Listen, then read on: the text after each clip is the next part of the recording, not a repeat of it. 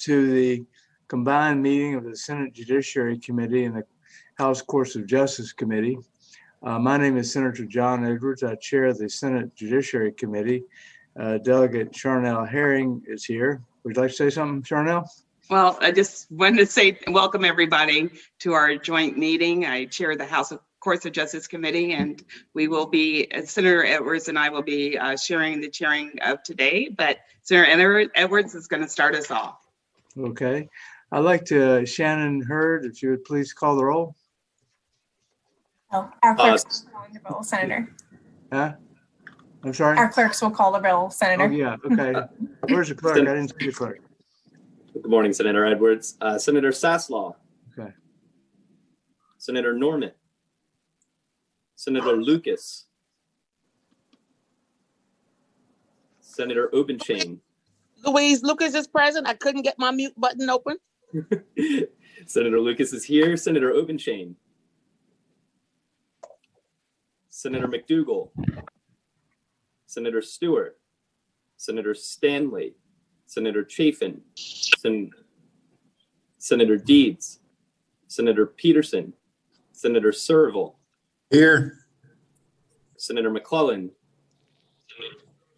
Senator Boysko. Here. Senator Morrissey. Here. Senator Edwards. Here. And I'll pass to my colleague with the House Clerk's office for those delegates present. Thank you. And good morning, Senator Edwards and Delegate Harris. Did you get McDougall? Yes, sir. McDougall is here. Delegate Watts. Delegate Hope. Here. Delegate Simon. Delegate Sullivan. Here.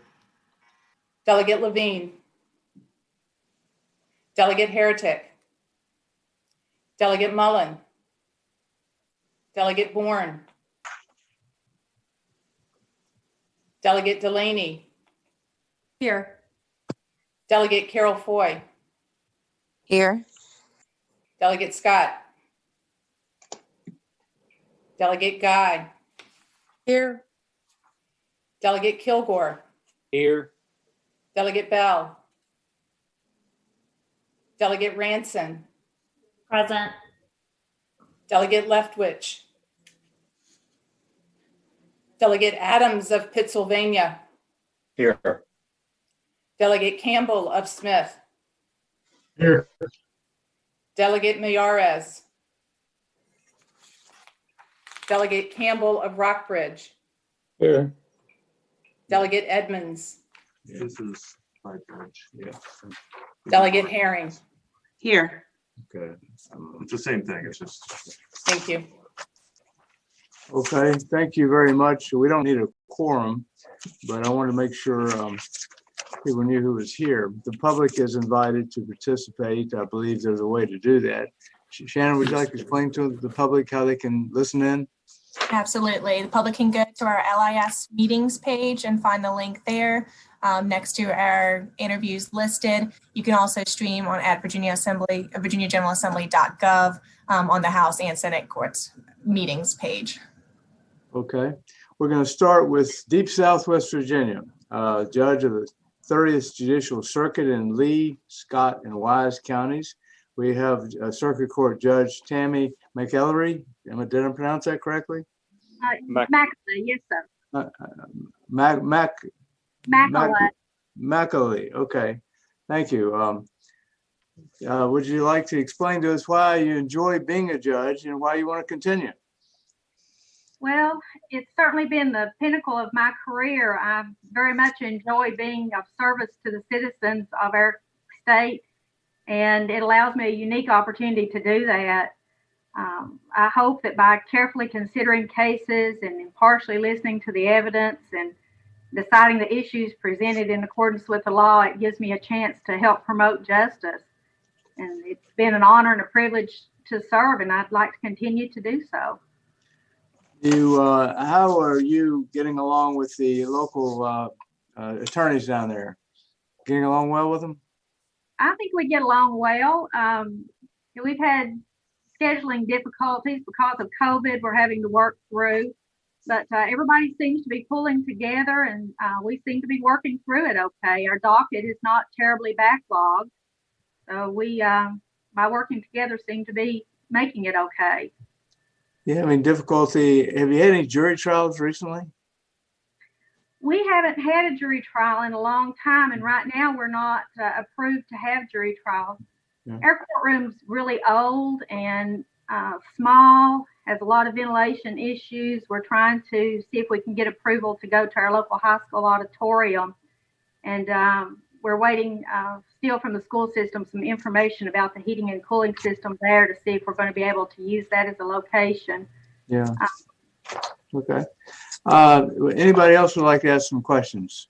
Senator Yes. Edwards, this is Delegate Kilgore. I would say to the members of the committee, Judge McAuley's done a great job. This will be going for her third term. She's very fair, very organized. She's the only judge I know that keeps notebooks of reams of paper of notes that she takes. So she does a great job, and the lawyers will tell you that it's very easy to get a scheduling hearings with her and her staff, and they do a great job. So I recommend her for reappointment, Mr. Chairman and Madam Chairman.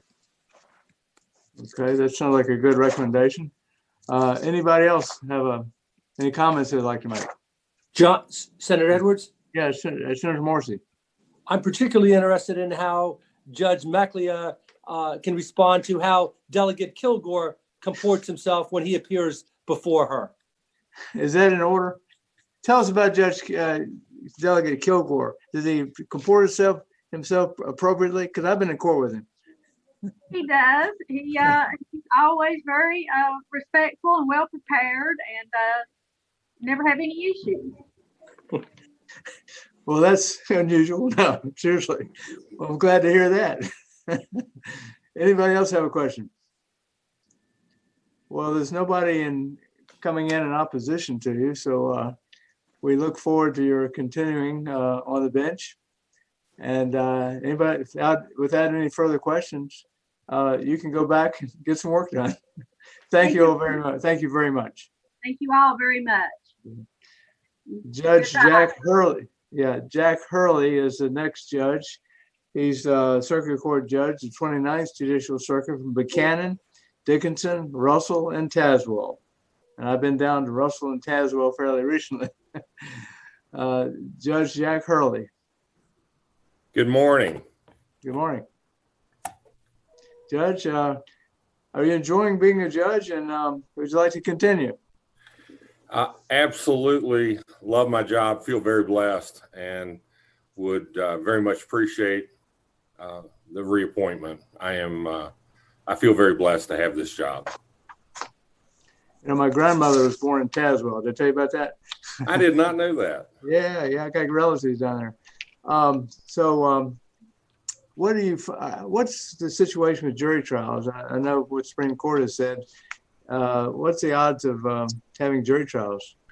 Tazewell County has been approved. We're on the approved list for jury trials. Shortly after being approved, we immediately had a huge spike in our COVID cases. The attorneys for the December cases have bumped them all at least to February. We have others set in January. I believe as soon as we at least have a stabilization on our COVID cases, I think jury trials will start back up. Okay. All right.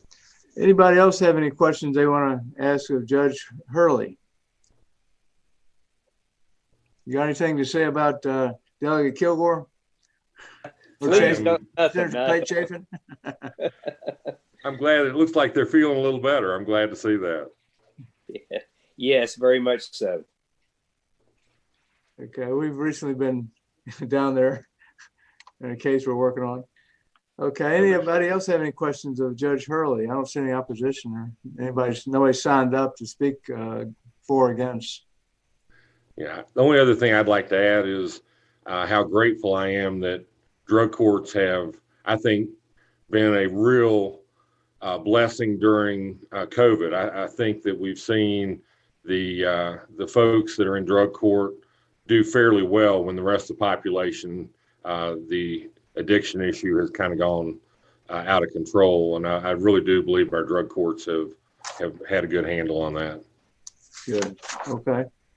So, Well, thank you, Judge. No further Thanks. questions.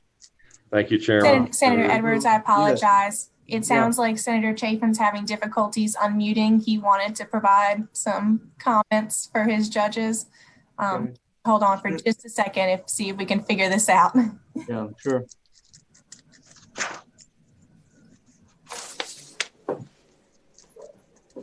This one's wrong. Oh. So cross that one out and do these colors better.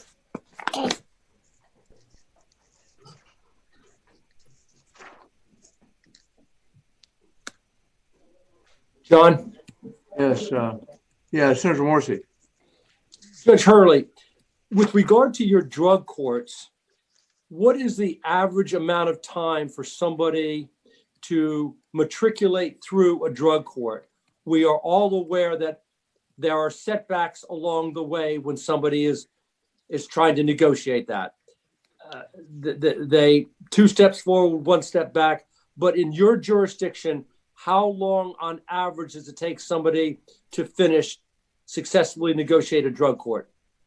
And obviously that's on a case by case basis. Some get through a little quicker, but I would say they're averaging 14 to 19 months, something like that.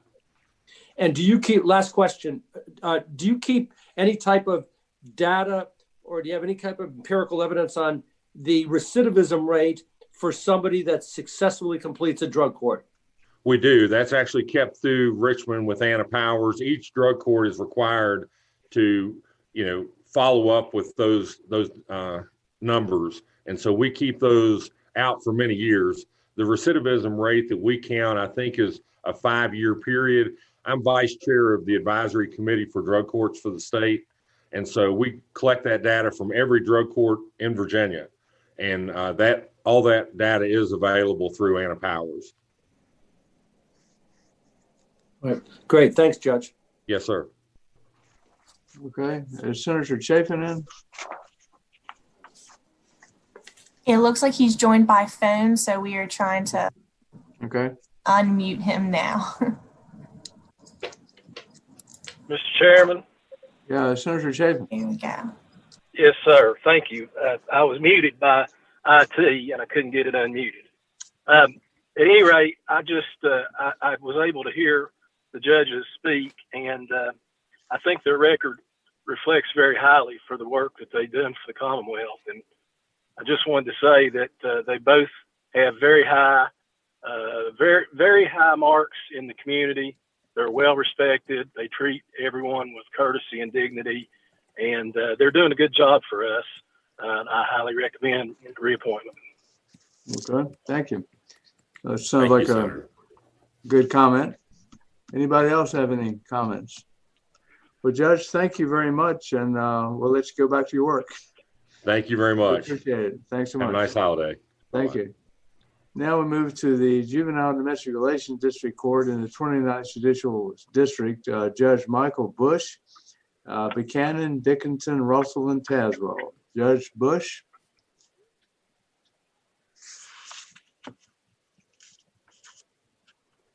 Judge Bush here?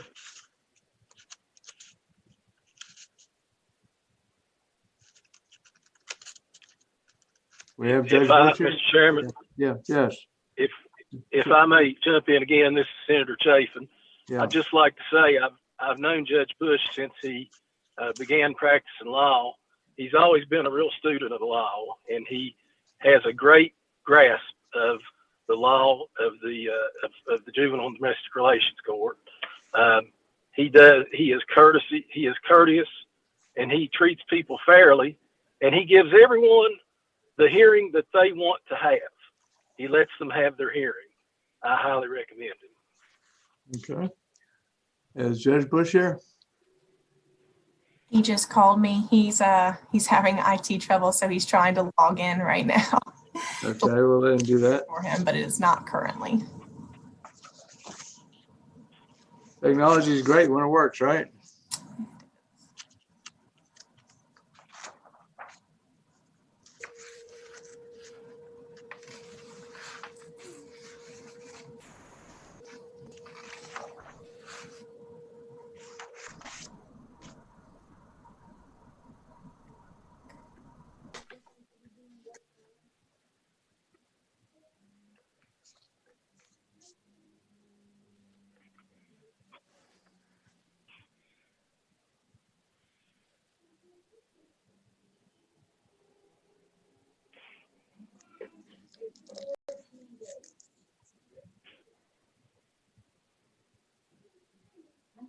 Having IT resend the link to him, if that'll help. Shall we do somebody else first, or?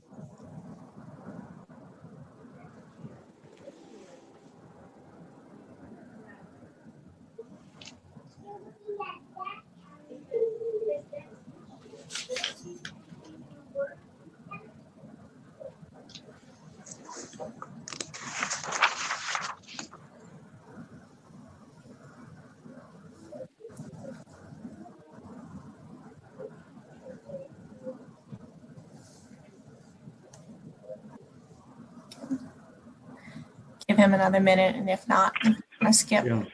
No, I wish he'd come back. Why don't we, is Judge Martha Ketron there?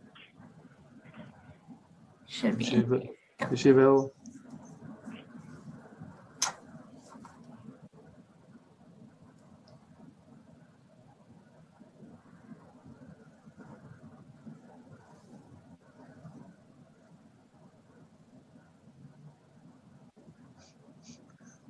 Who do you think is next? I alerted Judge Ketron, so she should be joining momentarily. Judge Ketron?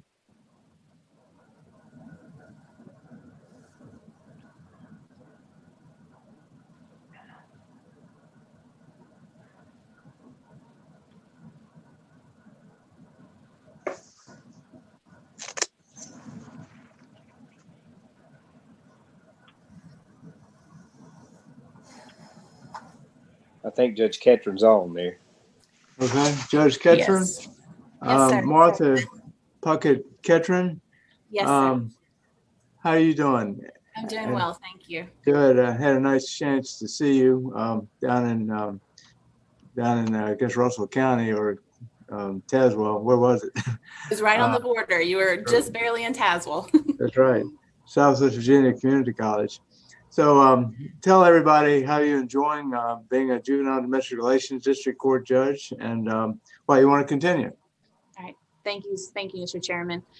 Certainly, I have enjoyed the last 6 years under my appointment, and really have had. I feel like I've had an opportunity to make an impact in my community, working closely on cases that really impact the most personal issues that people experience. I feel that I've been able to work with the local bars and have already had a relationship with them, obviously, as working as an attorney, but coming onto the bench, I think that I've been able to grow that relationship with them, mutual respect. And I enjoy it. It's an honor. It's a privilege to be able to do this work. I don't take it lightly, the decisions that I make, because I know they affect families, children, and have an impact on the course of people's lives. And so I would be honored to be considered for reappointment and to be able to continue with this job. And I appreciate the time and the opportunity to address the committee. I've heard nothing but great things about you. Your scores are very high. And I think there's a senator there that might want to say a word or two about you too. I think you practiced law with him at one time, Senator Chapin. Yes, sir. Thank you. Senator Chapin, you want to say something? Sir. Yes, sir, Mr. Chairman. Thank you. Yes, I am I'm very proud of Judge Ketron. Her evaluation is just top drawer, and she has truly become a beloved judge in such a short period of time. She has something. I mentioned this to you one at a time, Senator Edwards, and she has something that all judges seek. She has poise in the delivery of her judicial demeanor, and people can leave her courtroom having been ruled against, but understanding why they lost, and that is somewhat of a rare commodity. And I really appreciate her work for the Commonwealth and recommend her highly. Okay. Delegate Kilgore, you want to say something? Yes, I would say that she's. I only get accolades about Judge Ketron. I've not appeared in front of her, so you can't ask her any stories about my practicing ability in J&DR court. So, but she does a great job and lets the attorneys try the case and the litigants. She listens intensely. So I recommend her. Thank you. There is, anybody else want to ask any questions? Senator Don? Edwards, this is Delegate Yeah. Sullivan. Yeah, Delegate Sullivan? Mhm. No questions, Judge. I've never appeared before you and doubt I ever will. It's neither my neighborhood nor my specialty, but I can see why the Senator and Delegate are big fans. Your scores really are impressive, and I just wanted to compliment you. You've obviously done great work, great relationship with the bar and the citizens. So I just appreciate your hard work. Thanks very much. Hold on one moment. Thank you. Senator Morrissey? Senator Edwards, you look at the scores of Judge Keaton, and I apologize if I'm mispronouncing your name, Judge. Ketron. Ketron, excuse me. That's right. 8 100 scores, an average of 100. It shows that she is committed to listening to the litigants coming before, that she's courteous, that she's conscientious, that she acquires and demands respect. I ranks number 3 out of 47 judges up for reappointment, and they're very impressive numbers. And I applaud her for that, Mr. Chairman. Okay. Anybody else have any questions? There is a citizen, Patricia Bostic. I'll give her 2 minutes if she would like to say whatever she wants to say. Is there? Senator, it looks like Ms. Bostic did not register to speak after all. Okay, that's fine. All right. Anybody else have any further questions? Well, good luck, Martha. Judge. Thank you. Thank you all. I appreciate it. You have some great support Thank for you. re-election. Thank you. Sir. You all have a good day. Thank you. Judge Dennis Simmons, 28th Judicial Circuit, Bristol, Smith, and Washington. Senator, Judge Simmons?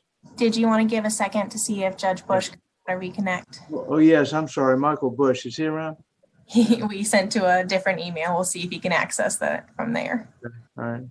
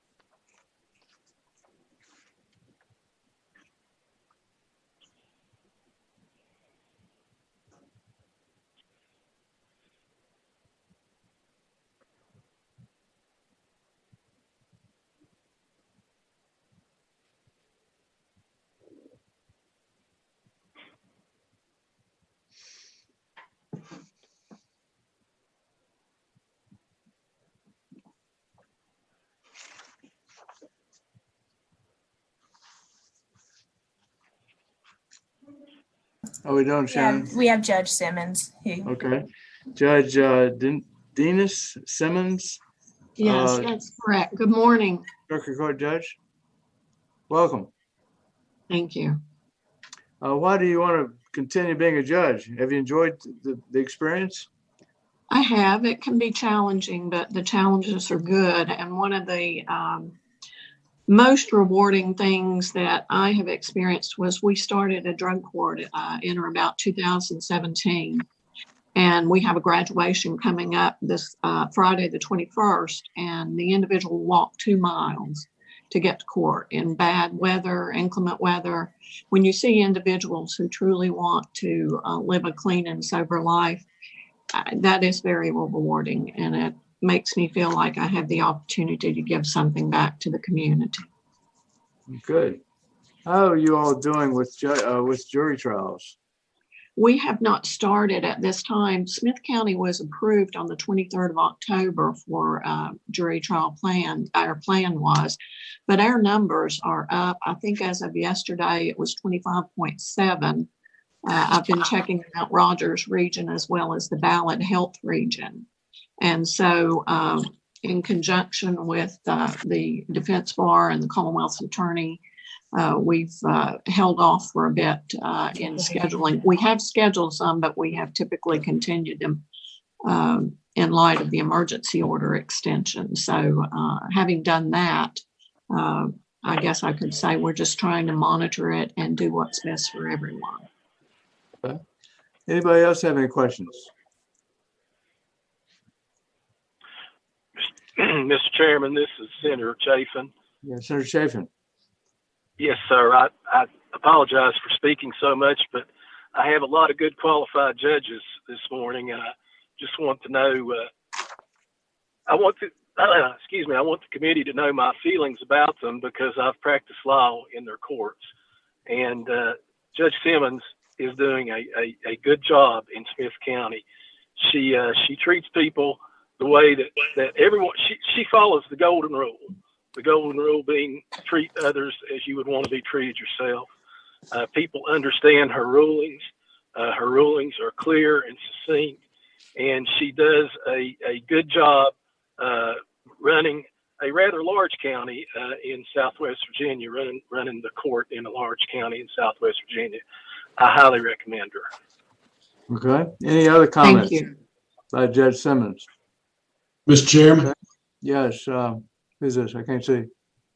I don't know how to raise my hand, Mr. Okay. Chairman. Delegate Campbell. Yeah, Delegate Campbell. How you doing? I'm doing fine. How are you doing? Feeling better, I hope. Good.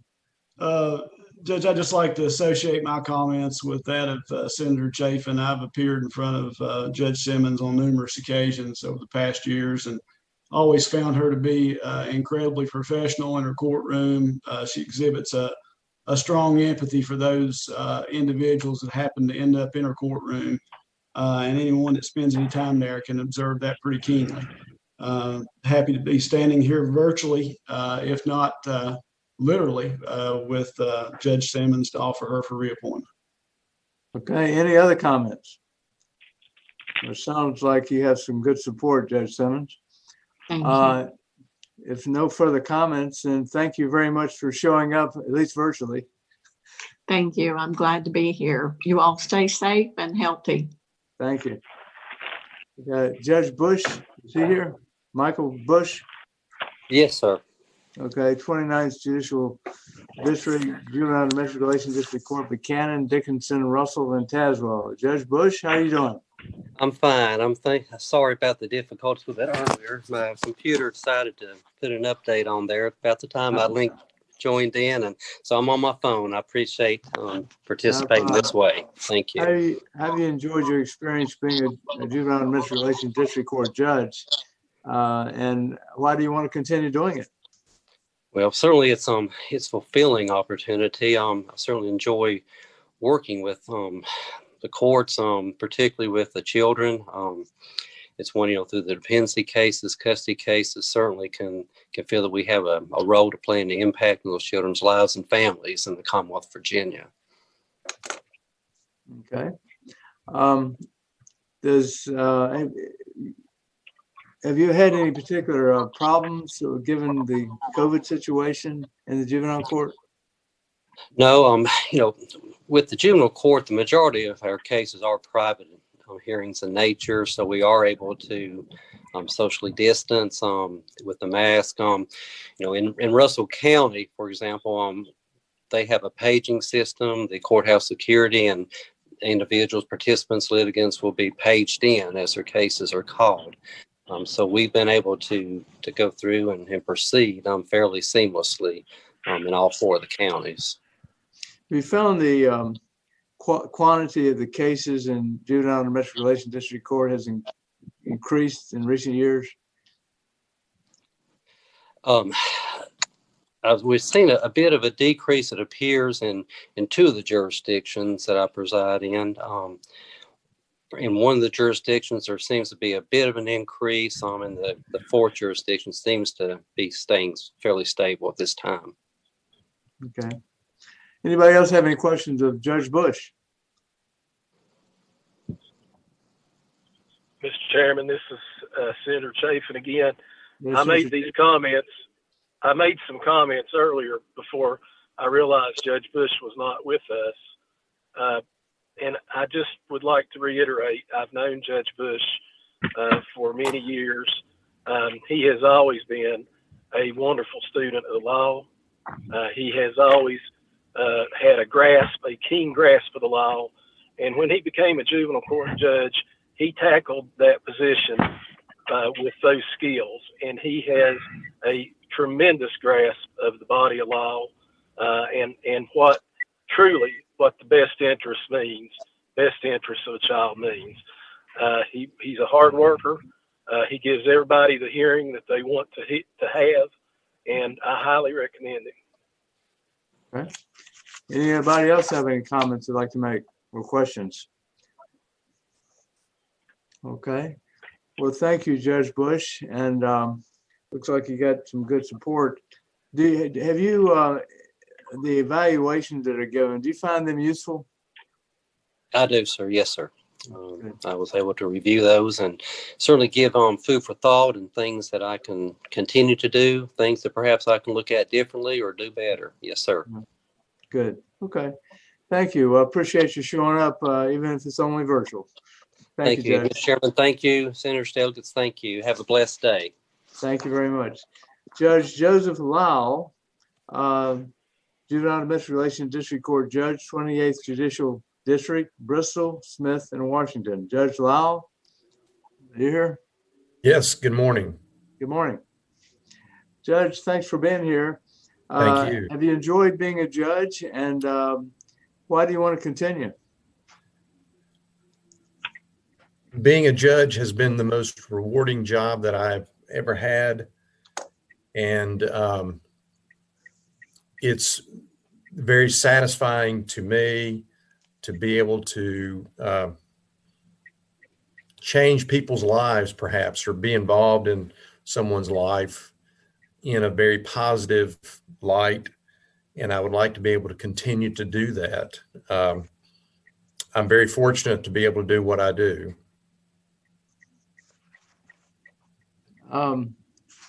Judge, you find the evaluations useful? Very much so.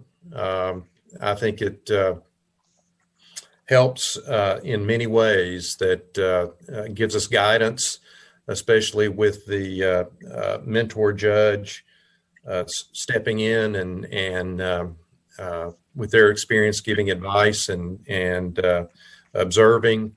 I think it's very helpful. It's also great to hear from the bar what their thoughts are and the areas that you need to focus on or to improve in. Good. Okay. Anybody else have any questions?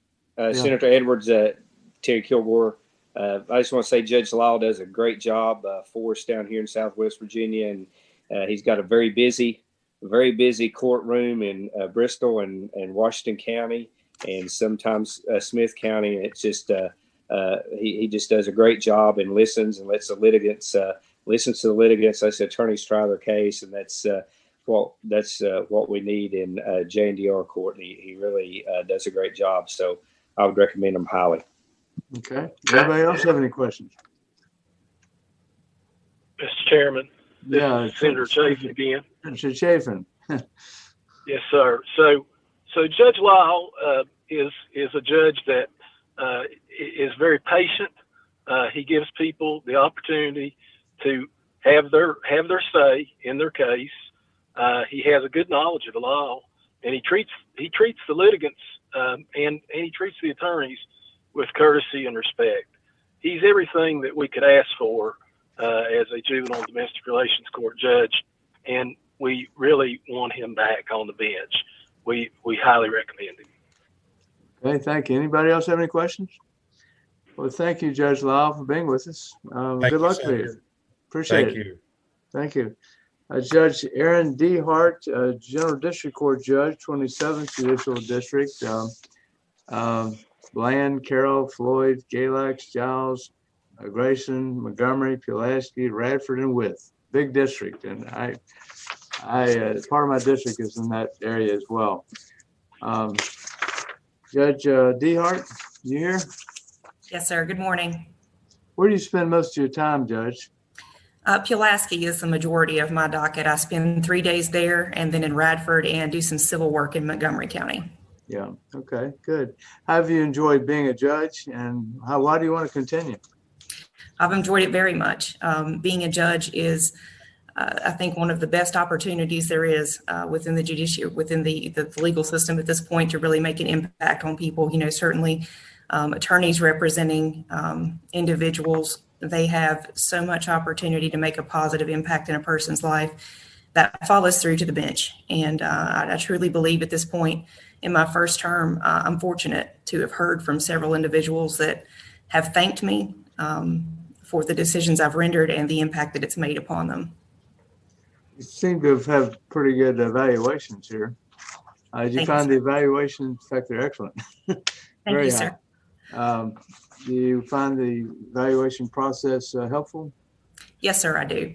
Especially the piece involving the mentor judges, hearing that feedback after the observation from an individual who's done the job and knows the unique challenges that come from sitting on the bench.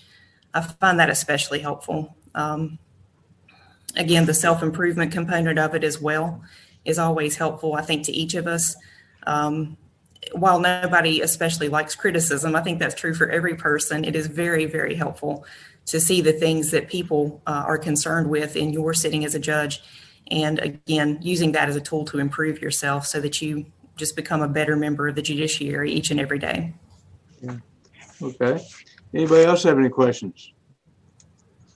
Mr. Chairman, this is Senator Chafin. I'm not surprised. Senator Davis? I've only got a few more, but I'm really particularly pleased to get to speak for Judge Dehart. Judge Dehart hails from the beautiful county of Bland, and if I remember right, when we put her on the bench, there had not been a judge appointed out of Bland since 1969. And look at what a job she has done for the Commonwealth. So, you know, her evaluations are great. She treats people she knows how to treat people. She was raised to know how to treat people, and she treats them with courtesy and respect, and it shows. She has a great grasp of the law, and she's exactly the kind of judge that we need there. She's got a great future for the Commonwealth. I highly recommend her. Anybody else have any questions? Judge, I got a call just the other day from a good friend of mine down in Bland. I know you would know him. He speaks very highly. Thank you very much, Senator. Senator Edwards? Yes. Joe. Yeah, Joe. Senator Morrissey. Judge, you've just finished finishing your first term. I wasn't aware of your background before you came on the bench. What were you doing, Judge? Were you a prosecutor, defense attorney? Have you done both? I'm not aware of your background. I was a prosecutor, sir. All right. Let me ask a question. You've got wonderful marks, as the senators have both said. You scored 100 on 8 different categories, and out of 47 judges, you were in the top 5. One of the things that we were concerned about with prosecutors going on is that they have blinders on and that they see things only from a prosecutor's perspective. Having been just a prosecutor, I was extremely pleased with your marks, because it actually shows a balance, somebody that maybe has done defense work as well. How did you work out that perhaps dilemma of being a longtime prosecutor and then going onto the bench and not having those blinders on?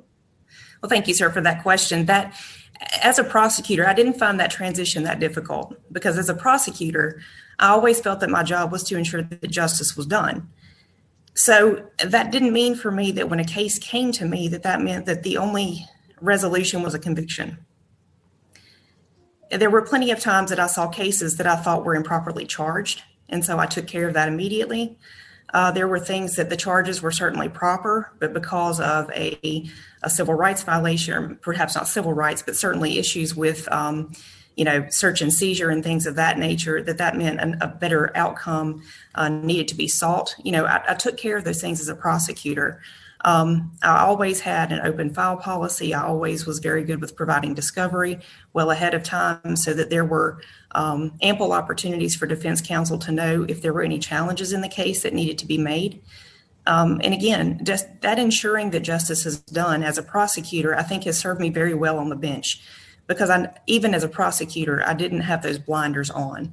I always sought for ways to improve an individual's standing with themselves and with the community, and to try to make sure that one of the major goals with reform, and helping people get to a better place in life was something that I felt I could really do as a prosecutor, and that's carried over to the bench.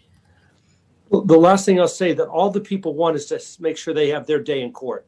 Absolutely. If they walk away saying they may lose, but they got their day in court, they are pleased. And your marks are at the very top for patience, courtesy, fairness, impartiality. So congratulations for that. Thank you, sir. Thank you. Any other questions? Good luck, Judge. Look forward to your continuing to serve. Thank you very much. Thank you very much, sir. Thanks to each of you. Judge Gina Williams, 27th Judicial District, General District Court.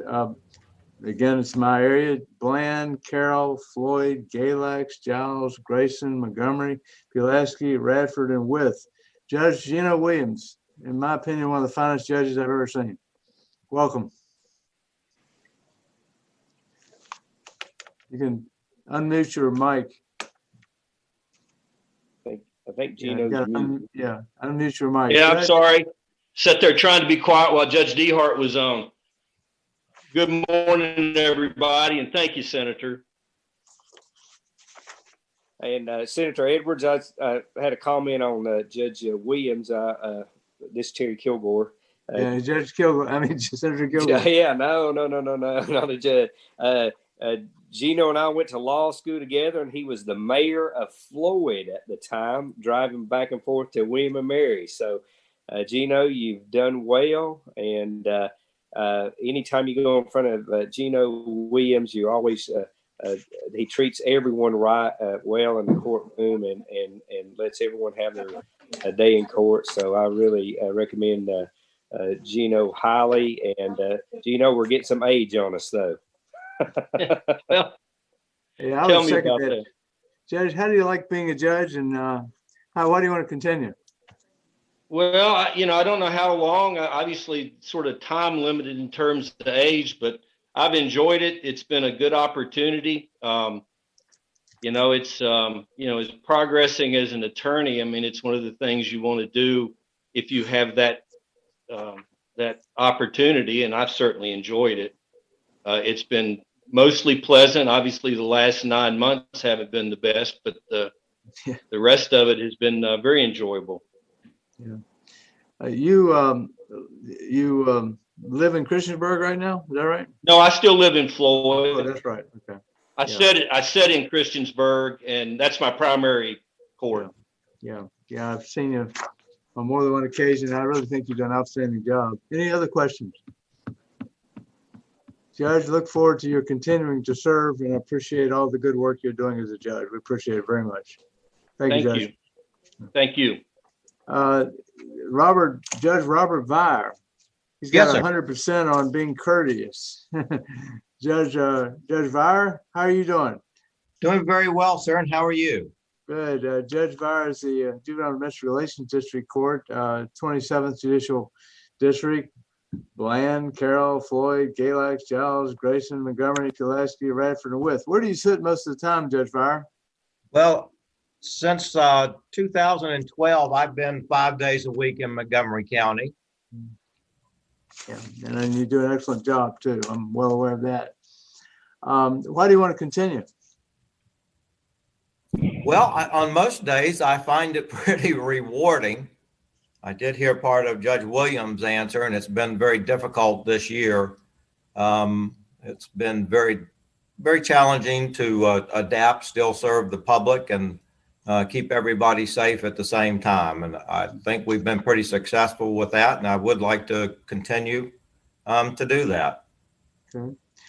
I think you did an excellent job. Any other comments? No, sir, I really don't have any comments, except I do want to give a shout out to all the people, the clerks and the district, the deputy clerks and everyone that serves the court. They've hung in there through some very tough times, and I really appreciate it. And the support from the legislature and the Supreme Court also. Good. Any comments from any of the legislators here? Well, you got my support, and I think you've done an outstanding job, Judge. Well, keep up the thank good you, work. sir. Appreciate your support very much, and everyone Thank else's. you. Thank you. At this time, I've gone through how many? 1, 2, Why, 3, 4, Senator? 5, 6, Yeah. 7, 8. Why don't you take the last two in this block? Okay. And if that makes sense, and we'll just change hours. That's fine, because you went past 6, so let's finish it up. Okay. Judge James Plowman, Jerk Commissioner. Judge James Plowman be on the Judicial Inquiry and Review Commission. Why do you want to do this, Judge? It's a thankless job. Judge Plowman, you there? Is he unmuted? Judge Plowman. He's there and he looks like he's unmuted, but maybe his internet is lagging. Technology is great when it works. Judge Plowman, can you hear me? Bring him up. Judge Plowman, you want to unmute your mic? Yeah, I don't think he can hear you. I don't either. He must have he actually has his speakers turned down or something. Yeah, Judge Plowman, can you hear me? There you go. He's off mute. Judge Can you hear him? John Edwards here. Why do you want to continue on the Jerk Commission, Judicial Inquiry and Review Commission? It's a thankless commission. Why would you want to do that? Can you hear me? I think his speakers are down. I reached out to him to ask him to turn up his speakers. Yeah. Judge? Oh, I think he may see your text. Judge? Judge, can you hear me?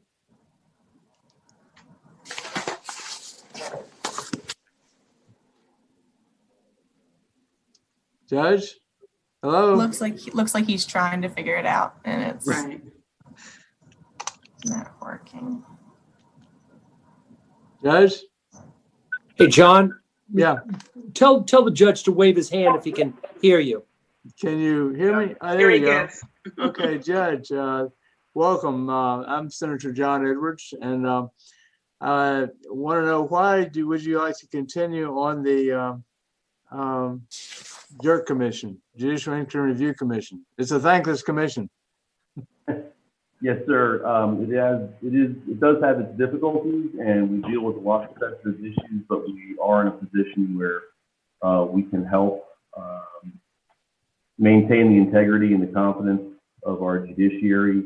Another reason I would like to continue is because, frankly, we've had quite a bit of turnover in the last year and a half or so, and we have several new members that came on board within the last year and a half. And I was fortunate enough to be elected by them as vice chair. So in conjunction with Judge Merritt, who is the chair of the commission at this point, the two of us have probably more experience than, as far as time served on the commission, than the rest of the members. Our most senior member right now is actually going to be rolling off, having served 2 terms. One of our citizen members who brings a lot of experience to the table, and we're going to be losing him at the end of June. So we'll be presumably getting yet another new member. So I do have some concerns about stability of the commission, and I'm willing to continue to serve if this body is to do so. Okay, is there any questions from members of the committee? The Judge Plowman for the Judicial Inquiry and Review Commission.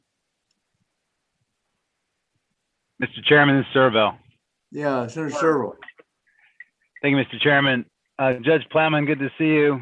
I don't think I've had a chance to appear in front of you in your robe yet, but I've always been sort of curious about the Jerk Commission because you never hear much was actually publicly disciplined or removed from the bench.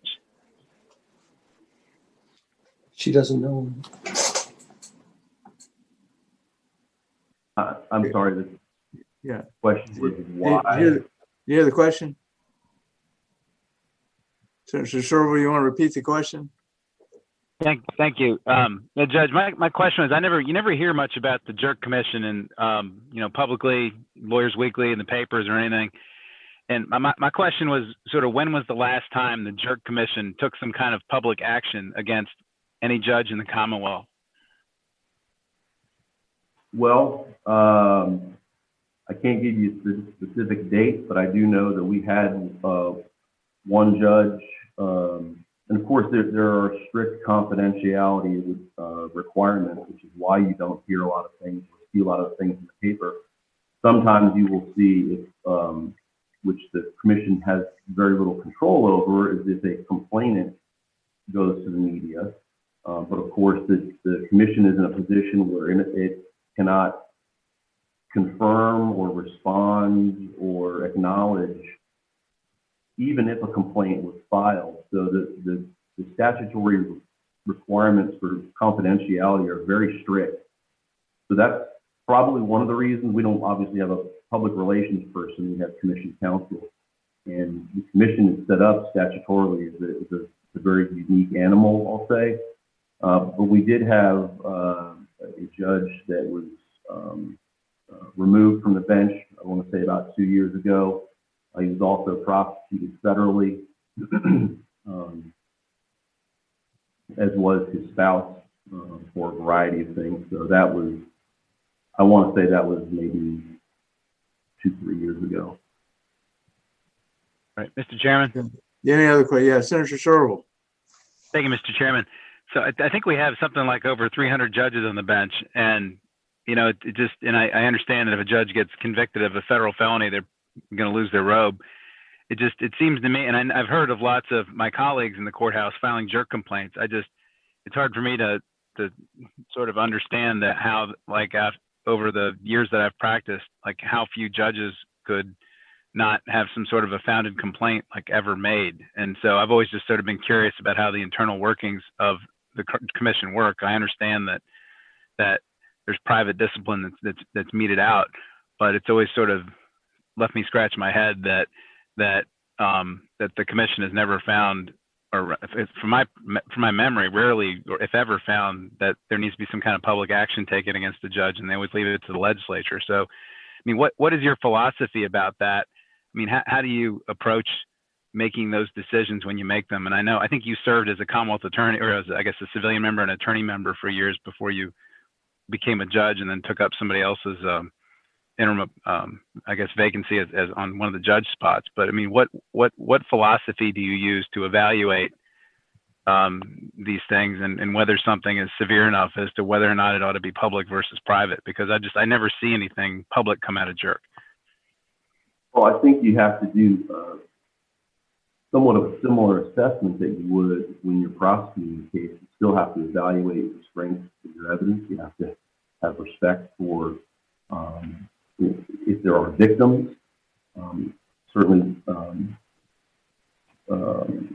harassment and that sort of misconduct is something very sensitive and that we take very seriously, but also at the same time we have to balance the privacy of the victim in those specific situations. So if there is a manner in which we can achieve justice, for example, I'm just going to throw out a hypothetical, if a judge is engaged in some sort of harassment or sexual misconduct, and they are willing to step down, and remove themselves from either the bench or the courthouse while simultaneously protecting the privacy of that victim, that's something that we would entertain very seriously, because there's a very limited number of remedies. There's censure and removal, retirement.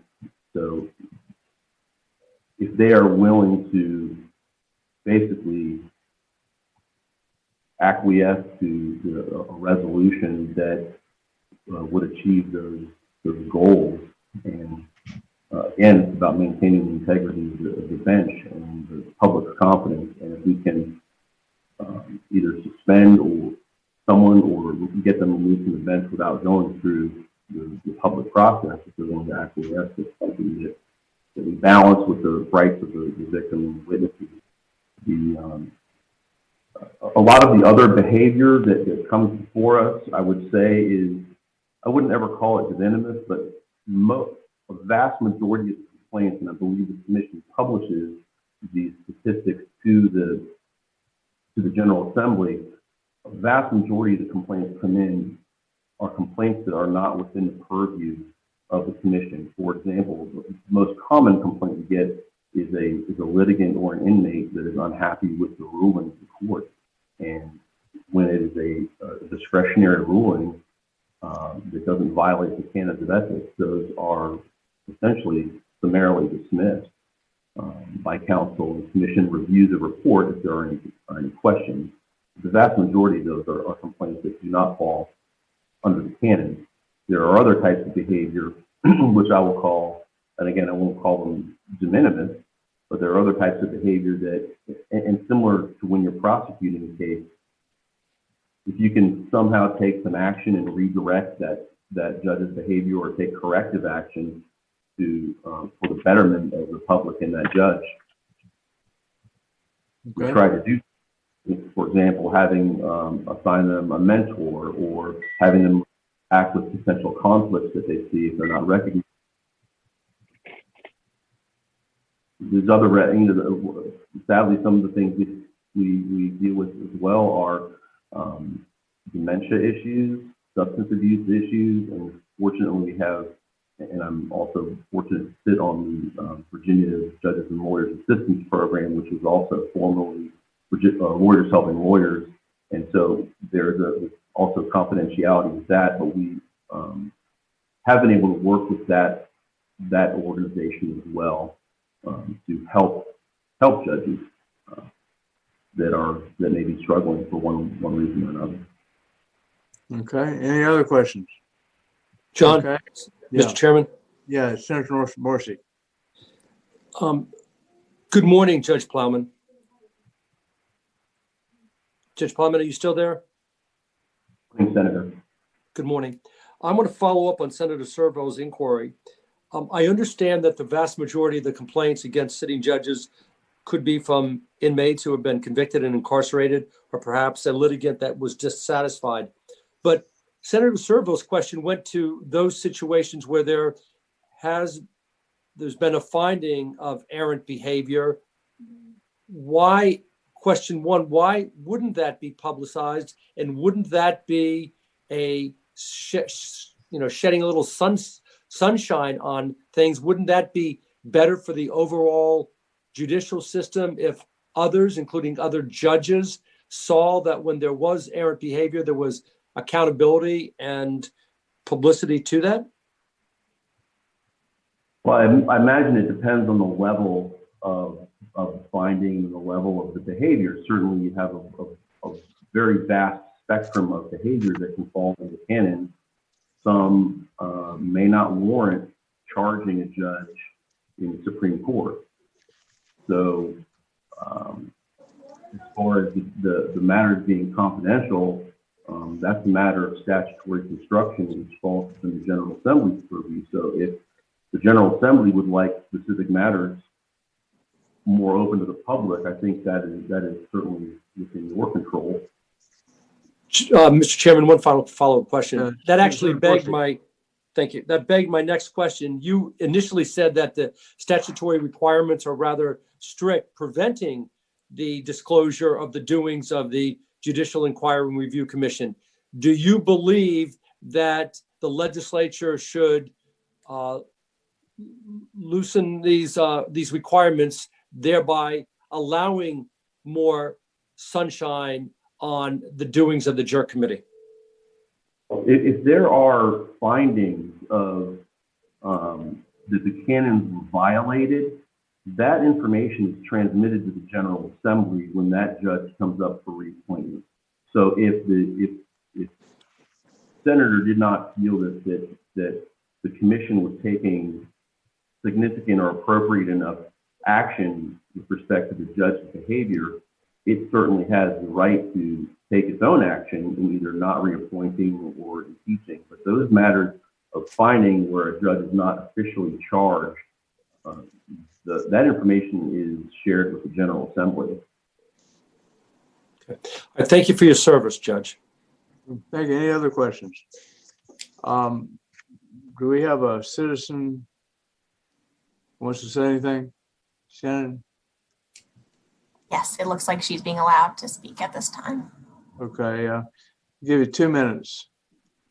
I think we've read what you've submitted.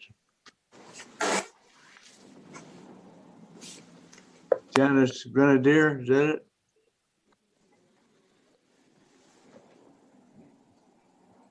Janet Grenadier. She here? How's Bella doing? Is she doing all right? Okay. Can you hear me now? Yes, go ahead. I think we read your submission. Go ahead, give you 2 minutes. Okay, I think that's unfair. I think I should have more time, but I will do the best I can in that time. Mr. Plowman has been disingenuous with his statements. He has stated that the citizens are basically filing frivolous reports. That's not true. In my case alone, Judge Donald Haddock Sr., who was retired in 2010, came back in 2019 to speak to a judge prior to a hearing that was chosen by the Supreme Court. We have a problem in Virginia, and that problem is our judges and our lawyers are the old boys network and are acting in violation of the judicial canons and the professional code of ethics. And the JURC, when you file a complaint, as the head of the Judiciary told me in 2010, we don't take complaints from our friends and send them right back next day to the citizens. Now, I have come up with a solution for this to get it out on the open internet of what's going on. And it's called judicialpedia.com. And I only have one of probably my 20 or 21 JURC complaints that I have filed that will go up there. We as citizens have a right to know about the corruption. You all practice in front of these judges and you treat them as if, it's like Charnel Herring. I asked her to have a roundtable with all of us victims that have been targeted by these judges. She agreed to it, but oops, hasn't called me back in a year, nor emailed me back. They're putting a new judge into the city of Alexandria court. I've been trying to find out who it is. I've been blocked. And I understand you don't like me, and that's fine, but I have a right to justice. And what you got is a lot of people in the streets now. This is the first time I've ever heard y'all actually ask questions of a JURC member. I tried to be on the JURC committee and was basically told I was a problem. And so they didn't want me there. The appearance of justice is just as important as justice itself. And throughout the day, you're going to be hearing a lot of stories from people, and I'm going to be speaking up 4 more times. But we have a problem with the JURC committee. Okay, it's allowing judges who have collusion with the lawyers, friendships, who rule by the friendships. Thank you very much. We do have your submission, which is fairly extensive. So I think at this time we need to move on. You've had your 2 minutes. Thank you very much. The next person would be, any other questions from the committee? All right. Second, thank you, Judge Plowman, very much for being here. Terry Thompson is a citizen appointee to the JURC Commission. She's filling an unexpired citizen term, seeking her first full term on the Judicial Inquiry and Review Commission. Terry Thompson. Are you here? I am. Good morning. Okay. Thank you. Okay. Why do you want to take the heat and be on the Judicial Inquiry and Review Commission? It's sometimes not a. It can be a difficult commission to be on. And I understand, and I'll be as brief as possible, but just my journey in life has not been an easy one. It's been challenging, but what I do love and what I'm passionate about is service, and certainly service to my community. I actually worked at State Farm in a leadership capacity for 25 years, and State Farm is one of those companies that actually encourage service and community involvement. And I've always been interested in the judicial process, and just serving for the last 6 or 7 months, I feel like it's been a mutually beneficial relationship. I actually have learned a lot, and I feel that I can add value. I have added value just as a citizen member. So that's just a few reasons that I would love to continue to serve. Okay, any questions of the commission, or the committee rather? Any senator or delegate would like to ask Terry Thompson any questions? Okay, thank you very much. We do have the same citizen, Janice Grenadier. We do have your fairly extensive comments as you emailed to everybody. Do you have anything else to say other than what you said before? Yes, sir, I do. Okay, go ahead. I'll give you 1 minute. Go ahead. Go ahead. Janice Grenadier, go ahead. You have 1 minute.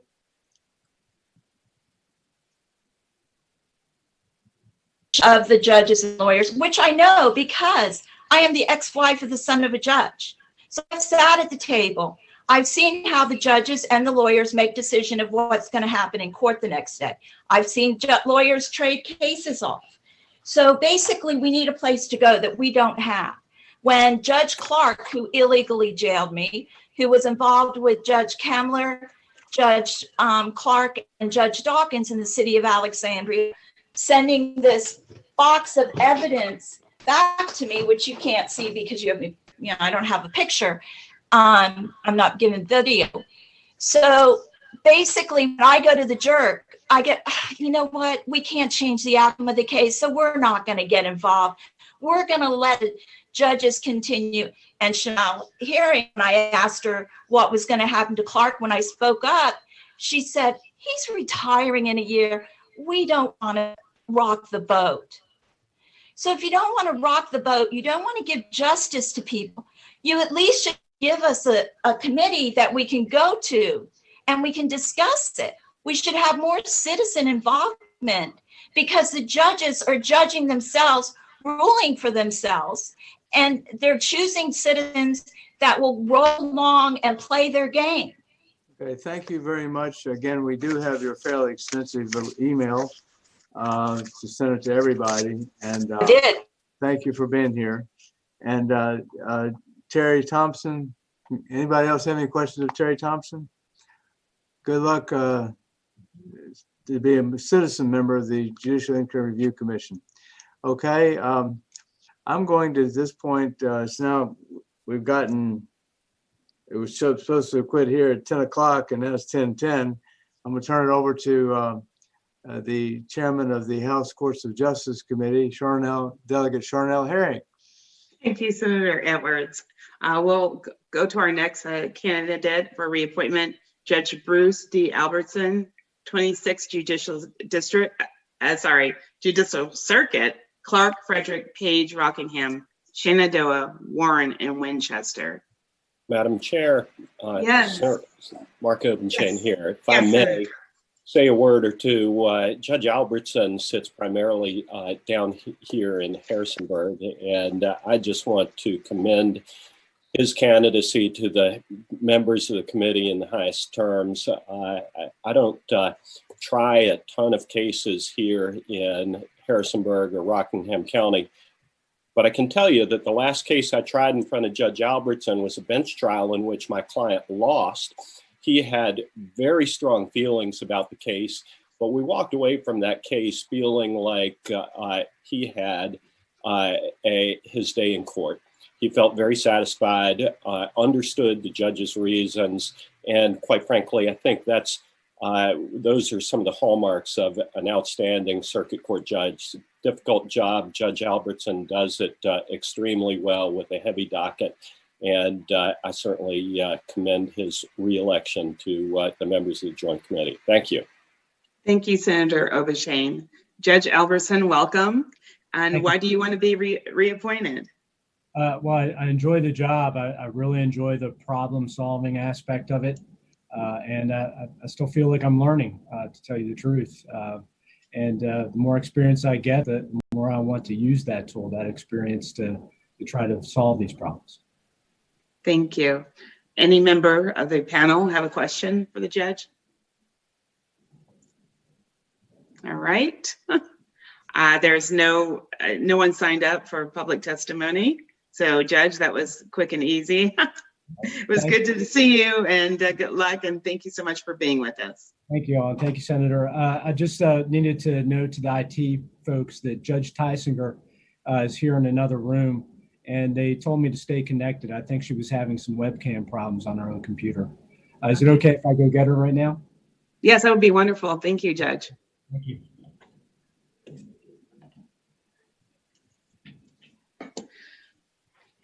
So, coming to us is Judge Amy Tysinger, 26th Judicial District, General District Court of Clark, Frederick, Winchester, Harrisonburg, Rockingham, Page, Shenandoah, and Warren.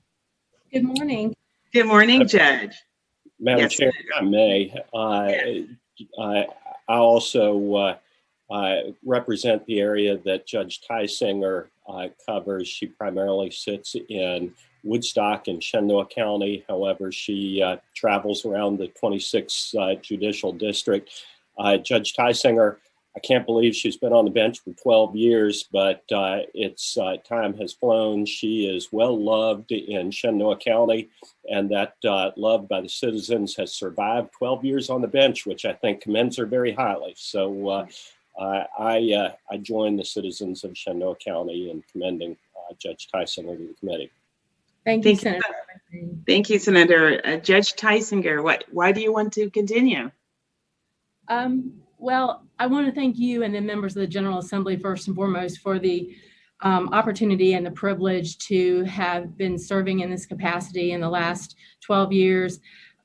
With each passing year, I hope I've learned more about how to do my job, and I hope I have always tried to follow the rules of statute and tried to be guided by case law in making my decisions. And as the years have passed, certainly with that, I hope my experience, I would like to continue on to be able to provide that experience back to the citizens of the 26th Judicial District.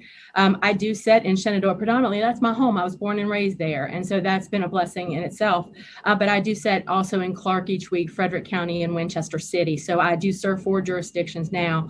I will just say I would hope that I could continue on in this position simply because I hope that I have tried with all my might to have the greatest of focus on this job. And certainly I hope I've given my heart and my soul and my mind to it.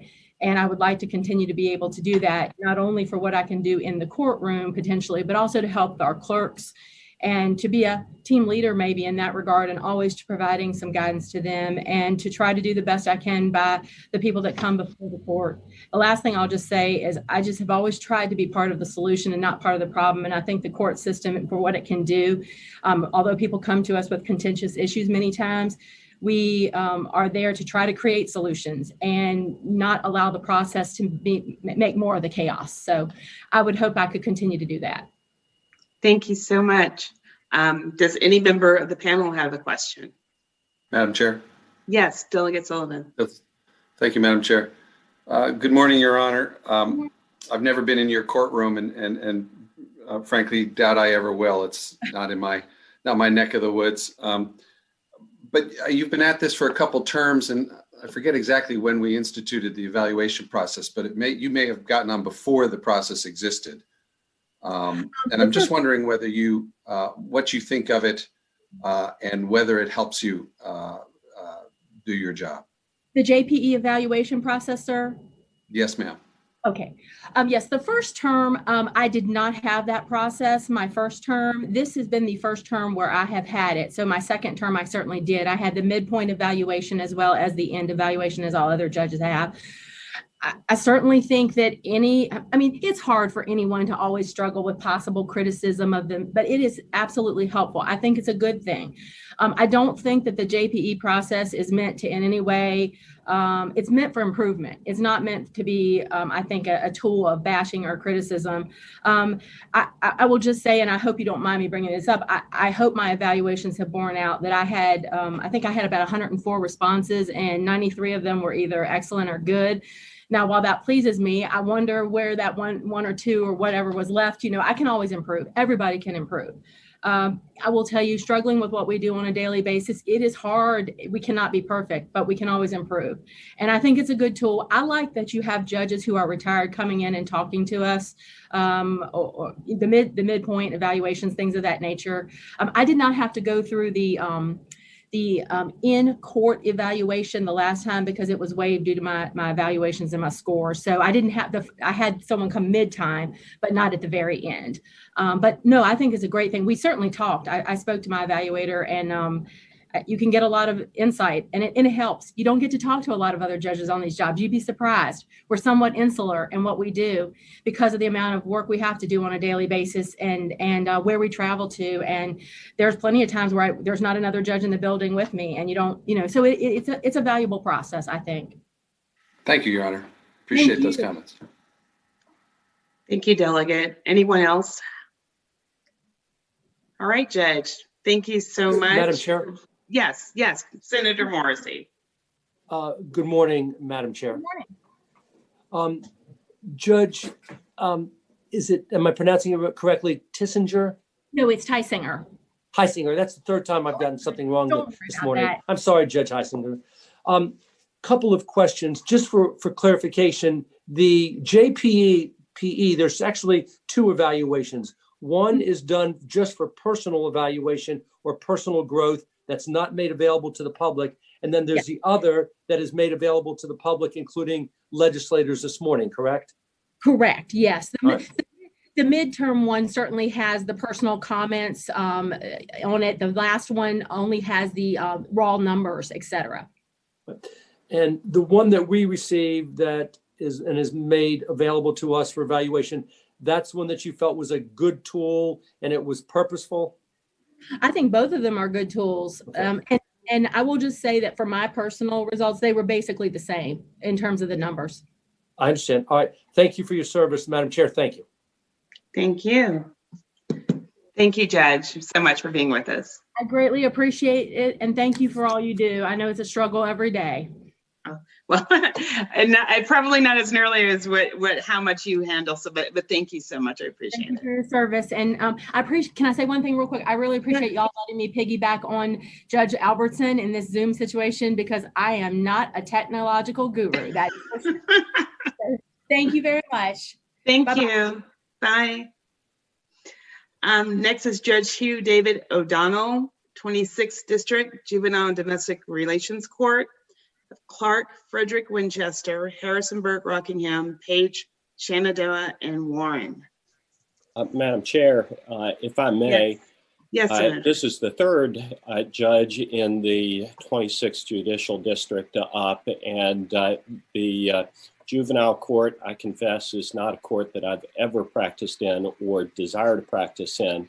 And those of you who've been on this courts committee for number of years heard me say many times, I thank God for people who are willing to serve as juvenile court judges because of the way that they touch families and people all over the Commonwealth of Virginia. Judge O'Donnell really does a great job in a very challenging jurisdiction. We have a number of new judges here. We have Judge O'Donnell, who frankly carries a bigger load than anybody else, I believe, in the judicial district. Does a very good job. Not knowing much, not having experience practicing in juvenile court, I make it a point to call colleagues who do practice in juvenile court. And in preparation for this, I did that. I talked to practitioners who practiced before Judge O'Donnell. They commend his reappointment and reelection in the strongest of terms, and I join them. Thank you. Thank you, Senator, and welcome, Judge. My first question is, of course, why do you want to continue to do this? Well, I'm 65. I think I can still contribute. As Senator Obenchain said, I've got 3 young judges here. I'm trying to provide some sort of leadership. They're around a year. I tell myself that every day I get up, I'm an altruist. I want to help. I want to make things better. Some days I go home, not so much. But when I start to wake up in the morning and I'm feeling like that, it's time to pack it in. But there is a lot going on out there, and I'm just trying on a daily basis to inject a little sanity into a high conflict kind of world that we live in right now. A lot of that going on. So that's why I think I can still contribute. Thank you. Thank you, Judge. Does anybody else have any questions? Judge, John Edwards here. How do you find the evaluation process working? Is that helpful? Well, absolutely. Absolutely. You know, and I heard the tail end of Judge Peisinger's comments. When we're a lawyer, we have an opportunity to go into a lot of jurisdictions and see how people do things. So we have 0 evaluation tools as a judge like we would with a lawyer. So this is really helpful because nobody really says to you, yeah, you could do this better, or this people don't like that. So I never had one like Judge Teisinger because of where I was in the appointment process until 2 years ago. So I laid them out in front of me, and you know, I find them helpful. The short answer, I'm not put off by them at all. It's good to know what people think. Good, thank you. Madam Chairman. Yes, Delegate Watts. Thank you, Madam Chairman. I'd like to follow up on Chairman Edwards' question. In the case of your evaluation, Judge, I am concerned that you've got a grouping of low ratings when it deals with what I'm going to call personal relationships with those before the bench, as far as patience and fairness, impartiality, those perceptions. Since the concerns are all within a group, what will you do to try to address that profile? Well, I had compared the stats from 2018 and 2020. I would say that I'm very concerned about the impression that 20 to 25% of the people who appear before me leave with an impression that I'm intemperate or biased. I'm not comfortable with that appearance. Regardless of age or experience, I think there's always room to improve. I've tried to reflect on the reasons why people have these perceptions. Not to excuse things, but in an effort to understand. I think today there's a capacity on the part of people to equate the lack of validation with disrespect. So they come in with their case, and if you do not find their position credible and rule against them, that can be viewed as a sign of disrespect. I operate in a high volume, high conflict situation. There's a balance that has to be had between giving people their day in court and moving the docket along. I don't like to have people waiting around in the hallway. Excuse me. There are times where I will advise counsel in the presentation of evidence when it bogs down that I don't find a particular line of questioning probative, but that's rare. I do all the DSS work around here, so that doesn't make me the most popular guy in town. My assessment is that there's probably about 9 or 10 people in the local bar that have lost confidence in me as a judge, and that saddens me. I regret this. I was a lawyer for 27 years, a trial lawyer, and I understand the demands of a busy law practice. I will point out that when I got the low scores I had in 2018 were patience in the courtroom and allowing, that was the only score I had in the 70s. I had one in the low 80s for allowing lawyers appropriate latitude in the presentation of their case. When I find out what people are complaining about, I try to rectify them. Both of those scores went up. So I will try to fix what people find me deficient in. And it's one of those things that I got to tell you, we're not really conscious of. I am now. I will attempt to address it in the time I have left. Thank you very much for that responsive answer. And I think I probably outrank you in age. And I think what keeps me young is a bit of honest criticism and really realizing those elements of how they're coming across, including that I use my hands too much. But I appreciate you taking this seriously. Yeah, I do. Judge John Edwards here. I find that one of the most important qualities of any judge is the willingness to listen and to have patience. That's my advice generally to judges. And I have a little bit more age, I guess, than probably anybody here. Anybody else? All right. Well, thank you, Judge O'Donnell. Appreciate you being with us. All right. Thanks so much. Thank you. Uh-huh.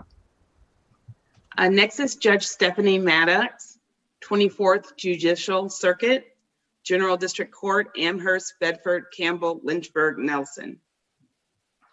Morning. Hi, Judge. Hi, good morning, Judge Maddox. Good morning. Good morning. Just a quick question for you. Why would you like to be reappointed to the bench? Well, I enjoy my job. I think it's an important job. Hearing on both sides and deciding cases is what I love to do. And I'd like to continue to serve the people of the Commonwealth. Thank you. Any member have any questions? Madam Chair. Yes, Delegate Sullivan. Your Honor, good morning. Thank you for being here. Yes, sir. I'm interested in the evaluation process. I'd be interested in whether you find it useful and how or whether, I guess, you incorporate it into your day-to-day work on the bench. I do find it useful. I mean, I think getting criticism is always a useful process where you can sit back and kind of see what people think about what you're doing. And so I do find it to be useful, and I do find it to be informative. And I do review that and use that and think about that when I'm doing my daily job on the bench. Anybody else have any questions? Thank you, Delegate. Does anyone else have any questions? All right. All right. Well, Judge Maddox. Okay. Thank you so much for being with us. Yes, ma'am. Always a pleasure. Thank you. Thank you. Next is Judge Jeffrey Bennett, the 24th Judicial District, Juvenile and Domestic Relations Court, Amherst, Bedford, Campbell, Lynchburg, and Nelson. I think I saw Judge Bennett on my screen. Are you with us? Yes, there he is. Welcome. Just a quick question for you, which is the obvious. Why would you like a reappointment to the bench?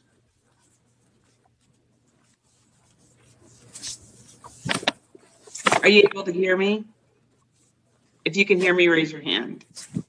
He needs to turn his volume up, I think.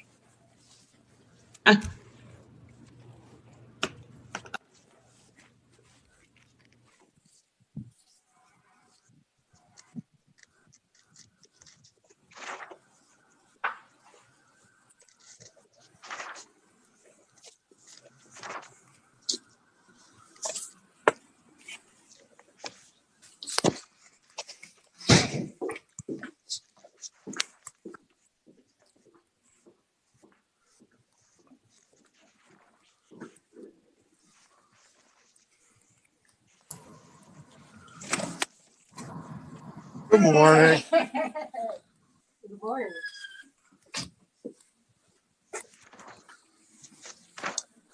See, Judge Bennett can hear me now. You tell Ms. Leah to call me. Delegate Simon, you may want to Give her mute. my cell phone number. Delegate Simon, you may want to mute. Thanks.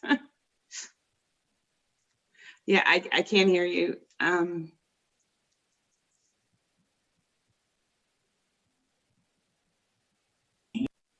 Yeah, oh.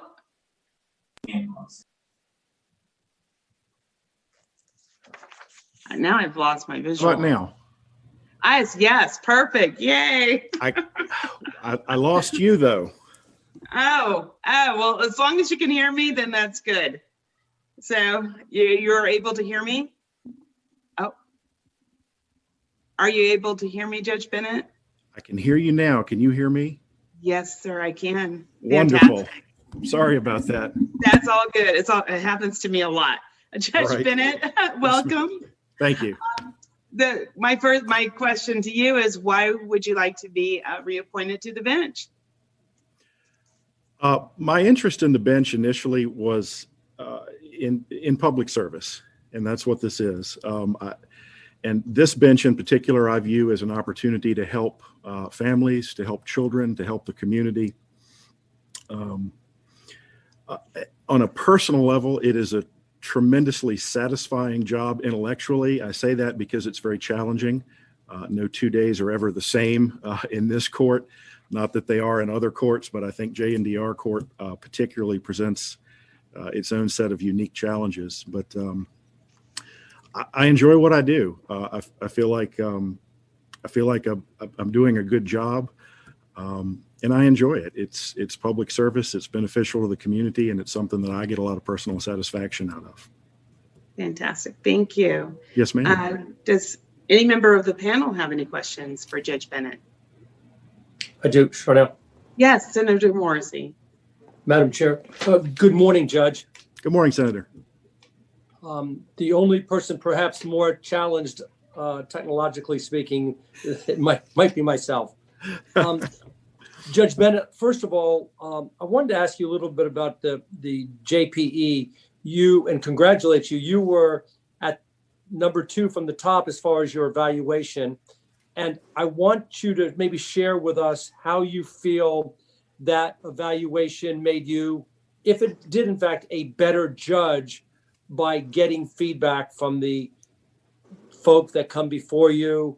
And I'm also, as well as the personal evaluations that are only seen by Supreme Court personnel that help you for personal growth. Can you share a little insight?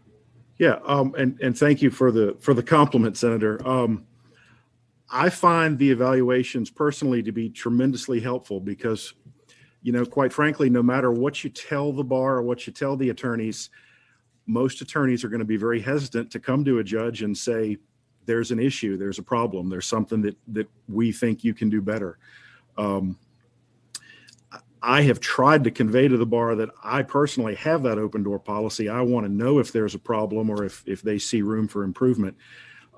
But lawyers are going to speak more candidly on these evaluations. So the numbers, I think, really help me see the areas that the bar feels like I'm excelling at, the areas where they see a need for improvement. The comments are particularly helpful because you can only glean so much from the numbers. But in actually reading the comments about what the lawyers have to say in their own words, I have found that very beneficial throughout the process. Judge, how long have you been on the Juvenile and Domestic Relations Court bench? This is my first term, Senator. I was appointed in 2015. Madam Chair, my last comment, and it's not a question, is that I've always had the highest regard for those judges, those jurors that serve on J&D court. It is, I think, one of the most difficult courts in our judicial system. And it is also the one that has the most impact on young folk in the Commonwealth. And I want you to know that in the last 5 years, for a reason that lots of my colleagues know, I have 4 little ones. I have even more respect for your ability and all of the Juvenile and Domestic Relations Court to marshal evidence before them and administer justice. So congratulations for that, and kudos for the extremely high marks that you got. Thank you, Senator. I appreciate that. Thank you, Senator. Anyone else? All right. Well, Judge Bennett, I thank you for being with us. All right. Thank you for your time this morning. Thank you. Next is Judge David B. Carson of the 23rd Judicial Circuit, which is Roanoke City, Roanoke County, and Salem. This is Judge Carson. Hello. Good morning. I'm here. Good morning. Thank you for having me. Absolutely. Well, Judge, why would you like to be reappointed to the bench? You know, I thought going into it, it was going to be a kind of an awesome responsibility, and it has proven to be as such. It's a kind of the thrill of my life to be able to protect and enforce societal and individual rights. I've taken that very seriously, and I'd like to continue doing that. Thank you. Does any member of the panel have any questions or comments? John Edwards, Yes, Judge, how are you Senator. feeling? Much better. Nobody wants this. I can promise you that. Let me say, I've known Judge Carson since years ago when he was practicing law. We've had cases together. He's extremely honest. He's extremely intelligent. He's one of the finest judges around. I fully endorse him and want to support him for another term. I think he's one of the best judges we have. You can look at his evaluations. They're all very, very high. So congratulations, Judge Carson. I look forward to your continuing to serve as a circuit court judge in this area. Thank you, Senator Edwards. And I'll tell you that my father, when he passed a year or so ago, had the picture of you and me and him when I got sworn in, and that meant a great deal to him, and it certainly means a great deal to me. Thank you, sir. I might also say he's got a son who's at a school that I'm very fond of, halfway between Philadelphia and New York, little borough of Princeton. How's he doing? He is thrilled to be able to be returning to school in the spring. It's been a year worth of online stuff, but he's gonna head back in January, and he's very excited. Good. We'll give him my best. I sure will, Senator. Thank you so much, sir. Anybody else? Right, well, thank you, Judge. Appreciate you being with us today. Thank you very much. I very much appreciate the honor. Absolutely. All right, next is Judge Jacqueline F. Ward. I hope I'm not mispronouncing this. I'm sure I am. Talevi. 23rd. Talevi. 23rd Judicial District, General District Court, Roanoke City, Roanoke County, and Salem. And Judge, I apologize, and I know how it is with my first name. It gets so I apologize, but welcome. Good morning. Good morning, and thank you. And no apologies necessary. Thank you. This first question is simple. Why do you want to be reappointed to the bench? Because I still think I have a contribution to make to the citizens of the Roanoke Valley.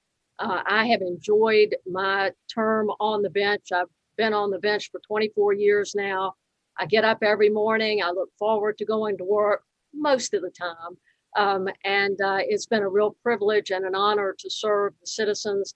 And I still think I have a bit more juice left in me to get some things accomplished for the citizens of the Valley. Thank you.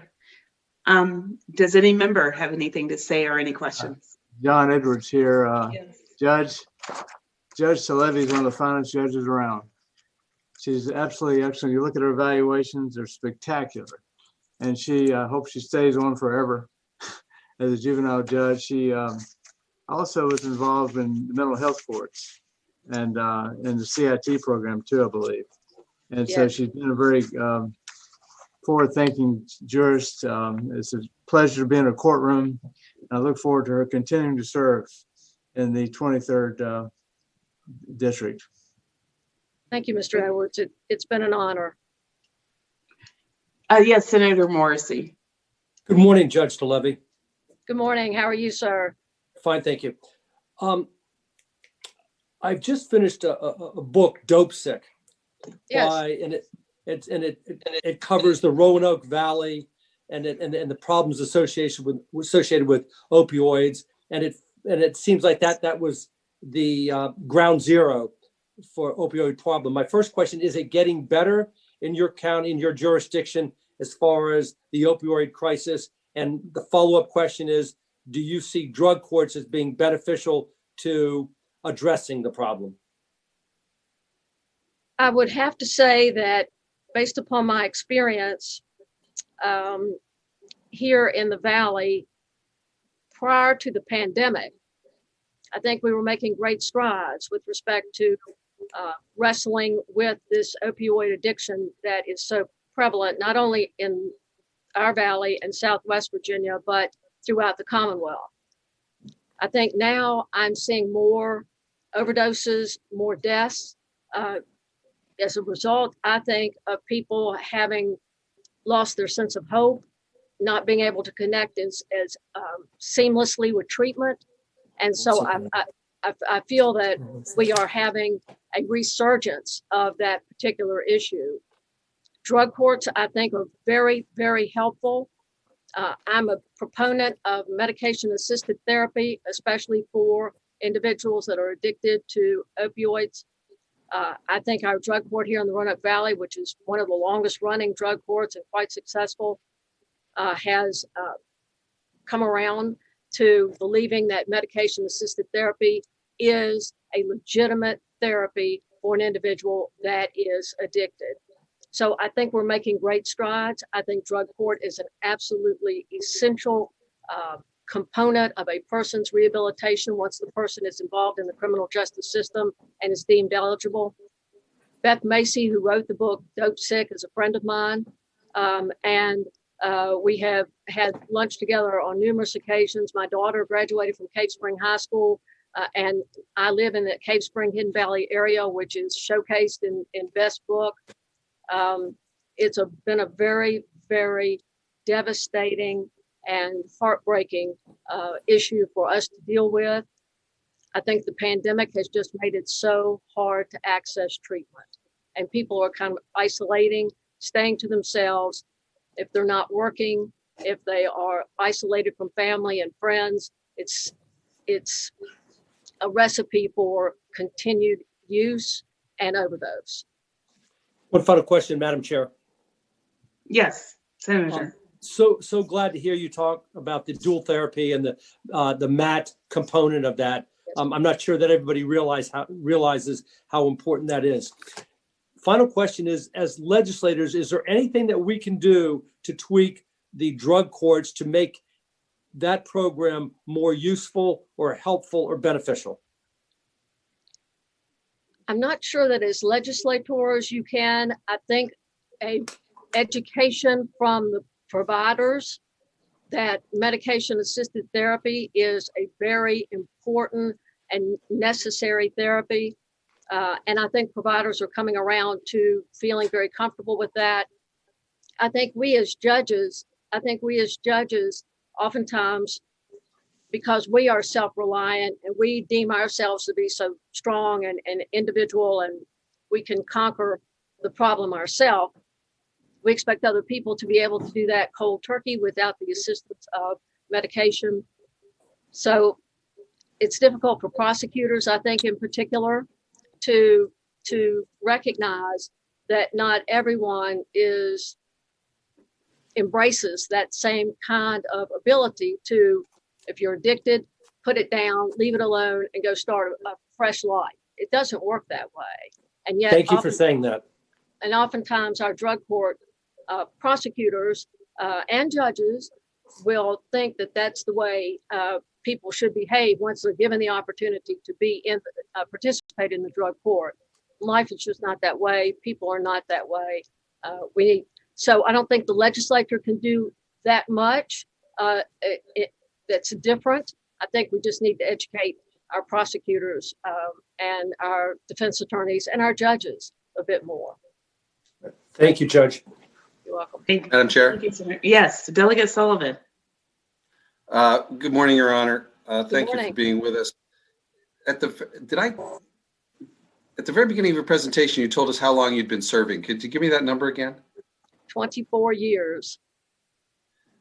I just want to take a moment to thank you. That is a remarkable record of service. And when I combine that number with the numbers I see on this page they hand out, and your stellar reviews, to maintain that kind of judicial excellence that I see on this page for that amount of time. Sometimes it's easy after years. You see some backing off by some judges. I just wanted to thank you and compliment you. It's a remarkable record of service, and I want to thank you for doing it. It's a tough court, and you do a great job. Thank you so much. I'd like to say again that you see what a quality person Judge Talevi is, and a quality judge, and she's gotten better. Hard to believe, but she's gotten better with time. And I'm very proud of her, and very proud of the judges in our area too. So Judge Talevi, keep up the great work, and I appreciate your wanting to serve and continuing to serve. Thank you very much. And Thank by you, the way, Senator.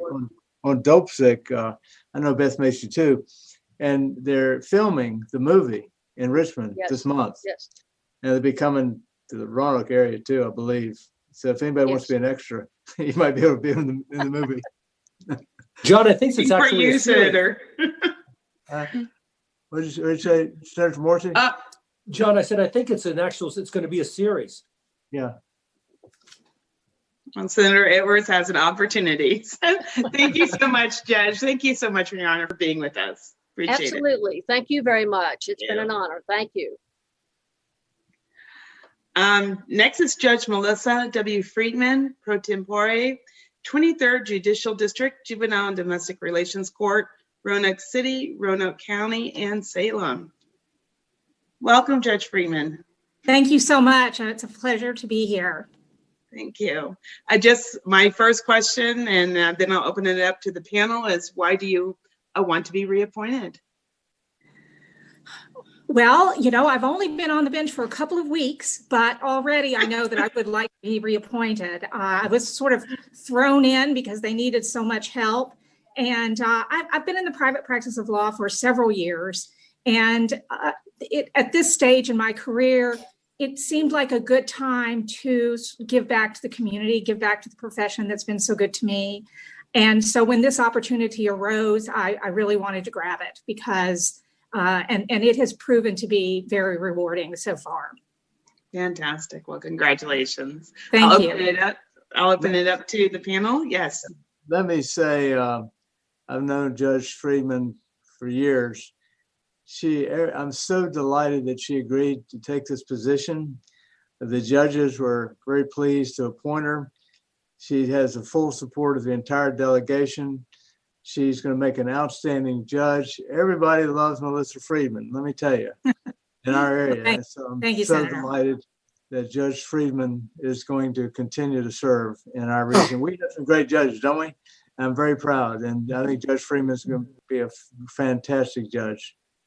Well, thank you, Judge. I don't think I could possibly ever be as good a judge as Judge Talevi, because I would just like to say, having just followed her, she is a remarkable judge, and we are so lucky to have her. Right. Anybody else? All right. Well, thank you so much, Judge Friedman. Okay. Well, thank you. Being here. Thank you all have a great day. Happy holidays. Happy holidays to you. Bye. Next is Judge Hillary D. Griffith, 23rd Judicial Circuit, Juvenile and Domestic Relations Court, Roanoke City, Roanoke County, and Salem. Hi, for some reason my video isn't working. I'm sorry. That's all right, Judge. I appreciate you validate who you are. So welcome.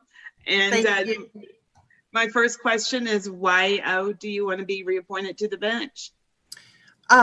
Well, first of all, I love my job. Thank you for allowing me to serve the citizens of the 23rd Judicial District. And I just feel like I'm just now, after 6 years, beginning to come to court every day and feel like I know what I'm doing. So I just hope to be able to continue doing that. And I think particularly in J&D court, it's extremely important for continuity. We subscribe to the one family, one judge, and being able to follow our cases, I think, is really important. So I just hope to continue doing that. Thank you. Does anybody in the panel have any questions or comments? Let me say, John Edwards here, that Judge Griffith does a terrific job. She has the full support of the delegation, and I'm delighted that she's continuing to serve. And so, how you feeling, Hillary? You doing okay? I'm great. I got all dressed up for nothing because I can't see you. Sorry. All right. Anybody else? All right. Well, thank you so much, Judge Griffith. Thank you. Next is Judge James J. Reynolds, 22nd Judicial Circuit, Danville, Franklin, Pennsylvania. Welcome, Judge Reynolds. Can you hear me? I can't hear you. Okay. Okay. Wonderful. Oh, you can't? I think his speakers may be down.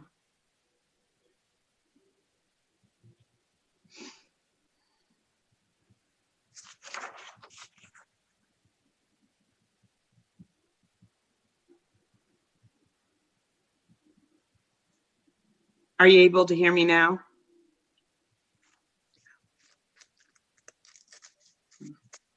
Can you hear me?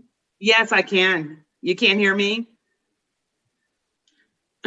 I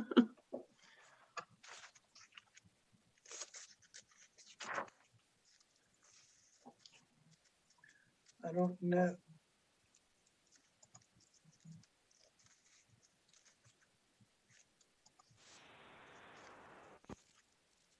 There you go. Are you able to hear me now? Yes, I am. Thank you. Yes. Fantastic. Welcome and good morning. Thank you, Delegate Herring. Thank you. My question for you is, why do you want to be reappointed to the bench? Well, I have thoroughly enjoyed this position. It has really, each day brings with it its own unique set of challenges.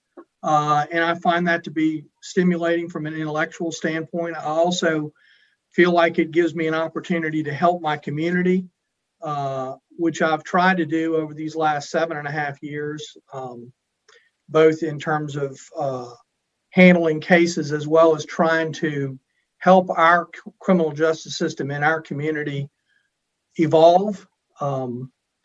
We're looking at, we have added some comprehensive drug treatment within our jail for the first time.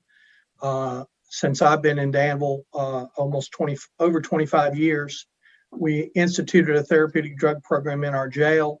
We're looking to expand that program to include women. Right now, the jail's set up with our population and the facility doesn't allow a women's program. We're optimistic if we can continue to drive jail population down, we can create a program for women as well. With Judge Moreau's assistance in Pennsylvania County, we're looking at establishing a therapeutic drug court as well. And hopefully with our casino being approved, if additional monies are made available through the city, we're hoping to institute a day reporting center to continue to drive down our jail population. That's largely been frustrated by DOC issues, just not being able to get people out of our jail. They're about almost half of our jail population right now are people who have been sentenced to DOC sentences who are just sitting in our jail. And it's really creating an overload and creating a difficulty in terms of managing additional programming. Let me ask you this, since you mentioned it, is this something recent or in terms of those who are DOC? Yes. It's really systemic. We have a big jail, which is in the basement of the courts building, and we can hold about 215. We've had historically as many as 300. We're at about 240 now. During the pandemic, we had gotten under 200. And we also have a city prison farm, which has held over 200 at points. It's at about 85 right now. So we have the room, but we don't have the flexibility to move people who are serving sentences, long sentences, 3 to 5 to 9 to 10 to 20 years, are being housed in our jail because the DOC won't come pick them up because of COVID issues and that sort of backlog that's been sort of systematic or systemic, I should say. Right. Thank you. Does anyone else on the panel have any questions or comments? Madam Chair. Yes. Delegate Sullivan, then Delegate Adams. Well, I yield to Delegate Adams. Go ahead, Les. All right. Thank you, Rep. I just wanted to let the members of this committee know that there's probably no other judge that is familiar with the Danville Court over as many years as I would say Judge Reynolds is. He, when I first started my career as a law clerk in the Danville Circuit Court, he was trying cases every day as the Deputy Commonwealth Attorney there, and of course. Had a stint in private practice after that, but when he, as a judge on the bench, he shows a real conscientiousness for that position. As you heard him describe, he's not only aware of the cases, but also his other duties in dealing with the situation, with the COVID situation in particular. It's been remarkable to see how our judges have responded to that in the 22nd.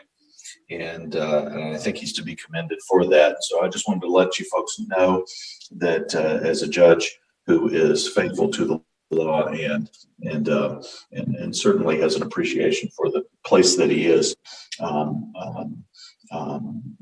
commend Judge Reynolds to you. Thank you so much, Delegate Adams. Delegate Sullivan. Thank you, Madam Chair, and thank you, Delegate Adams, for that. Judge, good morning. Good morning.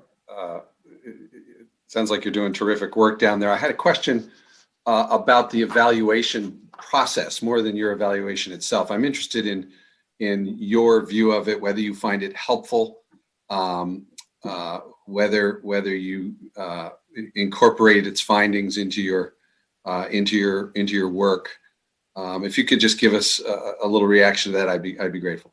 Well, I think anybody in a position of responsibility should not be afraid to have somebody look at their conduct and make sure that they're doing what they should be doing. So in that regard, I think having an evaluation process is essential. I don't have an issue with how the evaluations are conducted, the information that's contained in them, or the manner in which it's shared with us as judges. I think it's helpful. I have tried, and I recognized, I think going in, where I thought I was probably going to get, for lack of a better term, dinged. As far as patience, I knew that was going to be a problem. I deal with most of our new lawyers in Danville are either on the public defender side or the Commonwealth Attorney side. We don't have a huge civil bar anymore. And so you get a lot of, frankly, unprepared lawyers. And that tries my patience, and I apologize for that in advance. But I think it's important, and I try to keep that in mind when I go on the bench, that I might be dealing with lawyers that are a little green. And I have no problem with young lawyers. I try to provide them useful feedback, but sometimes it's difficult to do that. But I do think the process itself is very important, and I think it's useful as a whole. Thank you, Your Honor. You know, we've all been young lawyers. It sounds like yours is a good courtroom to learn in. Well, we are at least, it's interesting, our three jurisdictions, Danville, Pittsylvania, and Franklin, are Danville and Pittsylvania County have historically always been very much, we're going to indict you and we're going to try the case unless you plead guilty. Historically, very few plea agreements, And when I was a young prosecutor, I loved it because you pretty much got thrown into the ocean and expected to sink or swim. And some people thrive on that and others don't. Franklin County is, maybe Senator Edwards is a little bit more aware, is much more of a plea bargain county. It always has been and continues to be. So, it's interesting when you get a case that has to be tried up there, you have sometimes lawyers with 15 years experience that don't know how to try it because they're not used to trying cases. So it is really helpful from that perspective to have young lawyers and get them acclimated to, particularly the process of thinking on your feet and dealing with surprises that can come about anytime you're litigating a case. Thank you. Senator Morrissey, I believe, is next. First of all, I want to thank Delegate Sullivan for those questions, and it prompted a couple of mine, Judge. It has to do with those individuals who are appointed to represent defendants. Do you have a fully engaged public defender service in your court? We do have a public defender's office that services the city of Danville, but not Pittsylvania County nor Franklin County. Do you find having a PD office is more beneficial than appointing lawyers to represent the individuals? Honestly, that sort of depends. On the whole, I would say yes.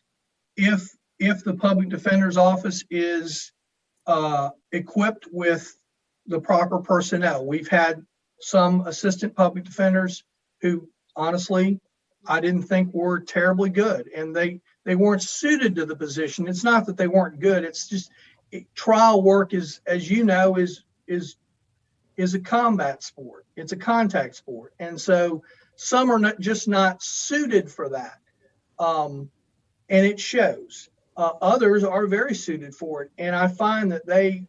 But I also think that our private attorneys, with some exceptions, again, same with the public defenders, I think the vast majority of our court-appointed counsel do not worry about their time. They worry about what is necessary to achieve their clients' goals, and whether they're going to get paid for it or not, they're going to put the time in because that's their ethical responsibility. And I think having, of course, even with the public defender's office, we frequently have to appoint counsel because they have conflicts or conflicts of interest, or they have co-defendants. So I think it's helpful to have good private attorneys, but I also like having a public defender. Final question. You mentioned something about, and you went through it quickly, and I want to make sure I understood it, that you've seen situations where, did you say the prosecutors charge, they make an offer, and it was like, take it or leave it, and if you leave it, it's a jury trial? Or did I misinterpret what you said? Okay. In Danville, when I was a prosecutor, and even continuing after I was in the Commonwealth Attorney's Office, Danville has never been a jurisdiction where the Commonwealth wholesale demands jury trials. In very, very rare occurrences did that happen. When I was in the Commonwealth Attorney's Office, I can think of maybe 4 times. In Pennsylvania County, there are categories of cases where the Commonwealth Attorney, prior to the pandemic, demanded jury trials. But what I meant by that, Senator, was in most cases, they bring the charges, and sometimes they make an offer, sometimes they don't.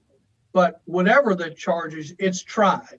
And rarely are there dispositional plea agreements. That has changed in the last, I'd say, 3 to 4 years. We're seeing a lot more of that. And that's, I think, a function of caseload. And it's also a function, I think, of just changing philosophies in the Commonwealth Attorney's Office. But we don't have any hard and fast, jury demands, my way or the highway situation that comes up from the prosecution side very often. Chairman Herring, last question. Yes. Judge, are you you're aware that we changed the law last year allowing defendants to avail themselves of a jury trial, but judge sentencing. I am. And do you have any concerns about the potential backlog in your courtroom as a result of that change? I think it will be, and I don't want to speak out of turn. I know Judicial Council has addressed this to some extent, and I, of course, defer to them. From the, I guess, scuttlebutt that I'm hearing in the courthouse is the days of the bench trial in Danville are going to be gone. We have probably done 90% of our cases by bench trial.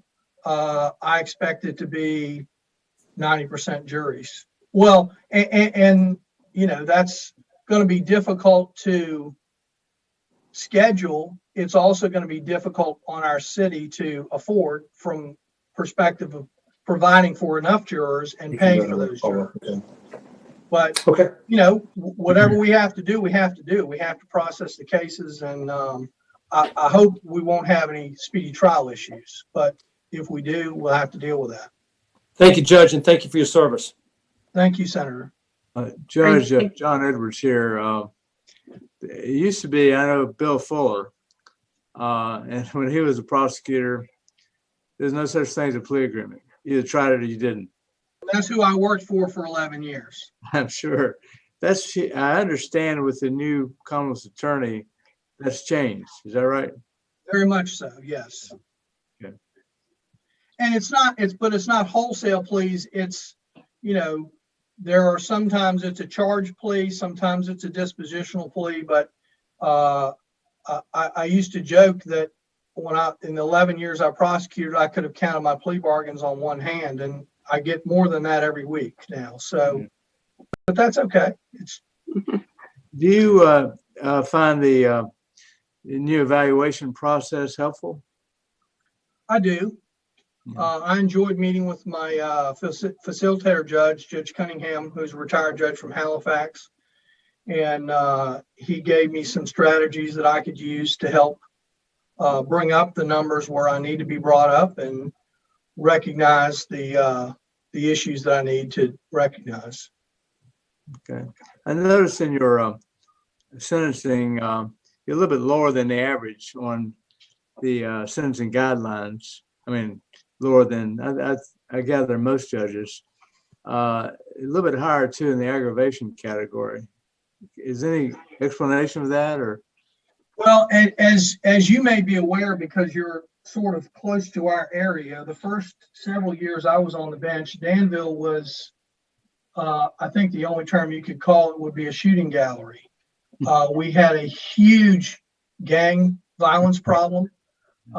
And recently the federal government stepped in, did a huge gang prosecution. We've gotten a new police chief. They have adopted some new policing techniques, and our crime rate has plummeted. Fortunately, that's wonderful for everybody. But I think my deviations on the upward side are largely a result, I think, of two things. One, the prevalence of violent crime early on in my tenure. And the other one, I know I get an aggravation score every time, and that is, if you embezzle, I'm going to put you in jail. It might not be for long, but you're going to go to jail. We live in a community that has had systemic high unemployment for the entire time I've lived here. And as far as I'm concerned, if you're willing to throw away a job and steal from the hand that feeds you, then there ought to be some consequences. Thank you. Madam Chair. Yes. Just a comment. You know, I started out in the mid 80s practicing law in Jim Ingram's court in Danville, and I struck a plea bargain or two with Bill Fuller. People would say I was the only one that could do it, and the only one that got plea agreements done in those days, but it's a tough place to work. I will tell you that. Thank you, Senator. Judge Ingham very much. All right, anybody else? All right, thank you so much, Judge Reynolds, for being with us. Thank you all. Appreciate it very much. Thanks. Next is Judge Timothy W. Allen. the 22nd Judicial District, Juvenile and Domestic Relations Court, Danville, Franklin County, and Pennsylvania. And welcome, Judge Allen. Good morning, Delegate Herron. How are you doing? I'm good, thank you. I hope you're doing well. I am. This is a first for me. I haven't had the opportunity to use Zoom before, so this is the first. So this is exciting. So I hope it don't mess anything up. Oh, you'll be fine. Judge, why would you like to be reappointed to the bench? I enjoy doing what I'm doing. I've enjoyed working with the kids and with the attorneys that I get an opportunity to have in my courtroom. I enjoy just seeing the people. I up until this past year, I traveled extensively. I was in all three of the courts, and I just really enjoy seeing the people and trying to make a difference. So, thank you. I'll open it up to the panel. Does anyone have any questions or comments? Madam Chair. Yes, Delegate Adams. Thank you. And it is a real privilege to be able to speak on behalf of Judge Allen. And I just have to say, you know, he mentioned when he came in, so the 22nd district covers Pennsylvania, Danville, Franklin. And so that's a lot of ground to cover. And it was understood when he came in as a fourth judge there that he would be moving around, and he was just the perfect person to do that.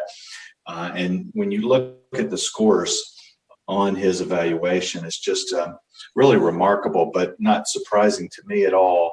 If you were to say, here's the kind of temperament and the personality, firmness, fair to all parties, you get that in Judge Allen. And so, as he mentioned, this is his first opportunity for re-election, and I couldn't be more pleased than to add my name to that nomination. So I hope all the members of the committee will act favorably and vote to re-elect Judge Allen.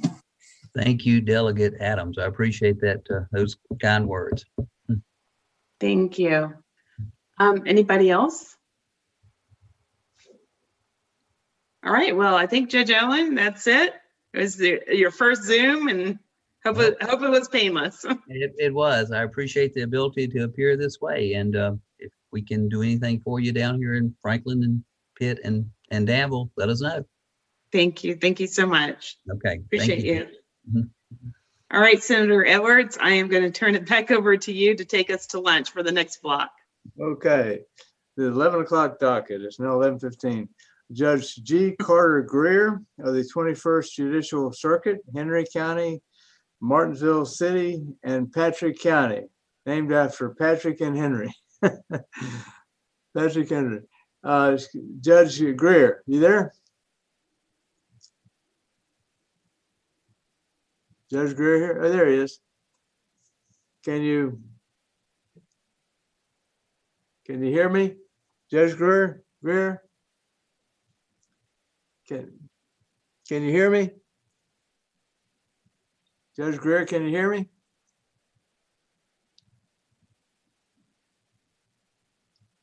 Is the muting part? Sure. Yeah, okay, Judge Greer, welcome.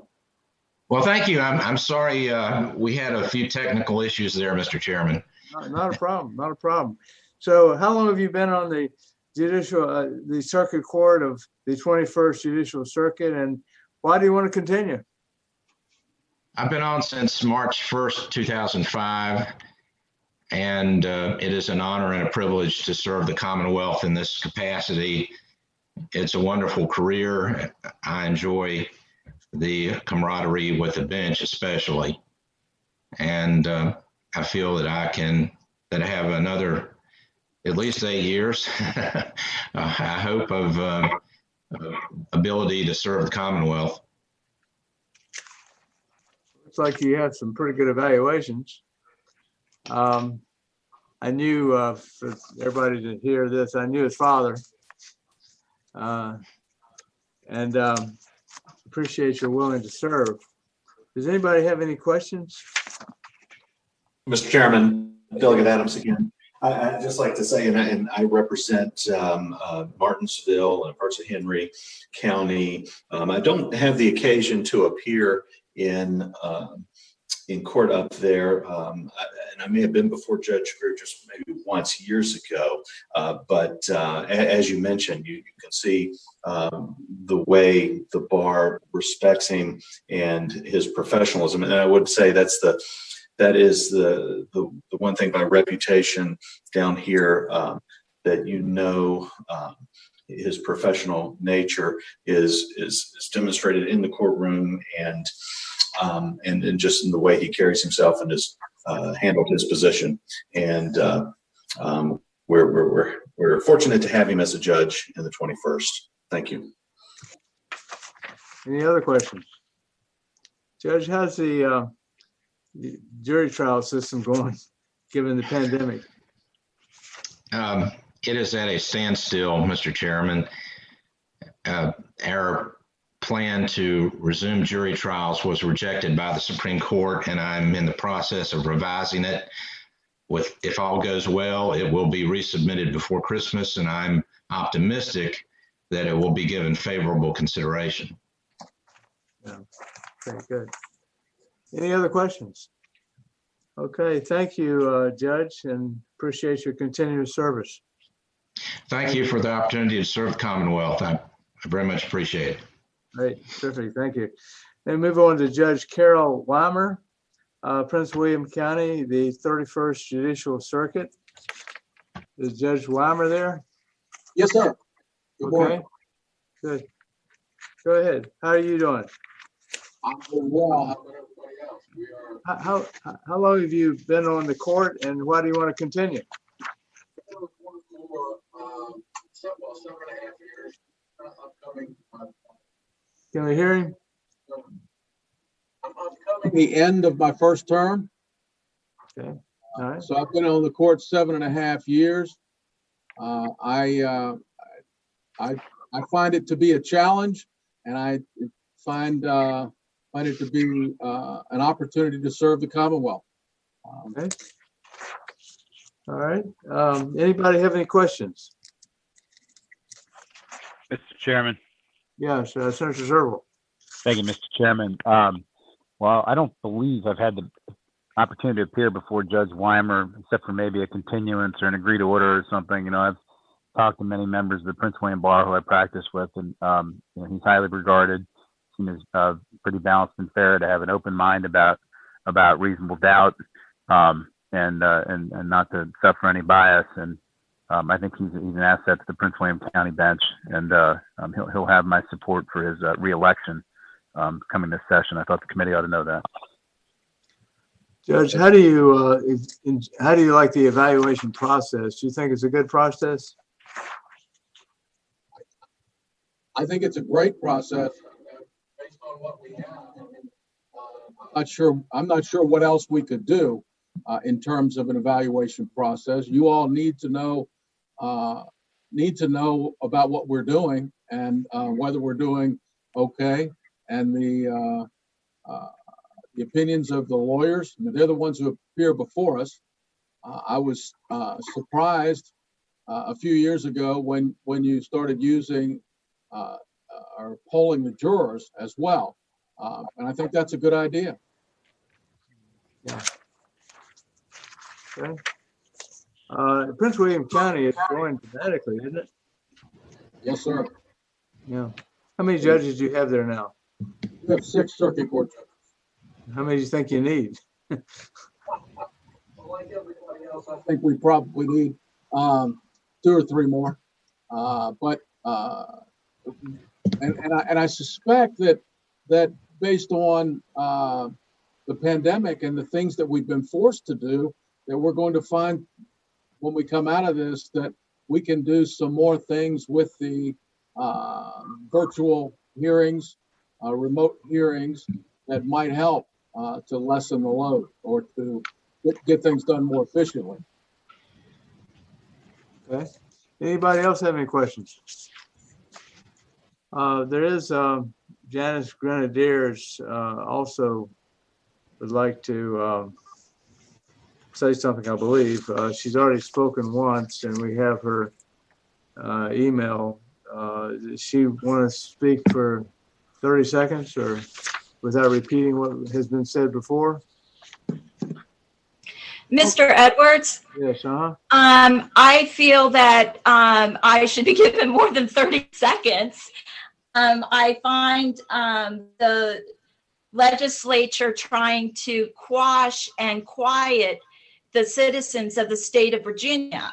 We have a right to face our accusers under the Sixth Amendment, and we have judges who are covering up crimes in their courthouse. I think those need to be addressed. And with Judge Weimer, he was well aware of the crimes of divorce lawyer Alona Grenadier Heckman out of her law office, the thefts from Sonia Grenadier and myself, and the family of Judge Albert Grenadier. And instead of allowing people to be heard, it was like a drive-through court.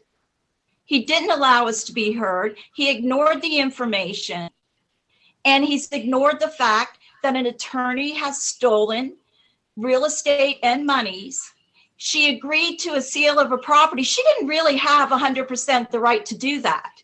And she agreed to sell it for $2 million instead of $10 million, which was contracts they had had a few years prior to that. I believe you. And Judge, you can be as mad as you want as someone you're up against, but when the judge doesn't look at the evidence and he rules on friendship of DeMero Ginsburg lawyers, you have a real problem.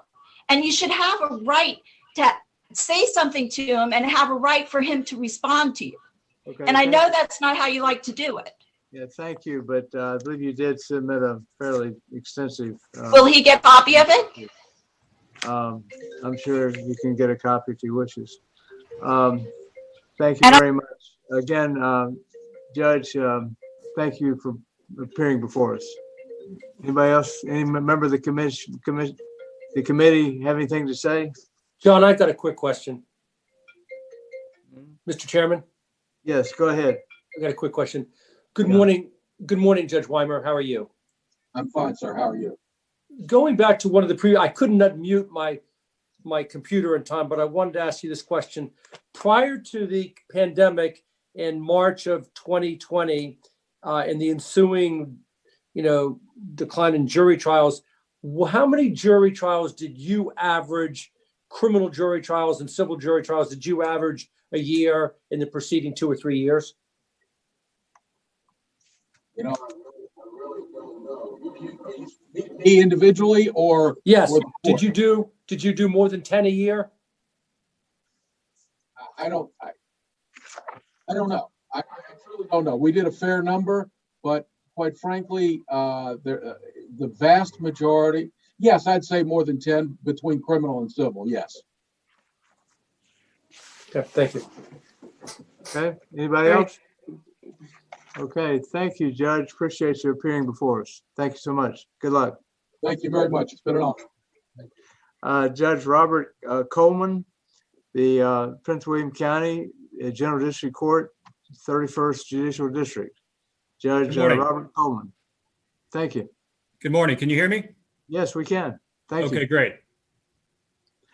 Judge, how long have you been on the bench and why do you want to continue? I've been on the bench for 5.5 years at district court level. It's been a distinct honor and a privilege to serve the citizens of Prince William County and the Commonwealth of Virginia. I truly love the job and the responsibilities that are incumbent upon me. And I would like to continue in this capacity. Now, you have, I think, heard 5 circuit court judges. How many general district court judges does Prince William have? We have 5 as well, 5 general district judges. How many do you need? Well, it'll be interesting when the census results comes out. I think that from the time that we did the last caseload study to now, I would anticipate that the population of Prince William has probably increased by about 100 to 150,000. So I would say we need at least 1, if not 2 more judges in the next coming couple of years. Let's see. I see you were born in Ankara, Turkey. Is that right? That is correct. Product of the military. Yeah, I figured your father was in the military. Does anybody else have any questions? Yep, Chairman. Mr. Chairman. Yeah, Carol, Delegate Carol Foy. Yes, thank you, Mr. Chairman. So I just wanted to say that I've appeared before Judge Coleman a number of times, and he is one of the most fair, well-prepared, and professional jurists on the bench. He controls his docket well, he explains his decisions, he crafts creative dispositions to address the needs of those before him. And not only do I support his application for reappointment, but I believe he is worthy of circuit or even higher. So I encourage him in the future to definitely apply for those positions, because I would love to see him continue to move forward in his judicial career. And so I wanted to thank Judge Coleman for his service, and he has my highest recommendation. Sounds good. Thank you. Mr. Chairman. Senator Serval. Thank you, Mr. Chairman. I just want to second everything that Delegate Carol Foy said. We interviewed Judge Coleman for a circuit court position last year. And while he didn't get it, he was incredibly impressive. And I would note in the judicial review process, I believe he came in with the 5th highest rankings of the approximately 20 general district court judges that were considered. And he was in the top 10, I believe, of all judges in the state, including circuit and J&D. He's very impressive. And just for the chairman's edification, I have a motion I'm waiting to argue in circuit court, and I think about the next 8 judges up are from my circuit. I don't know how many of them I'll be able to speak to, but I might vanish for a minute. My silence should not be implied to be any kind of disapproval. I got you covered, Scott. Okay, we'll cover you. Yeah, congratulations, Judge. I look forward to your continued service and maybe elevated to the circuit court sometime. Good luck to you. It's been an honor and privilege. Thank you for your service. Thank you. Judge John Tran of the Fairfax County Circuit Court of the 19th Circuit. Judge Tran. Good morning, Senator Edwards. Welcome. And how long have you been on the circuit court in Fairfax, and why do you want to continue? 8 years, and it has turned out to be even more fulfilling than I thought when I first applied for the job. It is a job that allows me to make a difference in our community for each case that comes before me. It has been a privilege and an honor to be a circuit court judge, especially in Fairfax County. Good. Any comments from, questions from the other members of the Mr. Chairman? committee? Yes. Mr. Chairman? Yes. This is Delegate Sullivan. Delegate Sullivan. Thank you, Mr. Chair. Mr. Chair and members of the committee, Judge Tran and I came in together, both newbie lawyers down in Alexandria. So I've known him his entire career, and it was a real thrill for me, and I'm certain for him when he ascended to the bench. He's done it. He's done a great job, and we're proud of him. I did want to ask you, Judge Tran, your sense of the evaluation process, whether you find it useful. If so, how do you find it useful? How do you incorporate it into how you do your job? So if you could give us just a couple minutes on that. I find the evaluation useful because it comes from those who appear before me, usually the professionals. I have seen, and I try to pay attention to my scores. It has improved since my interim scores. They are sound scores, but there's always room for improvement. And so when I got the comments, especially, I paid attention to the criticism. The compliments are appreciated, but I believe that the criticism let us see what others may see during certain situations. So the evaluation process has been valuable to me. Thank you, Your Honor. Mr. Chairman, thank you. Yeah, Judge, Delegate Sullivan. Anybody else have any questions? Judge Tran. Mr. Chairman. Yeah, Senator Serval. Thank you, Mr. Chairman. I've had the opportunity to appear in front of Judge Tran, try cases to him, and when we interviewed him a couple of years, or I guess it was 8 years ago now, I think he told us that he's one of the few people that notices that coins have 3 sides, and I would say he is one of the more creative minds on the bench. And it's a pleasure to appear in front of him, and I'll be supporting his reappointment. Good. I noticed, Judge, you were born in Saigon in 1960. Yes, sir. When did you come to this country? I ended up being here. My father was a diplomat, so I came here in 70, but then I went back and forth. As you know, foreign service officers spend 2 years abroad and 2 years back home. I ended up being a refugee in here on April 30, 1975. We were here on our way to another place, and Saigon fell at that time. So I've always said that I found myself stuck in Arlington, Virginia. And if there's any other place to be stuck in the world, Arlington, Virginia and Northern Virginia is the best place in the world to be stuck. As you can see, once I ended up in Northern Virginia, I never left, even though I went to school in DC. Oh. Well, I vividly remember that time period because I spent a year in the Marines and overseas as well. And Iwakuni, Japan, and Fukushima, Okinawa. I spent 1 day in Da Nang. That's all. So delighted. You're doing a great job. We appreciate your really good work. Anybody else have a question about the judge? Okay, thank you very much, Judge. We appreciate your service. Look forward to your continuing service. Well, you're welcome. Senator Edwards, I apologize. There are some citizens that asked to speak. Yeah, okay. We Janice Grenadier and Rose Winston, is that right? Okay, very briefly, Janice has spoken before. Let's start with Rose Winston. Is that all right? See here? Is Rose Winston? Can you hear me, please? Yes, go ahead, Rose Winston. I'll give you 2 minutes. Yes, Your Honor. Thank you. I'm here to state my objection to Judge Tran being approved again by this committee. I'm a teacher and I've earned 2 masters and speak 5 languages. I went before Judge Tran in August of 2017 when my son in 10th grade was failing Algebra 2. He failed during that course year and he failed in summer school, which I never heard of as a teacher. I had all correct grounds to show that there was a material change in circumstance in my case and why I was going to court to seek critical academic support services for my son and to seek custody away from the father. It was refusing to pay for any tutoring. The father actually even blocked my son from getting correct and IEP academic support services from the school system due to his learning disabilities that the father was in denial and ashamed of. I appeared in front of Judge Tran's court in August 2017. The day before, I had suffered, I was having high heart palpitations and had to go to the emergency room. I sent a letter over to the court to several offices informing them that I requested the hearing to be postponed for 2 weeks. And I also sent it to the opposing attorney, Robert Serval Sr. This was denied and ignored by me, and Judge Tran, behind my back, entered an order that took away and denied me my due process rights of being able to advocate my case.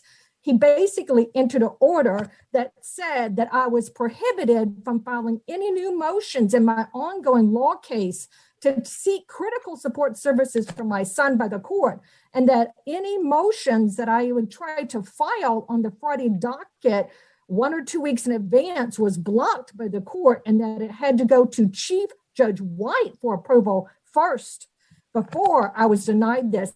My rights as a citizen are protected under the 14th and 5th Amendment. My Winston family has been in Virginia since 1666.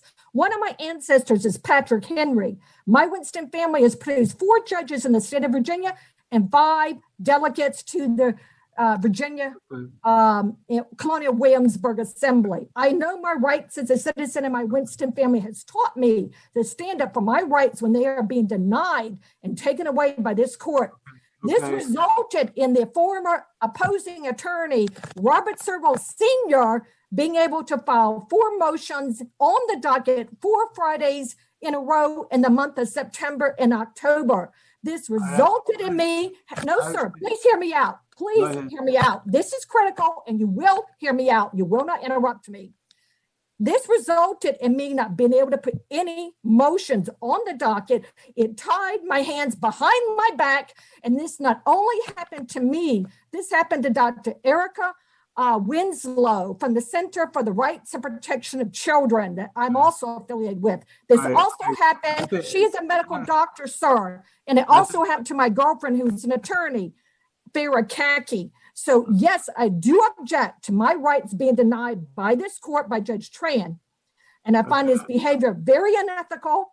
I think the citizens of the state of Virginia, and you will hear me out, Senator Edwards, the citizens of the state of Virginia should be allowed to vote for our judges in the court. And when we think they're unethical, we should be able to vote them out of court. These should not be decided by secret, selective, elite committees in the state of Virginia. The citizens, only Virginia and South Carolina are two backwards. Judge, I think Judge Tran might want to respond. Is that right, Judge Tran? Yes, I have a copy of my September 1, 2017 order, which I would be glad to share with the committee. I simply precluded Ms. Winston's ability to set a hearing, not file motions, as is clearly set forth in my order. Her custody case was heard by another judge of this court. It was scheduled within a couple of months. She had been repeatedly setting hearings. And so I just precluded her from setting another hearing unless she got permission from the chief judge. I don't recall why the chief judge was involved in that decision, but I suspect it's because there was also a pending request to have her trial judge changed. I was not her trial judge. I did get a request from her letting me know that she had some medical issues. That was on a Friday. My docket started at 9. I didn't get the request until right before my 11:30 docket. By that time, opposing counsel had shown up. And it was clear from the record that many of Ms. Winston's requests was directed towards the change of custody that she wanted. And I was not the trial judge, so I couldn't have made a decision with respect to the merits of her claim in any event. So if you have any other further questions, I'll be glad to answer them. Anybody have any questions for Judge Tran? Okay. The Janice Grenadier also, but she's already spoken. Janice, and I would like to speak again. And last time I saw Judge Tran, last time I saw Judge Tran was in his law office with DeMero Ginsburg. I asked him about his inclusion and his cooperation with divorce lawyer Alona Grenadier and her gang against me. She lied in court. He empowered her and in documents lied in court and lied in court documents. I asked him because Michael Stewart had been hired. His job was to rape me, drug me, and get sexual inappropriate pictures, rape one of my girls, or to plant drugs on them or in my home. My question to him at that time was, what are you guys thinking? And how would you think, what would you do if someone did that to your daughter? Okay. My question to him today is, as a judge, he has a responsibility of ethical behavior. He knows what Alona Grenadier has done, and he has covered it up. He personally threw documents that were illegal. You've already sent a fairly extensive email, and it doesn't matter what's in the email. Okay, thank you very much. Any other questions of Judge Tran? Mr. Chairman? Yeah, Senator Obenchain. Yeah, just very briefly, about a year ago, I was spending a delightful week with Judge Tran in Fairfax County Circuit Court. And as those of you who practice in Fairfax or Sorreville and I have commiserated on this issue a number of times, it's not always the easiest place for out-of-town lawyers to come, but I just want to say that I found Judge Tran to be one of the most courteous, deliberate, thoughtful, and patient judges I've appeared for before in a long time. Certainly appreciate that, and I think Fairfax County Circuit Court is lucky to have him. Good. Thank you very much. Anybody else? Senator Obenchain, you're welcome in Fairfax anytime. Hey, I got that special little card that lets me bypass the airport style security. So it's a lot easier these days than it used That's to real be. prestige. How many circuit judges do you have in Fairfax now? We have 15. And how many more do you need? We are happy to take as much as the General Assembly is willing to give us. We're having a large backlog that's waiting for COVID to lift. And we're losing a very experienced chief judge soon, but we will do with what we have been given. And we thank the General Assembly for the support of the court. Thank you very much. Okay, thank you, Judge. So we move on now to Judge Manuel Capsalis. Is that right? Yes, sir. Good morning. Judge, nice to see you. Likewise. Judge is from is General District Court Judge in Fairfax City and Fairfax County, the 19th Judicial District. Judge, how long have you been on the General District Court? I'm finishing up my first term, so about 5.5 years. Before that, I was a substitute judge for a little bit over 12 year. And why do you want to continue? Well, sir, because I believe the public service is both noble and necessary. I find it a privilege to be able to serve the public, as I'm sure the people with whom I'm speaking feel the same way. It's been at the core of my professional career as an attorney and now as a judge. And to be able to serve the public, I think is something that really is a wonderful thing to have the privilege to do. And to be able to continue to be able to do that. Okay. Anybody else have any questions? Mr. Chairman. Yeah, Senator. This is Delegate Sullivan. Thank you, Mr. Chairman. Judge Capsalis and I go way back. Some of you who haven't appeared in his courtroom may recognize him as a former president of the state bar. Before taking the bench, actually since taking the bench, Judge Capsalis's contributions to the community fill pages in his CV. When he was president of the state bar, he created the diversity conference, which of course has been addressing and tackling diversity issues within the bar. His record speaks for itself. His numbers speak for themselves. He is just widely regarded as a spectacular judge. We're very glad to have him. He'll certainly have my vote for reappointment. And any of you want further questioning of him, feel free. He'll give you the same spectacular answers he always gives. Okay. Any other questions? Mr. Chairman. Yeah, Senator Sorrell, I bet you support him too, right? Yes, I do, Mr. Chairman, and I second everything that Delegate Sullivan just said. You know, we recently had a bar review process for the circuit court, and Judge Capsalis killed it in that, got a really strong vote out of the bar, strongly supported by the bar. Very few people objected to him elevating to circuit court, and I think the General District Court probably doesn't want to lose him. But he's been an asset to our bench, and Rip's already talked about his community service. He's got one of the longest service resumes I've ever seen. So I'll be supporting his reelection as well. Okay. Anybody else? Mr. Chairman. Yes, Senator McCollum. Thank you, Mr. Chairman. I'd like to echo some of the comments, particularly from Delegate Sullivan. While I have not had the pleasure of practicing before Judge Capsalis, I did have the pleasure of serving as president of the State Bar Young Lawyers when he was bar president. And prior to his instrumental work with creating the diversity conference, he also was extremely instrumental in helping to create some pipeline projects, including the Oliver Hill Samuel Tucker Pre-Law Institute, to get high school students interested in the bar and in the pipeline, and was also very supportive of our work with college students, and has served as a mentor to a number of young lawyers through the years, including myself back when I was considered a young lawyer.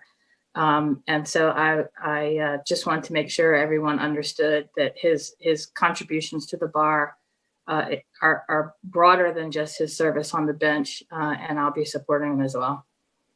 Senator, you're still a young lawyer. Any other comments? Well, thank you, Judge, and I look forward to your continued service. Thank you. Thank you. And thank you for your all service. Take care and be safe too. No. Judge Michael Lindner, Fairfax City, Fairfax County General District Court, 19th Judicial Circuit. Michael Lindner, is that right? It is correct. Welcome, Judge. Why do you want to? How long have you been on the bench, and why do you want to continue? I came on with Judge Capsalis and Snee 5.5 years ago, and it's the end of my first term. Okay. I bet you've been doing a good job from what I'm hearing. Anybody?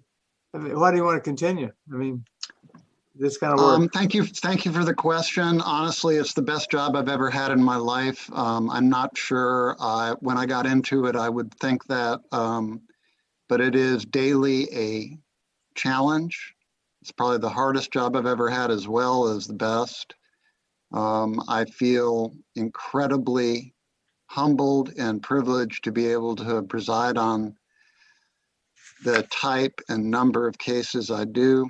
And whereas all of you for years have known what public service feels like, it is actually a new experience for me, and frankly, a blessing for me, my family, and it has really giving my life meaning it rarely has had before.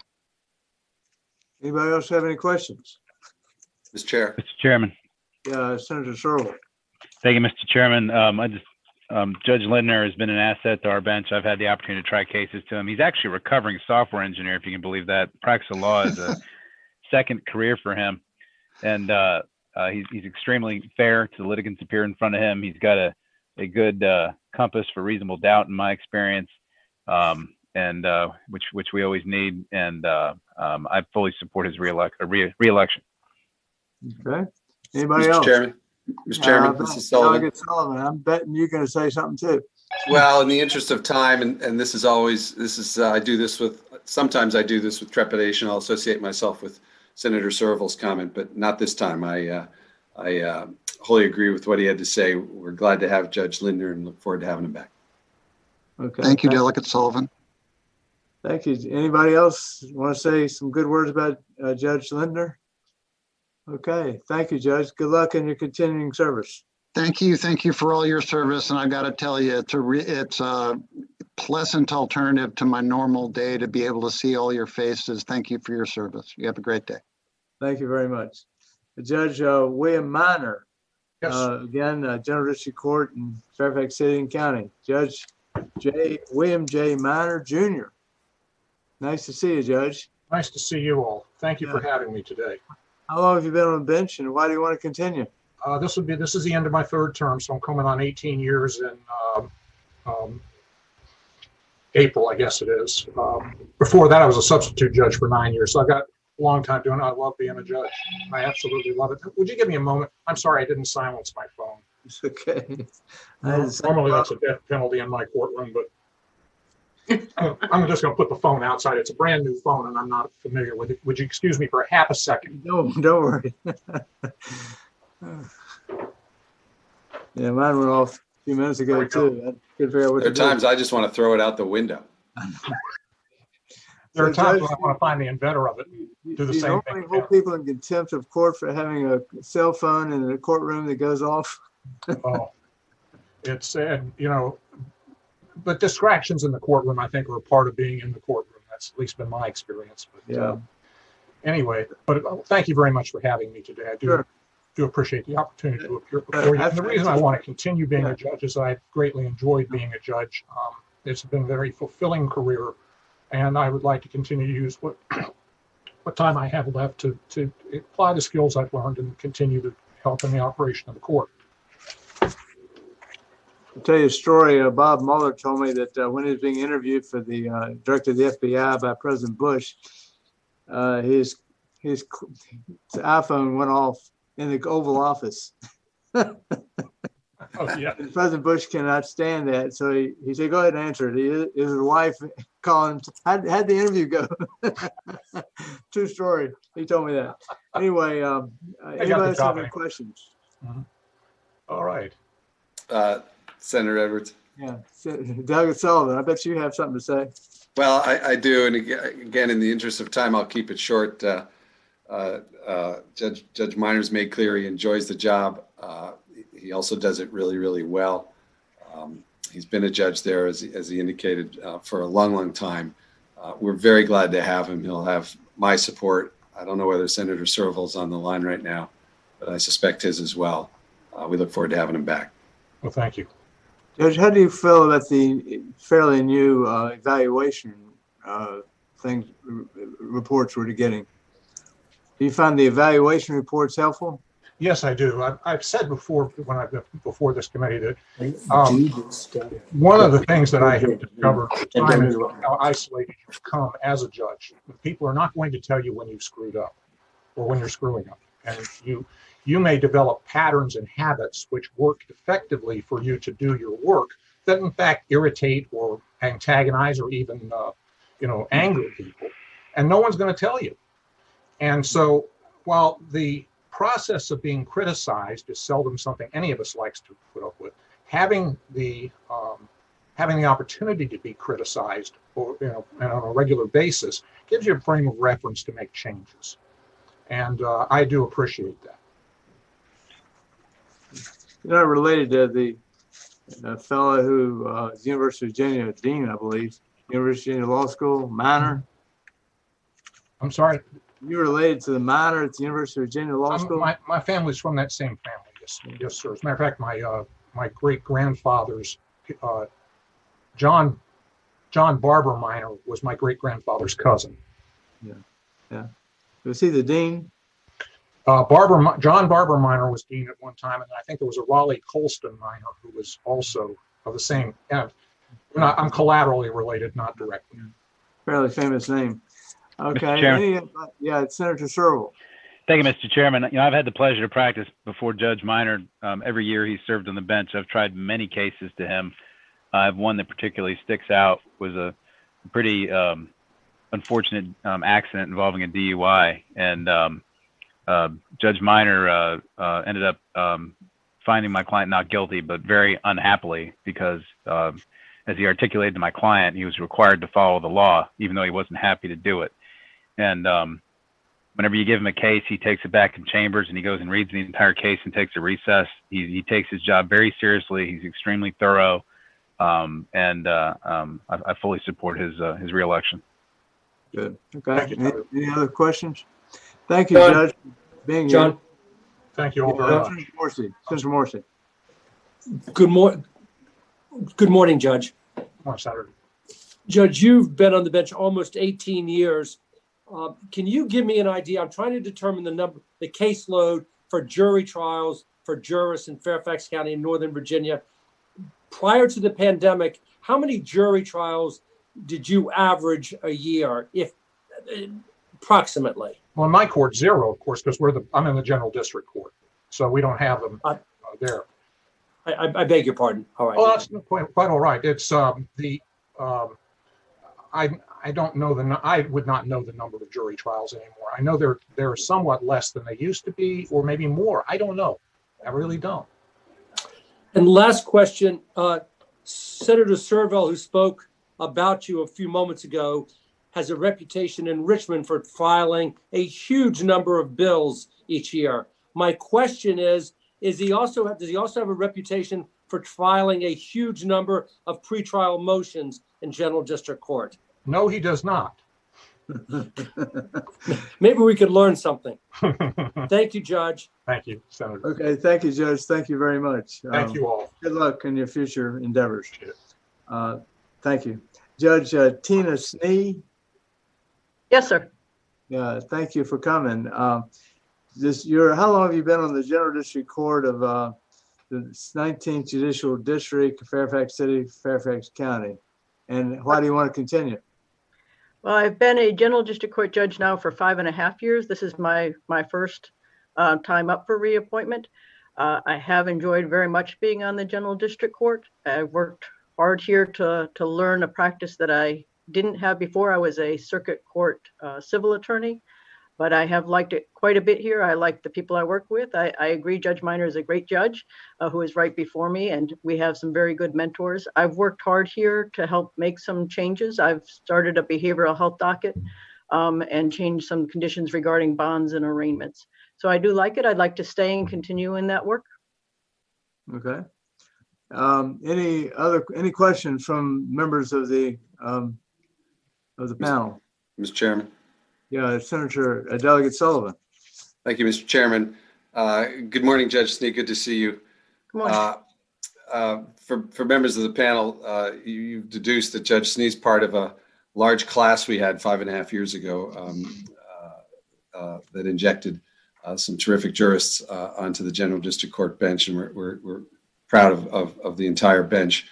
Judge Snee, I did want to ask you, sort of what do you think? I know you've now been through it once. What do you think of the evaluation process with the judges?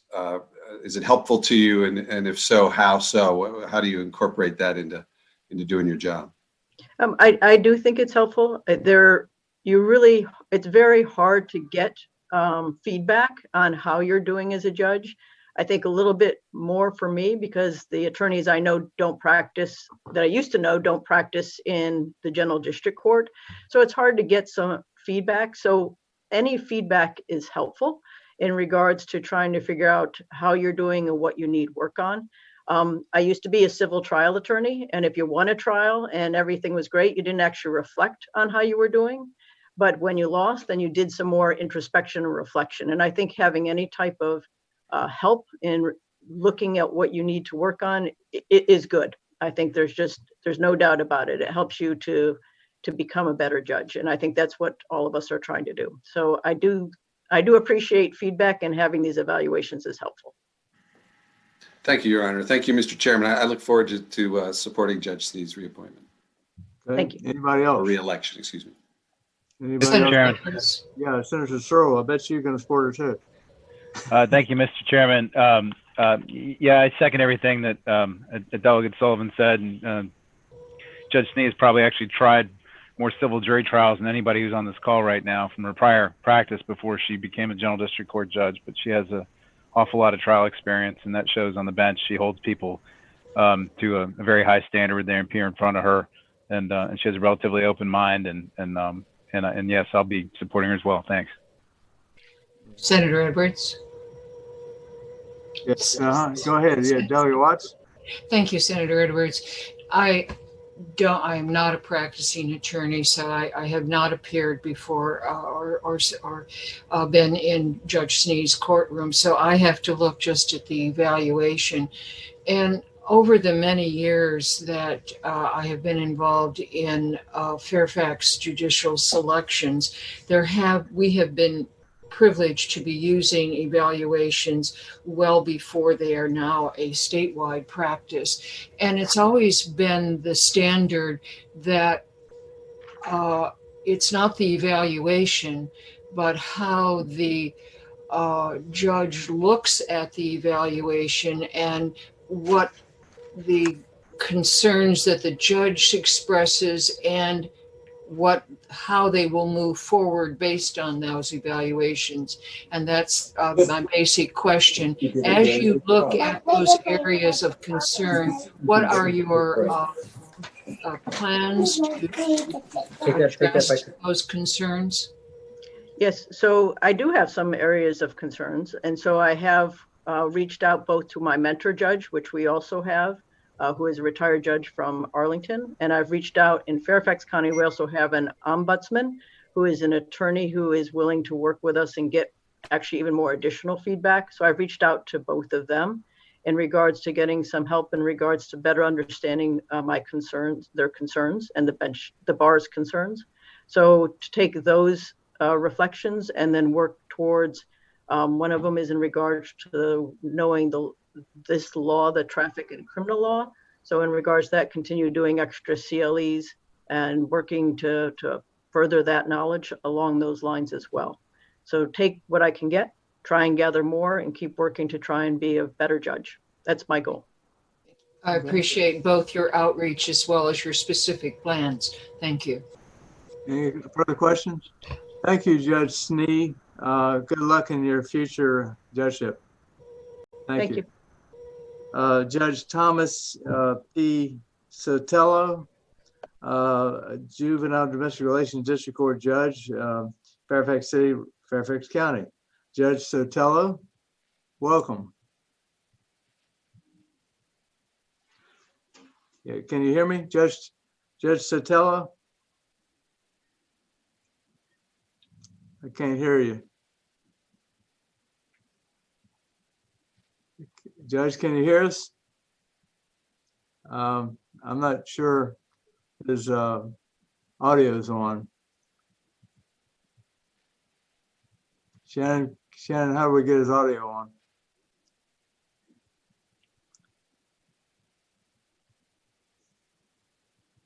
Judge Sotelo, we can't hear you. I'm not sure what the problem is.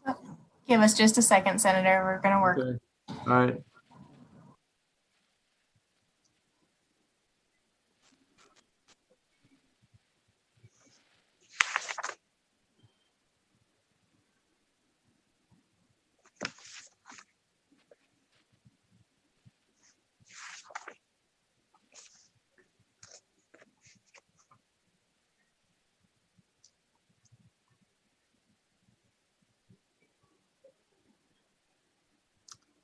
Judge, can you hear me? Judge, is it possible to try the link on your phone to see if you can call in for audio?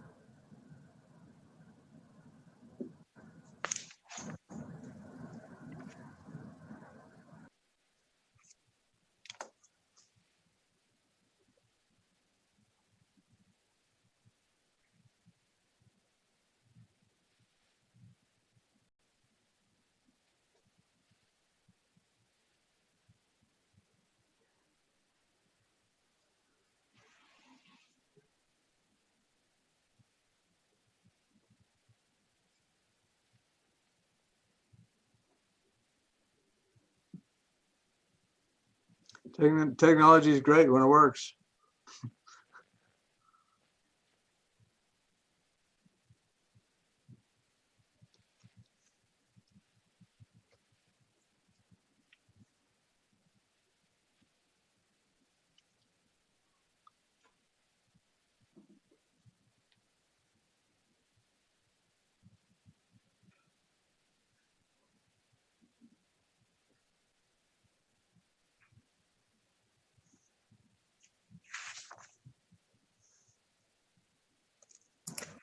Senator Edwards, he just texted me. He's going to try a different computer. Just give him a second. All right.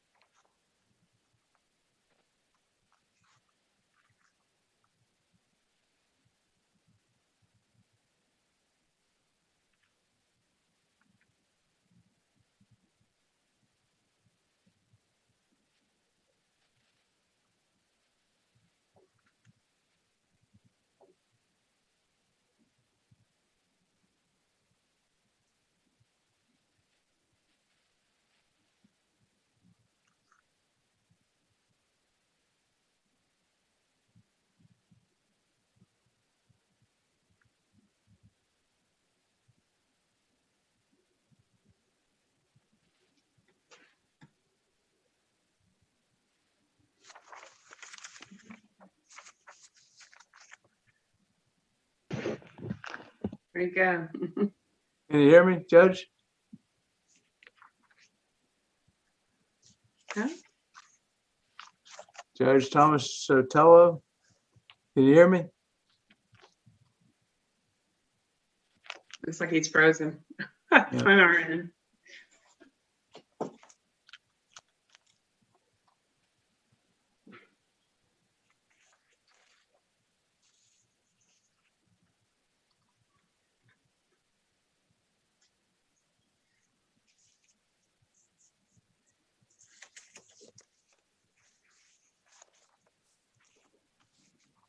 Good morning, Judge Sotelo. Can you hear me? Yes. Judge, can you hear me? I can hear you now. I greatly apologize. Not sure what happened. I tested the link yesterday. Not your fault. Okay, Judge Thomas Sotelo, the judge of the Juvenile Domestic Relations District Court in Fairfax City, Fairfax County. Judge, how long have you been on the bench? Since December 1st of 2008, sir. And why do you want to continue? Well, as I say every day I get up, I look forward to coming to work. I think it's a great court. It stands for great things. As you know, the rehabilitation of the child, which is both accountability and rehabilitation, the welfare of the family, safety of victims, and the safety of the community. Okay, thank you. Anybody would like to ask any questions? Mr. Chairman. Yes, Senator Searle. Thank you, Mr. Chairman. My Fairfax County Circuit Court motion is dragging on, so I'll have another couple minutes. But I just want to say that Judge Thomas Sotelo is one of the most widely respected judges on our Juvenile Domestic Relations Court. He actually put in for Circuit Court a couple of years ago and won the bar election over all the other applicants. He's very balanced and fair. I've tried and presented cases to him. He's got an incredibly open mind. He's very patient, and I wholly support him for re-election to the Juvenile Court. And I hope that when we have any future Circuit Court vacancies, he reconsiders not putting in this last time, maybe puts in again in the future. Thank you. Okay. Delegate Sullivan, I bet you have something to say. Of course. Thank you, Mr. Chairman. In the interest of time, again, I'll associate myself with Senator Surville's comments. Judge Sotelo, both on the paper we're all holding in our hand in terms of those reviews, the numeric reviews, and around the courthouse, just gets terrific reviews. So I look forward to voting for him for his reelection. Okay. Anybody else on the panel ask any questions? John? Yes, Senator Morrissey. Thank you, Mr. Chairman. Judge, good morning. How are you? Good morning to you. I'm doing fine. I hope you're doing well. I am. First of all, I want you to know what joy it brings me to see somebody else struggle with technology. I have so many problems in that area. I join you. Judge, can you give the legislators some flavor as to how helpful, if so, the JPE evaluations are? I find them very helpful. I especially find the interim evaluations to be helpful because there's a section where attorneys, bailiffs, court reporters can actually provide you comments. So give you some detailed descriptions of how they think that you're doing. And, it's a little nerve-wracking to go through an evaluation, but I think it allows you to get some insight to how you're doing and feedback in terms of how you think you're presenting yourself in the bench or on the bench. And I think that's critical in terms of the job that we're called to do in terms of all levels. We have to demean ourselves appropriately. We have to communicate that we acknowledge the positions that people are putting forward. We are bound to explain the rationale for our decision making, how it is that we went about making the decision that we did, how we viewed the evidence in light of the rule of law. So I think it's greatly helpful in terms of just having some sense of how you're doing. Okay, all right. Thank you, Judge. Thank you, Mr. Chairman. Any other questions? Okay. There is a citizen, Matthew Scaralatos, is that right? I think one of the comments, see here, Shannon? Matthew, Yes, Senator, Matthew, he is. He is, okay. We'll give you 1 minute to explain your situation. Matthew Skalatos, I guess it is. Welcome.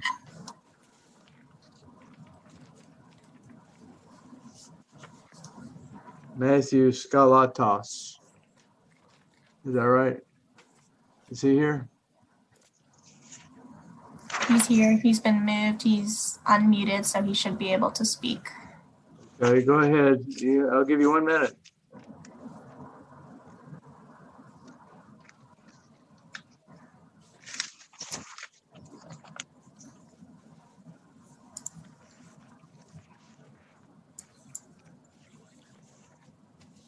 Matthew Skalatos. Is it unmuted or what?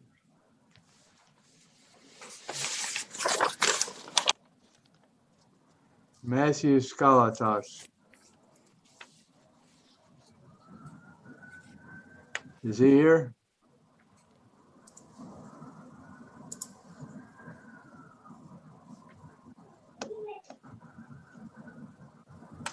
Shannon, is he here?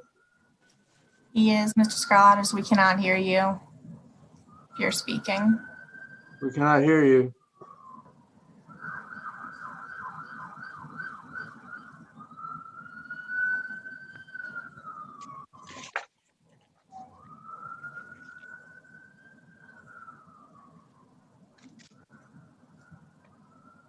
We cannot hear you, Mr. Matthew Skalatos, if you're trying to speak.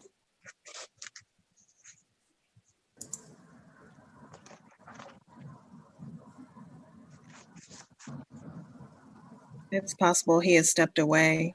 He is unmuted and in the room. He is in the room and he's unmuted? Yes, Senator.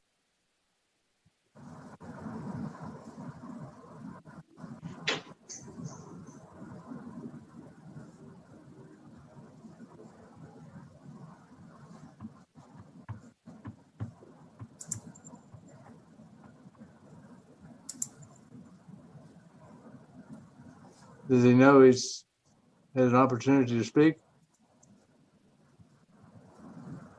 Mr. Chairman, Yeah, Senator Morrissey. while we're waiting for him, maybe Servo wants to wax eloquently some more on the judges in Fairfax County. I don't think he needs to do that. We're well aware. Well,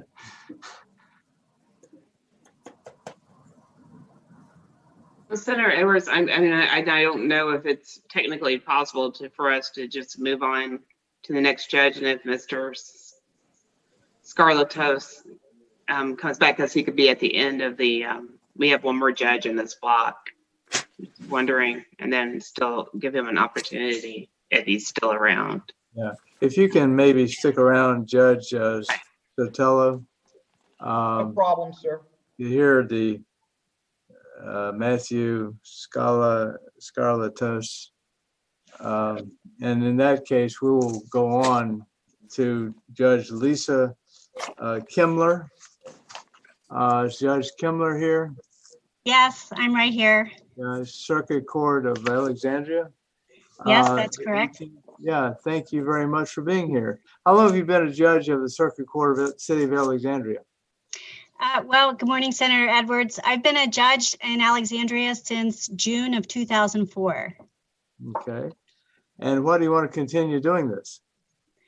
Well, my career has always been about helping individuals who are involved in the justice system, first as an attorney practicing criminal defense mostly, and then as a trial judge. And the courts are where people turn when all else has failed and they need an impartial arbiter to decide their disputes. Being a trial court judge, I would say, is incredibly challenging. And while not everyone whose case ends up in court is happy or satisfied with the result, it's very important that they know that they had their day in court, that they were heard, and that they be treated with respect. And I strive to meet that goal. I've always enjoyed the dynamics of the courtroom and feel privileged to serve both the community in which I was raised and the Commonwealth. And I just want to, I guess, make a plug for the Alexandria Treatment Court. We started a treatment court about 1.5 years ago, and it's been just incredible to work with a team of professionals to provide resources to individuals with many needs who are high risk. And I'm happy to say we have one candidate or participant who is approaching her graduation in January. So that's been very gratifying. And lastly, despite the many challenges that we've had since the start of the pandemic, I've been so impressed with our courthouse community meeting these challenges from the sheriff's office to the CA's office, the PD, our staff in chambers. We've managed to keep our doors open to the public and accessible. And so I would be happy and honored to serve another term. And it's just, I really enjoy doing this work. Okay. Senator Edwards. Yes, good hearing. Thank you, Senator. I just want the panel to know that Judge Kimler, you can see by her comments, is well respected, not only among those who work at the courthouse and the bar, but the community. She is extremely responsive. Her demeanor on the bench is incredible. And she's one of the best judges, I'm biased, of course, in the region. And I would say the Commonwealth of Virginia, her knowledge of the law is so impressive. And she's just been a wonderful, wonderful judge and chief judge. And so I commend her to the committee. Mr. Chairman. Yeah, Senator Searle, I bet you have something to say. I do, Mr. Chairman. Thank you. This is probably the last judge I'll comment on today, but Judge Kemmler was one of the top criminal defense lawyers in Northern Virginia before she gave up her very lucrative practice to serve the community as a judge. And she's continued to shine as a judge. And all I've heard about her is rave reviews. And it's my hope that when we have any vacancies on the appellate courts, that she'll consider that, because I think she could serve the entire state and not just Alexandria if she were to choose that. But she's declined me every single time I've asked her to do it. But maybe one of these days she'll take us up. Okay. You want to respond to that, Judge? Don't worry, but don't you not respond to that. Anybody else have any comments about Judge Kemmler? John. Yeah, Judge, it's just Senator Morrissey. Judge Kemmler, good afternoon. You mentioned a treatment program in your circuit court. Were you speaking synonymously of a drug court program, or is that something different? Yes, I mean, it is similar. It's we chose not to call our court drug treatment court, and we call it treatment court because people have, co-occurring illnesses, both substance use issues and mental health issues. And so we opted to just call it Alexandria Treatment Court, but it is similar. And we were approved by the Virginia Supreme Court's, treatment court. And do people graduate from your treatment court? They do. We're still in our pilot program, so we haven't had anybody graduate yet, but we have somebody that's approaching graduation this coming January. And last question, would you agree that those people that successfully navigate either your treatment program or a drug court, that the recidivism rate is substantially lower than any other judicial program we have? Well, that's certainly what the evidence is, both in the Commonwealth and throughout the country with respect to treatment courts or drug treatment courts, specialty courts in general. And we're hoping that that'll be the case here in Alexandria as well. Thank you for your service. Thank you, Mr. Chairman. Thank you, Senator. Thank you. Any other members of the committee? There are a number of people, citizens, that would like to comment. I don't know if we need to hear them all, if they're all going to say the same thing. Terry Calhoun, Natalie Dalton, Erica Winslow, Janice Grenadier, James Buck, Jonathan Mosley, Saeed Chamoun, I think it is, Nicole Barito, and then Yolanda Bell. Is there a way that somebody can speak for all of them? Let's start out with Terry Calhoun, if she's there. Thank you. To maintain dignity is to recognize when someone on the stand is under duress, is not to give more time to one party than another, is not to announce in the midst of court cause trauma that she will make a decision by 5 o'clock, ensuring her preferred candidate see only 3 months wait before going back into court when the abandoned spouse had to wait 22 months, glancing at her watch, intimidating victims and low-income mothers. Poignant question here. How many full-time mothers stood before Kemmler and ended up with their their maternal rights stripped from them, as I did, having no criminal history, no substance abuse problem, no reports or even suggestions of danger to children. This stood out to me as a former foster mother whose foster children were drugged through the ringer for 3 or more years before convicted felon parents were given their last chance to follow a system that was clearly laid out. I had no such system, just an ambiguous classist expectation that was used to defame years of parenting without concern or complaints. Not until I was in Kimler's court. Then suddenly Kimler's favorite guardian spends 3 hours with someone and magically knows more than the testimonies Kimler refused to hear. Testimonies and letters from close friends and neighbors knowing both parties for many years, mocked by Judge Kimler because they were written by honest, hardworking Americans who don't have law degrees. Letters sent to represent a military veteran without enough money to buy an attorney. These bully tactics are not maintaining dignity. Refusing to recuse, ordering a psych evaluation for only one parent, giving proof of her inability to judge because I passed that psych evaluation as government services were confirming my youngest child had been sexually abused in the house that Kimler forced them to exist in, moving them 7 hours away from me. And they're still there because I don't have enough money to buy justice. She allowed hearsay, used slander without evidence or cause to make an abused woman realize there is no one we can turn to for help. Okay, thank you very much. Natalie Dalton, if it's going to be repeated, but please don't repeat, but Natalie Dalton's the next speaker. No more than 2 minutes, please. Is there Natalie Dalton here? I will move on to Erica Winslow.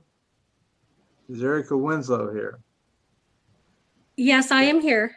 Okay, please. I don't see you, but Erica Winslow, go ahead. Okay, thank you. Sorry, I'm actually taking a step aside from working today to comment regarding Judge Kimler.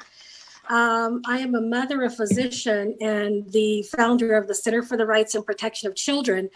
And I'd like to comment on what I have come to understand as Judge Kimler's pattern for handling cases where there are child abuse concerns in divorce matters. I find, contrary to what she has said, according to the records, they are not fair. There's not objectivity. And I will give you what I'm finding across the board, across the states on the handling of child abuse cases in custody. Judge Kimler's pattern matches a protocol that was made by a psychologist for which we in the medical community refuse to abide by. If a mother or parent raises the concern of a child abuse, the judge considers the parent who raises the allegation as lying to get custody of their children from the other parent. The evidence is ignored. They are stripped of their rights of their children. They are placed with psychologists that are often ordered by the court and selected by the father's rights attorneys, who are often vetted for this particular cause. The protocol that she has followed, and I've seen from her case trends and readings, is that the child is placed in the home of the parent who's abused, often the father in the cases that I've read.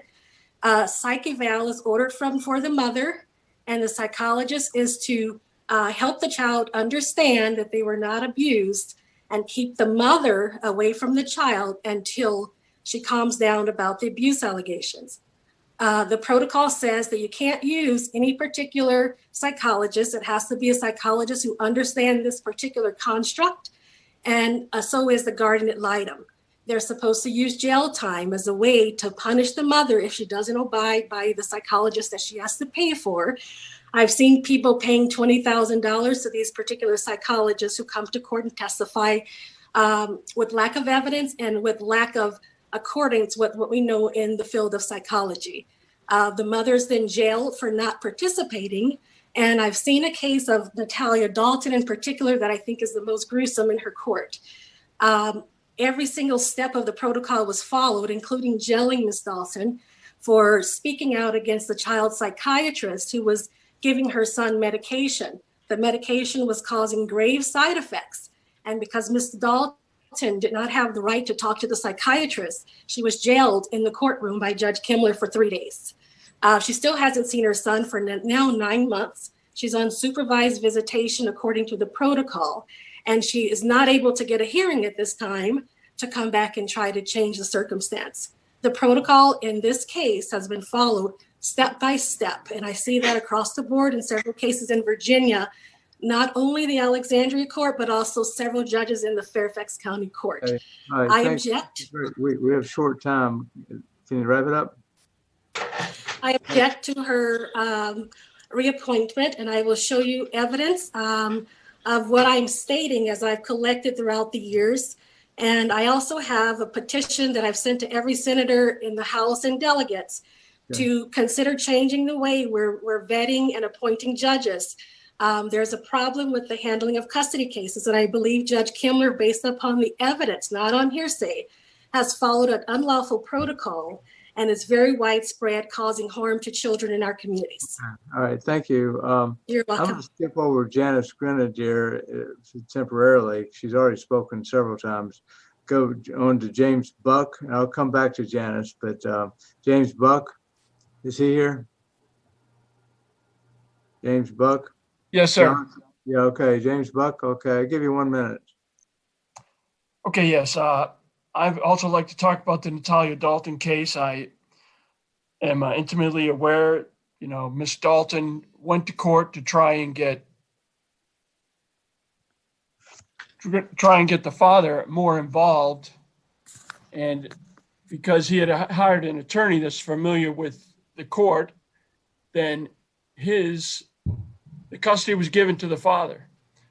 I'm not an attorney. I'm a retired Air Force colonel. I've adjudicated a number of cases, not in the legal realm, but this seems to be so biased toward a known attorney. The mother has not seen her son for 9 months. Virginia code clearly states that both parents will do all they can to ensure that there's visitation. How is the child benefiting from not having a relationship with the mother? And Ms. Dalton has been jailed for emailing a psychiatrist to find out information. This whole case smacks of, I'm not sure it's the right term, but cronyism, because the father can afford an attorney. The mother doesn't make as much in 1 year as the attorney has been paid so far. It's a totally unfair and biased case, and I don't see how it benefits the child. Okay, thank you very much. Jonathan Mosley. Yes, can you hear me? Yeah, try to wrap it. Yeah, we got short time, 1 minute. Jonathan Mosley. Yes, can you hear me? Yes, go ahead. I was a lawyer who represented both Natalia Dalton and Vanessa Baker Paxson before Judge Kimler, and I saw some very deep concerns. I'm not saying I could do the job very well because it is very difficult, but in both cases I saw on inability or unwillingness or uninterest in hearing both sides before making a decision. The father, such as Natalia Dalton, and by the way, there's court-reported transcripts of both this, but Natalia Dalton could not afford to have them transcribed, which is a big problem, could not appeal. But the first case, the theme of the father in getting the parental rights terminated in all but name to the son were completely demolished on cross-examination and the defense witnesses. The James Michener and Carrick, the therapist, tried to sell this theme that the child had prospered in the absence of the mother involved in the life. The cross-examination proved that wasn't true, and the headmistress of the private school testified that the behavior had gotten worse and was so much worse that the child was not welcome to return and had to go into homeschooling.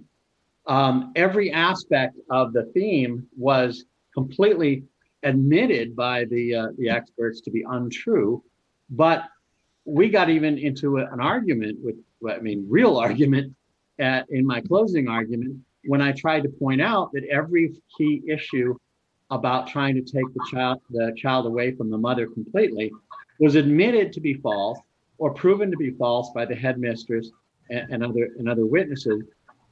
And yet Judge Kemmler stuck to the first side, especially the well-funded side, and was not willing to wait and hear both sides. He ended up- We're not in a position to try cases, but we hear you. Anything else you'd like to say? Well, yes, I think that she was put in jail for talking to the son's doctors. I think that the General Assembly should create an immunity. I think it's malpractice for someone to be playing with someone's head with medication and not be able to listen to any adult who's spending time with the child. But the previous order of not contacting the doctor, I think was completely unbalanced. And then Judge Kemmler put the mother in jail for trying to warn her son's doctors about what the medication is doing to her. I think that should be an immunity, not a reason to put Natalia Dalton in jail. Thank you very much. Okay. It's Saeed Shamoon, I believe it is. Saeed. Yes, I would like to address my concern about go ahead. Lisa Kemler. In her speech, introduction of the speech, she mentioned that she is helping people. I don't think so. She is doing this. And I believe her system, Judiciary Circus Court in Alexandria, is corrupted. And Lisa Kemler, she did not meet her obligation as judge or chief of the judge. She is not candidate, and she has to recuse herself from the bench. And if she would like to know the circumstances why I'm saying this, she can look the case number CW20001156. I submitted my motion to disqualify Mitchell from the case. They took my motion, and after 1 month, they called me over the phone, and they said your motion has been thrown out from the case. Okay. And another case about Doreen Dwyer, which is my wife. Case number CW19001332. Okay, thank you. City of Alexandria, Abuse Protective Services. She filed motion against my wife. She is incapacitated. My wife, she is not incapacitated. My wife, she was sick, and she battled for her life to stay in life. She goes to the doctor a lot. Abuse Protective Service, they don't want my wife to stay home because she's abusing her insurance. They come up with the guardianship matter, and they declare she is incapacitated. And Wistrich, he filed motion, emergency relief motion on November 13, 2019. Lisa Kemler, she make a ruling, and the motion has been denied. Same motion, same copy, been filled again on December 11, 2019 by the clerk, the judge clerk. Okay, thank you. Thank The you. motion has been granted. Right. And as far as I know, when the jury, my wife, she requests jury trial. She's been denied. She asked the doctor, she's been denied. She asked the judge to come up to her nursing home, to been denied. Okay. I cannot, Is that another enough? thing. I cannot get, We have a limited time period in the here. state cannot get justice abroad. And my hometown justice has been violated. Okay, that's good enough. We got to move on. Nicole Barreto. Is there Nicole Barreto? Go ahead. Huh? Yeah. Nicole Barreto. Coming on. Hello. Nicole Barreto. I'm here. Am I pronouncing it right? He's on. What are you being, John Audio? Is there a Nicole Barreto? All right. Hi, can you hear me? Yolanda Bell. Is there a Yolanda Bell? Yes, Senator. I'm here. Go ahead. My name is Yolanda Bell, and I currently reside in Manassas, Virginia. I'm a veteran with a disability, and I'm testifying today to implore you to not reappoint Judge Kemmler to the bench of the 18th District. I've had direct dealings with Judge Kemmler where I've witnessed her blatantly violate the canons of judicial conduct through bias, favoritism, and ex parte communications in direct violation to specific canons. Specifically, I appeared before Judge Himmler on November 16th in 2017 on an emergency motion for injunction to prevent my sister's guardians from starving and dehydrating her to death, while my appeal was with the Virginia Supreme Court, what was set to be heard on December 5th, a mere 2 weeks later. From the outset, Judge Himmler's treatment of me was dismissive, demonstrated through her body language and expressions. During this motion hearing, in response to my request and the evidence that I provided of my sister's neglect by the guardians, a broken hip, broken ankle, a loss of 30 pounds in less than 30 days, Judge Himmler showing shameless open favoritism specifically stated, and I wrote this down verbatim because I was flabbergasted to hear it from a judge, a seated judge on the bench, was that the guardians are well respected, trusted here in Fairfax County. They are skilled and always execute their duties in the most professional of manners. We will never rule against them. Further, Judge Himmler contacted the defendant guardian on my motion and requested they provide her with a written narrative without my prior knowledge. I didn't receive a copy of this letter until well after the motion hearing. I actually had to go to the court and pull this down from their system itself. Okay. Lastly,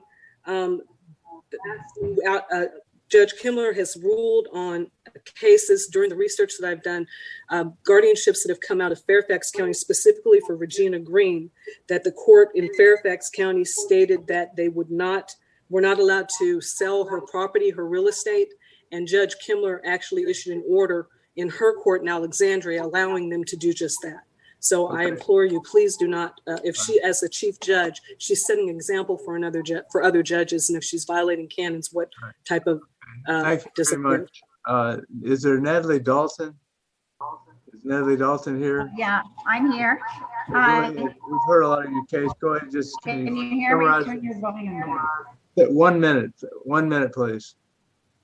Hi, yes, I have my, I wanted to say that since Judge Himmler has been on my case, she's not ruled fairly on my case. When I first started with her in 2014, my case was appealed from the JDR to her court because things didn't go well in the JDR court about my abuse. And one of the things she ruled out was the history of in my case. And she said that was the past, which she has no idea that was not the past. The whole reason I started this case in JDR because my ex was abusing me during our exchanges.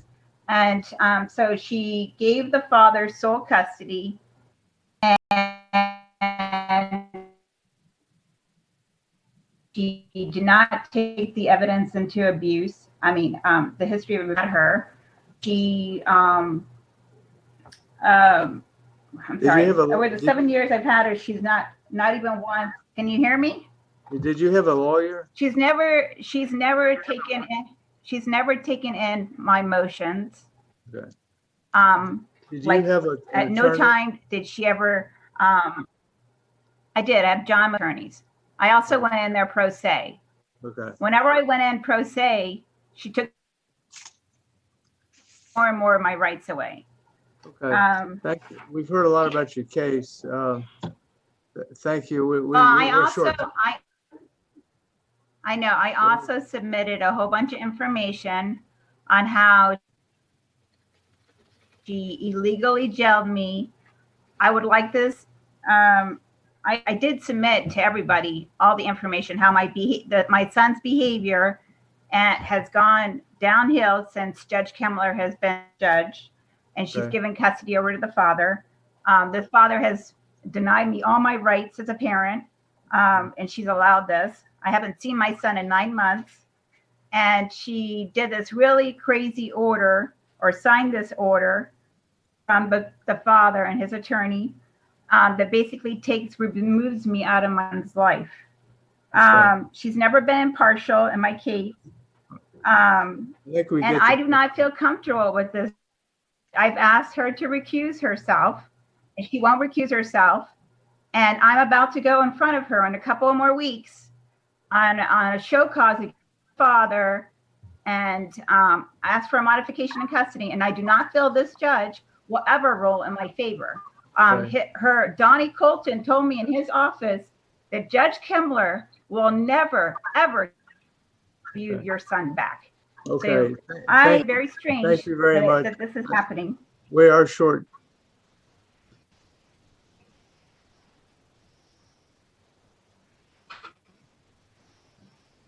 Oh, Senator, I think you're muted. There you go. Okay. Janice Grenadier, she's spoken before. We've got a lot of material from you. Is there anything you'd like to say that we hadn't Yes, been said before? but I also wonder why my picture, my video is being blocked. Judge Himmler, I mean, it actually saddens me to have to speak out against her. I've known her family for a long time. I really like her. Her father was my pediatrician. Their family was good friends with my ex-husband's family. And I did let her father know what was taking place. And instead of ever trying to work with me, she had the sheriffs come to me in the courthouse to ensure that to silence me. Okay, thank you. Judge Chandler is the chief judge. She knows what Olivia Grenadier has done. She knows about the thefts. She knows about the fact that I don't have a divorce settlement. She knows the fact that Judge Donald Haddock keeps coming back and speaking to judges to ensure. So we have a problem in this courthouse, and it's with all three judges. She sent back all of my documents with a letter. Judge Hawkins and Judge Clark. That's enough. Okay, thank you very much. I think we've heard from you.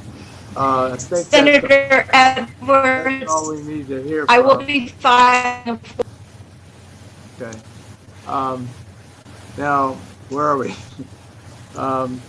Anybody on the panel have any questions or any comments about anything at this point?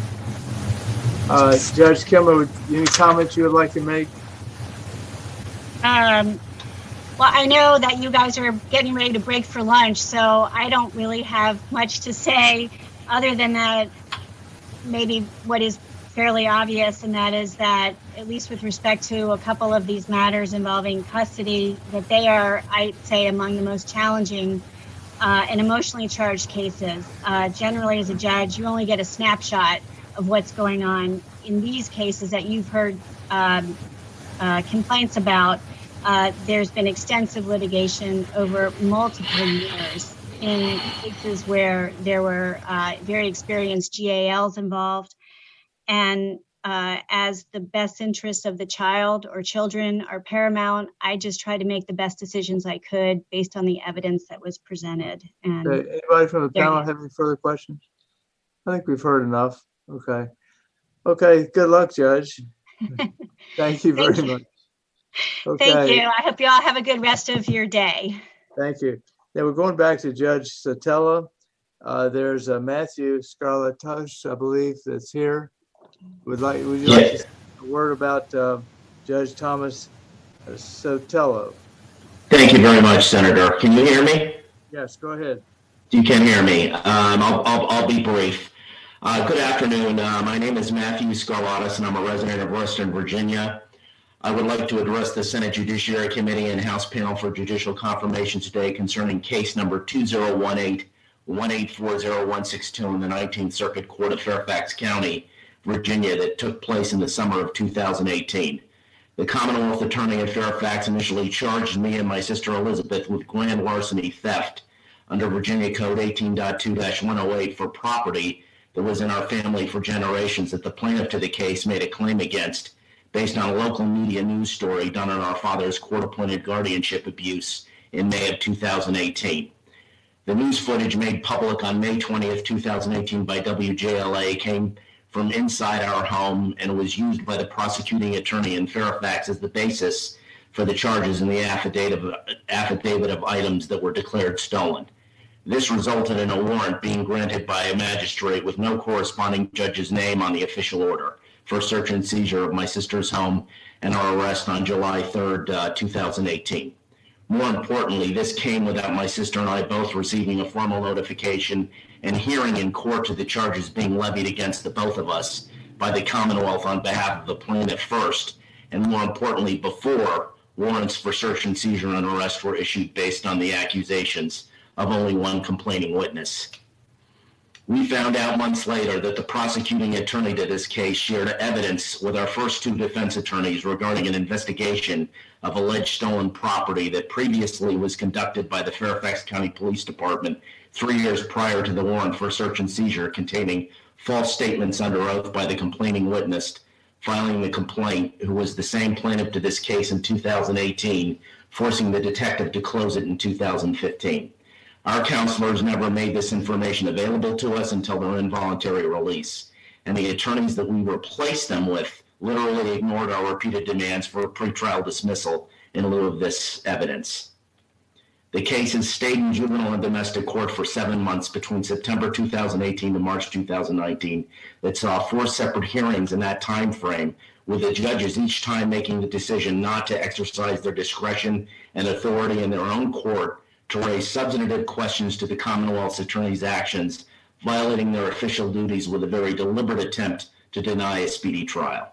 Instead, the prosecutor, without authority to do so, turned the search and seizure into a civil dispute between family members, which is not the role of the Commonwealth's attorney, in violation of the court order's intended purpose that was served. For the record, with no judge identified on the official affidavit, a felony theft charge with arrest that violated every tenet of our rights to privacy and property now being shifted as a property dispute by the prosecutor. One would presume in juvenile and domestic court, where this case was heard by 4 different judges, which had copies of the affidavit, that at least one of them would have voluntarily raised this as a genuine red flag for the prosecuting attorney's case at the outset, demanding an explanation to the court for the violations of procedure, but this never occurred. While there have been many facets to what happened to our family that can be construed as cruel and unusual by Fairfax County court system and its police department, perhaps the worst punishment of all were the circumstances surrounding our father's untimely death in his assisted living facility less than two weeks after the police raid on our home in 2018. More than 2 years later, his death is still unresolved. That includes a letter of demand to the Attorney General and the Governor of the state in 2019, seeking an investigation for accountability into what happened to him that we were told was underway, with no contact of status made since, that haunts us to this day. Okay. My question for the panel on behalf of Judge Sotelo is how both the function of the juvenile court system in Fairfax County allowed itself to be used in this manner by the Commonwealth's attorney. Okay. We would like to know and understand what steps toward remediation have been or are being applied, with lessons learned, knowing the nuances of this case, or any others like it that the public may not know about, or the plan. All right, let's go to Judge. What's this got to do with Judge Sotelo? Judge Sotelo, would you like to comment at all? Senator, I'd just like to say that I only touched this case briefly on one occasion, March 19th, 2019. On that date, the Commonwealth attorney made a motion to dismiss the charge against Mr. Scarlatus without prejudice. The defense had no objection, and therefore I dismissed the case without prejudice against Mr. Scarlatus. Okay. The second thing I'd like you to know is that there were 3 continuances of the matter by other judges. One was a joint request for a continuance by the Commonwealth and the defense. The second was a Commonwealth's motion to continue without no objection from the defense. And the third continuance occurred as a result of the Commonwealth amending the charge. Okay, thank, anybody on the panel have any questions about this? Okay, all right. Thank you, Judge, and for your patience. I understand Mr. Scalato wanted to go on and on and on, but I couldn't figure out what this has to do with Judge Chatello. It's more, it sounds to me like he's more concerned about the system as a whole somehow, and maybe the Commons Attorney, I don't know. But anybody have any further comments? Okay. At this point, we're supposed to take a lunch break from 12 to 1. Since it's now 10 minutes to 1, we're going to skip the lunch break. How much of a break do you want to take? Delegate Herring, do you have any comments? Well, I mean, either there, Delegate Scott's only saying 5 minutes. I think either a half an hour or 45 minutes. So, I mean, I would recommend that we reconvene at 1:30. Okay, is that okay with everybody? Like it's a half hour late. Any objection? Okay, we'll reconvene at 1:30. Thank you all very, very much. Thank you. Thank you.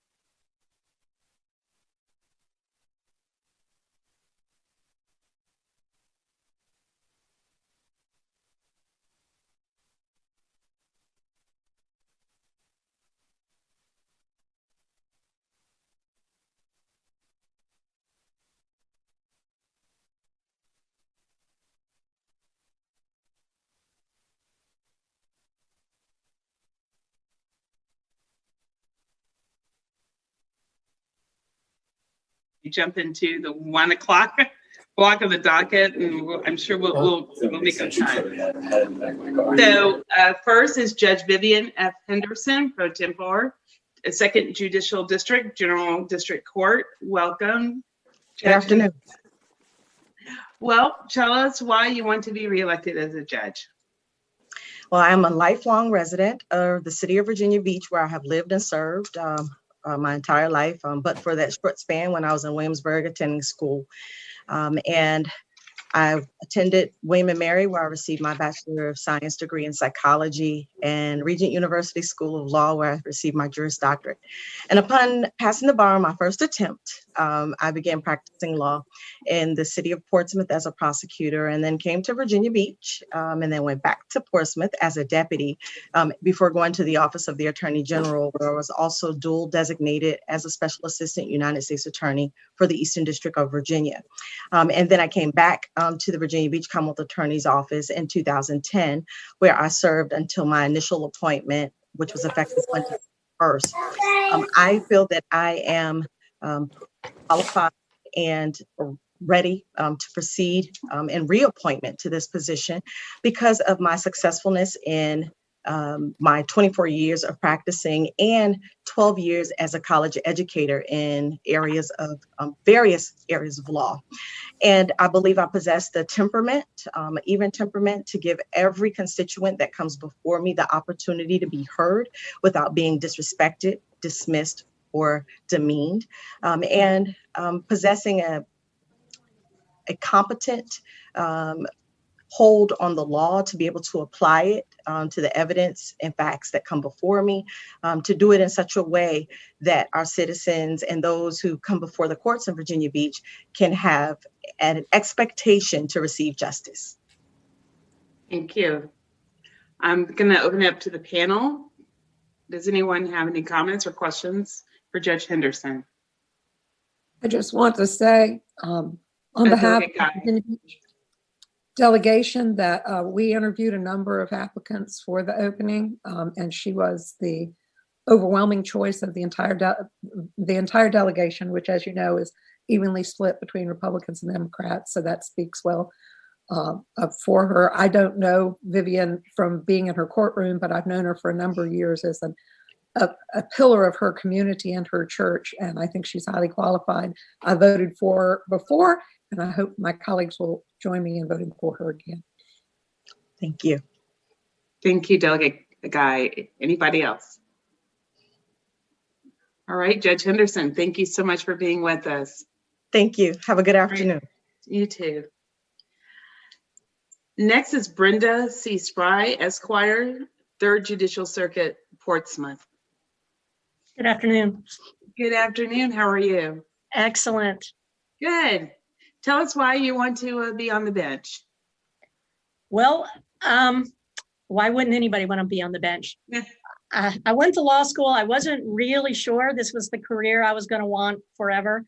And I got there and I just loved it. I loved every minute of it. I loved not only learning what the law was, but learning how it developed, how there was competing interests that went into the mix for judges to make their decisions. I still love it. When I come up on a new issue, I love just learning about it.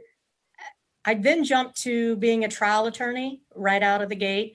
I've been in court almost every single day for about 30 years. There's no place like it. I love the fact that the law is kind of fused with the community, that you get to see the law have a real life application to people that come before you. I love interacting with the judges and the attorneys. I especially love interacting with members of the community, whether it's witnesses or defendants or members of drug court or jurors. There's just no place like it. I can't imagine that I kind of stumbled into a profession that is more built for the person that I am. I think that this opportunity gives me the chance to fuse all those things that I love, to fuse the law, to still be an active part of the community, to up my game, to still be challenged. and hopefully to give back to the community as well. Thank you. Just describe for us the percentage of your practice that's civil and percentage that is criminal. Yes, ma'am. I've always been a public defender. I've been a public defender for almost 31 years. So other than the fact that I do some civil stuff on the tail end of criminal work, and the idea of NGRIs and civil commitments, those type of things, it's pretty much all been criminal work. Thank you so much. And I'll open it up to the panel. If anyone has any questions or comments, Senator Morrissey. Judge, it's nice to hear about your prior career as a litigator and a trial attorney. How difficult do you find it, or have you found it, to now sit in a position as a referee as opposed to a combatant? And I use that term affectionately. And I understand it's going to be a steep learning curve, and it's going to be a different role that I'm going to have to learn. But I've always been a hard worker, absolutely committed to doing whatever I need to do to get up to speed. I know that it lies on me to do my homework and to learn what I don't know. But I think that also this given time in Portsmouth, it's a perfect opportunity because I come in to a system that has 3 seasoned judges in circuit court, a number of seasoned judges throughout the court system that I have a really good rapport with. And I think when I reach out to them, I think they will be more than willing to give guidance. And I'm humble enough to ask for it when I need it. But I'm committed. I understand my role will be completely different, but I'm committed to making that work. Good luck to you, Judge. Anybody else? Anybody else? All right. Well, thank you. Thank you so much for being with us and taking the time. Thank you. It was a pleasure. Thanks. All right. Next is Judge Junius P. Fulton, 4th Judicial Circuit, Norfolk. Is Judge Fulton with us?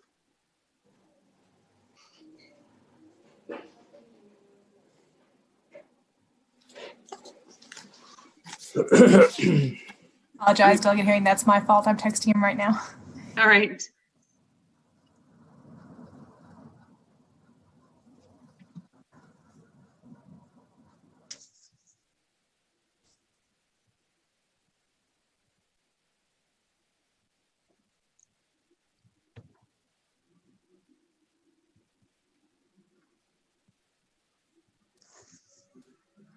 Judge Fulton, hello, can you hear me?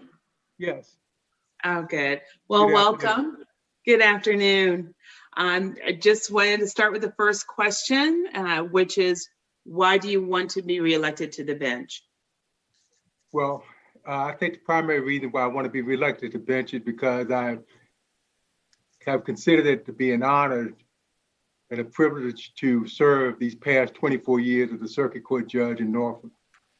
And through that time, I have had an opportunity to really, I believe, make a valuable contribution to the community and to the criminal justice system in the Commonwealth of Virginia. Thank you. Thank you. And I'll open it up to the panel. Does anyone have any comments or questions for Judge Fulton? Madam Chairman. Yes. Yes. Is that Senator Servo? It is Senator Servo. Okay. Hi there. I can see you now. Hi. Thank you. Thank you, Madam Chairman. Yes, and I'm back and I done arguing my motion. Hey, Judge Fulton, it's good to see you again. I know we saw you during the Court of Appeals interviews during session, and I wasn't familiar with you and still haven't tried a case to you, but I was very impressed with your judicial reviews. I believe you ranked the highest in your reviews of every single judge we're talking to today.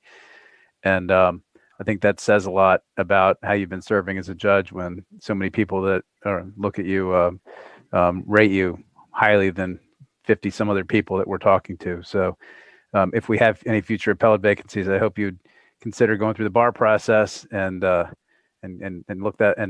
into that, because I think you clearly are a standout amongst your peers, the way people are rating you, at least in those ratings. So thank you for your service. Thank you very much, sir. I appreciate that. All right, anybody else? All Yes, right. it's a forum for the people who represent the districts where the judges are coming to say something nice. So I want to say that Judge Fulton is a giant in the Hampton Roads legal community, and he's well deserving of the fact that he does in fact have the highest aggregate score of any judge that we are interviewing today. Thank you. And I believe we have two citizens who want to provide comment. First is Rhonda Kirschman. I'm here. Can you hear me?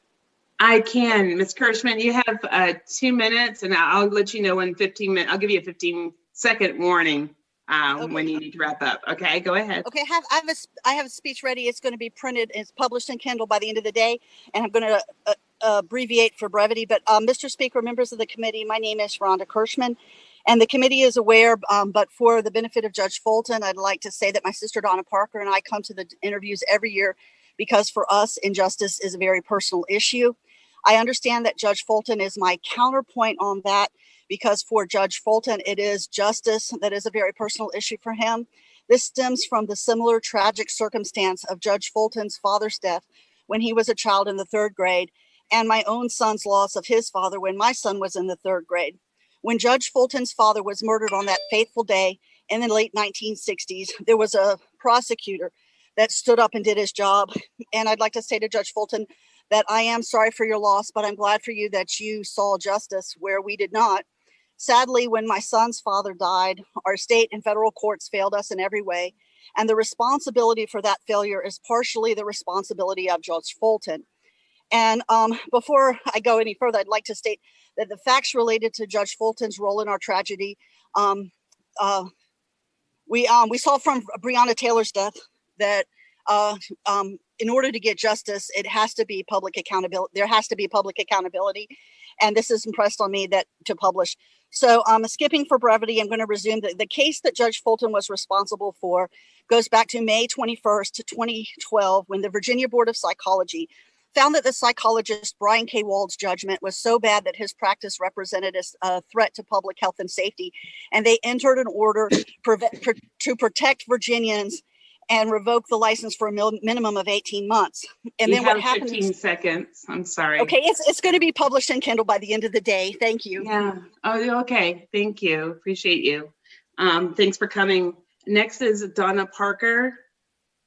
Good afternoon, Madam Chairman, members of Good the committee. afternoon. You have 2 minutes, and I'll give you a 15-second warning. Go ahead. I think I can do it. My name is Donna Parker, and I am opposed to the reappointment of Junius P. Fulton because of his involvement in the long-term non-parent kidnapping of my nephew, Luke David Kirschman, by his father's 3rd wife of less than 2 years. The child's father had sued for 3 times for custody, and all 3 times the mother prevailed on all 10 paragraphs that judges are required to consider in making a child custody determination. The case was similar to the one Erica Winslow and others spoke about in regard to Judge Kimler, in that there was medical evidence of child abuse while the child was in the father's care. In my nephew's case, the court-appointed psychologist, Brian Wald, had his license suspended by the Professional Licensing Board because the Professional Licensing Board recognized that his beliefs about his own entitlement and his behavior represented a significant threat to public health and safety. Brian Wald then went to the Norfolk court where Junius P. Fulton was the chief, complaining that the suspension of his license was costing him money. One of the retired reprehensible judges working under Judge Fulton gave Brian Wald his license back so that Brian Wald could go on testifying as an expert in custody determinations. And this violates the standards for expert witnesses because the rules of evidence require that expert witnesses have some kind of oversight and that the industry be regulated, making it so that the Professional Licensing Board can't regulate the field of psychology, makes it so that no psychologist in the state of Virginia qualifies as an expert witness to testify in any court anywhere regarding any matter. So you have 15 seconds, Ms. Parker. Stay well. Go ahead. Stay All right. well. All right. That's all. Thank and you, this Ms. will be Parker. published in the Kindle book by the end of the day. Okay, I appreciate that. Thank you so much. Bye. All right, and then Judge Fulton, if you want to respond, you can, or it's up to you. It's somewhat difficult for me to respond because I was not personally involved in the case referred to by Ms. Kirschman and Ms. Parker. As I understand it, those cases were in the city of Chesapeake. As it relates to the involvement of one of the retired judges in the apparent action brought by Dr. Wald or Mr. Wald, I have no personal knowledge of that. That would have been a decision that that particular judge made at that time. And this is the first time I've heard of the situation. Okay, thank you so much, Judge Fulton. Madam Chair. Yes, Delegate Sullivan. Yeah, just briefly, let me take this public opportunity to thank you, Judge Fulton. You were assigned by Chief Justice Lemons to chair a working group dealing with a bill I worked on last session and will be reintroducing this session having to do with collaborative law. Given what I know is your crushing schedule, it was kind of you to say yes to the Chief Justice and help us with that. And I'm grateful for your hard work on that. And I look forward to getting that bill passed next session. Thanks for your help. As do I. Thank you. Yes, Senator Morrissey. Good afternoon, Judge. Good afternoon. Judge, how long have you served on the bench? 24 years. Madam Chair, I wanted to underscore what somebody briefly alluded to a few moments ago. We have 20 categories that we rank the judges on, and Judge Fulton received the maximum of 115 out of those 20 categories. And to do that day in and day out for 24 years, somebody always wins and somebody always loses at the end of a day.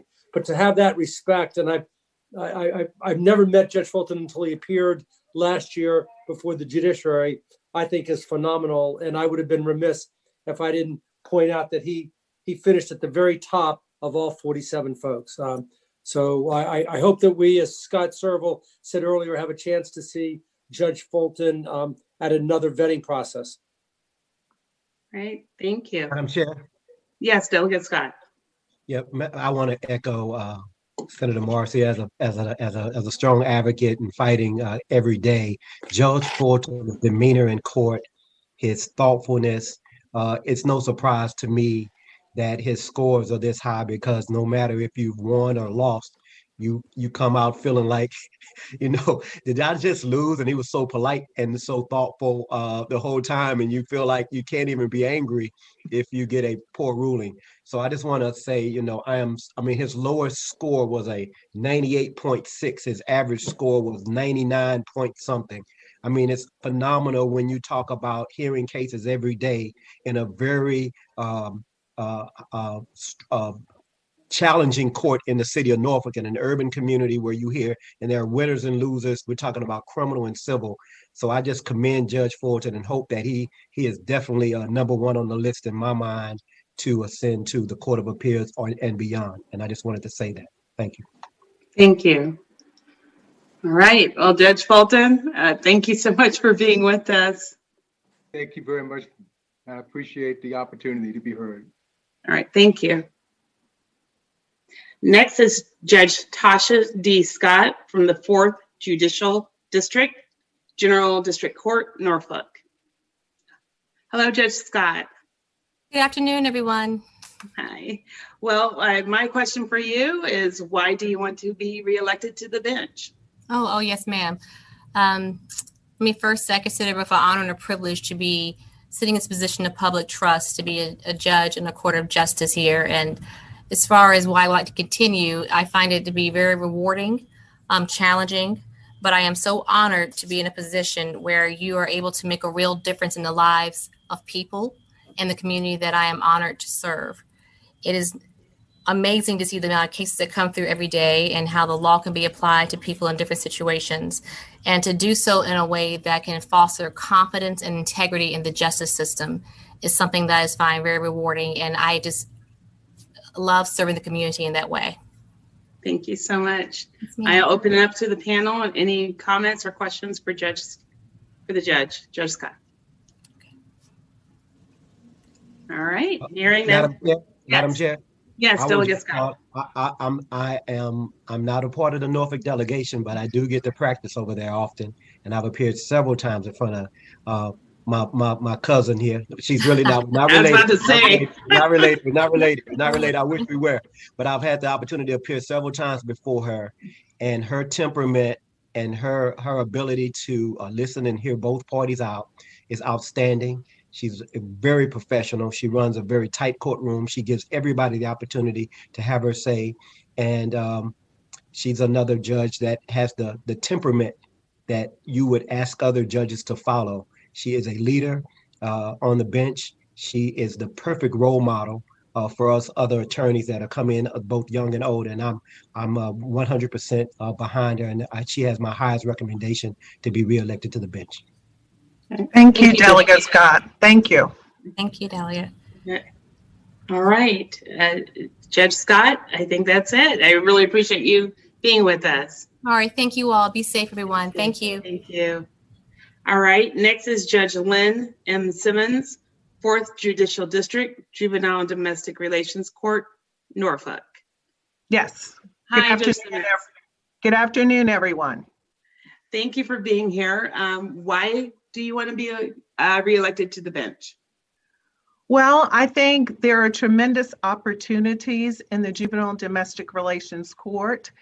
If, as we say in society, that family is the bedrock of our community, then really the juvenile court is the most important court in our system, because families come to us in crisis for the most part, and they need a ready and listening ear in order that they be heard and in order that their problems can be sorted out in a fair and reasonable way. Thank you. I'll open it up to the panel for any questions or comments on Judge Simmons. Madam Chair? Yes, Delegate Scott. I happen to know Judge Simmons very, very well, and I happen to know her son very well. He serves with me in the House of Delegates, and I don't want to use, I'm not going to hold that against her, Jay Jones, but she is an outstanding jurist. I have appeared before her many times. In JDR court, it is a tough place to make decisions. I would not wish that job sometime. I listened to the other judges today. There's a lot of emotion there, dealing with youth and dealing with family issues. And Judge Simmons has the temperament. She has the ability to do a very, very good job. She's very fair. I've appeared before her several times, and I've not always won, but I've always felt heard. And that is what all you can ask for as an attorney, that you get the opportunity to present your case and that you leave feeling heard. She's very diligent in what she does. She's very knowledgeable of the law, and the way that she presents her findings, you always feel like you understand what she did and why she did it. So with that, I would offer my highest recommendation for Judge Simmons to be reelected to the bench. Thank you, Delegate Scott. Madam Chair? Yes, Senator Lucas, or Madam President, excuse me. Louise is fine. That was the name of my case. Well, I just want to let you know that I've known the entire family for so many years. In fact, not only do I know Judge Simmons, I also know her son, who served in the legislature, but I served with her husband, Jay Jones's father, back in the early 90s. So I know a lot about this family. And even though I don't practice in the court of law, I hear a lot about what's going on with the judges. I make it my business to do that. And I have not heard anything negative about Judge Simmons. And I would also join with my junior delegate, Delegate Scott, in saying that I wholeheartedly recommend her to you for reappointment. Thank you, Delegate. Thank you, Senator Lucas. Chairman, I'd like to say a word. Yes, Senator. I know Gerald Jones since I was in the General Assembly. He's a good friend of mine. Be sure and tell him hi for me. I will. Thank you. Tell him when he goes to a reunion, make sure we get together. I will. I will. He was 10 years behind me at Princeton. Oh, I didn't know that. Okay. Reunions. I will let him know. Every 5 years have major reunions, and he's there at the times I'm there too. So be sure and tell him hi for me. I will. Thank you. All right. Madam Chair. Yes, Delegate Boring. Just a few quick words. I've not practiced in front of Judge Simmons, but like many on the panel, I know her family. I've done some due diligence in asking down in that part of the state about her as a judge, and I, like Senator Lucas, have not heard anything negative. And having been in the General Assembly and gone through these interviews for not too long, but long enough to realize that the J&D court is perhaps our toughest job of filling judges. One, because they deal with some of the most sensitive, emotional, and trying subject matters in our court system. And as has been expressed, her intellect, her temperament is unquestioned and top notch. But I would submit to the panel that I think it's her ability to be empathetic and sympathetic and care for those people who unfortunately all too often look like her, look like me, look like many on this panel. And so her ability to balance the application of the law with the empathy and sympathy for some very heart and gut-wrenching fact scenarios and cases, and want to continue to do that, I think is a testament to her commitment to serve the public, but also she's exactly the type of judge that we would want on the J&D court. Thank you, Delegate Bourne. Madam Chair. Yes, Senator Deeds. If I could, my former seatmate always told me he married up, and he told me that his spouse, he was afraid that he was blocking her from the bench. And I know the juvenile court is such a tough place, and it's the one place where you can really make a difference. But I commend you on your work, and I commend you for the juvenile justice. Please tell my old friend hello. Thank you, Senator Deeds. Thank you. Right.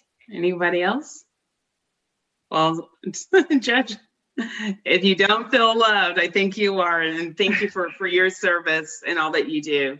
Appreciate it. I thank you all for your very kind remarks. If elected for a second term, I will continue to do the best I can to serve the citizens of the city of Norfolk. And I just ask you for another term. Thank you so much. Have a great day. Appreciate it. So should I sign off? You're good. Okay. Yes. Thank you. Thank you. Next is Judge Jacqueline and I hope I'm pronouncing it right, Waymack, 6th Judicial District Juvenile, thank you, and Domestic Relations Court, Brunswick, Emporia, Greensville, Hopewell, Prince George, Surrey, and Sussex. Welcome. Good afternoon, Madam Chair. Yes, and just a quick question, why do you want to be reelected to the bench? All right, thank you, Madam Chair. Well, being a JDR judge has been such a rewarding and challenging career for me. And I certainly appreciate the opportunity that the General Assembly has given me to serve for the past 17 years. And I certainly enjoy the two roles that I have as judge and wish to be able to continue to do that. Again, I have two roles. First is presiding judge, and secondly is the chief judge for our district. As a presiding judge, I get to go into court every day and serve the families of our community. I get to help them each and every day. I get to solve their legal problems.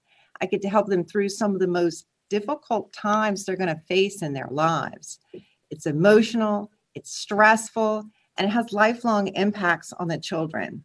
And I get to help them do that through giving them due process, fairness, equity, civility. And as chief judge, I'm responsible for the administration of justice in our district. Now, you listed it's a big district. There are 7 localities, and we're actually a combined court.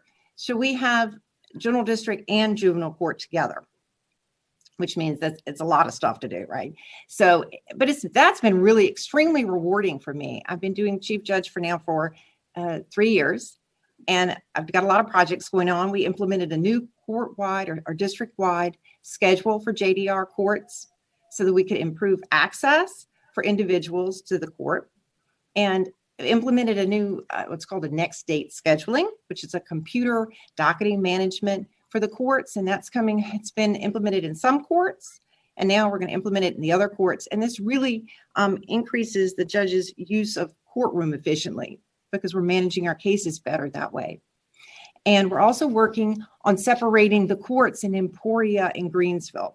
Right now, there are 4 courts, basically, for one clerk's office: Emporia, JDR, and General District, and Greensville, JDR, and General District. So we're going to separate those 2. And so that's something that's really going to help the public and the citizens, as well as the judiciary too.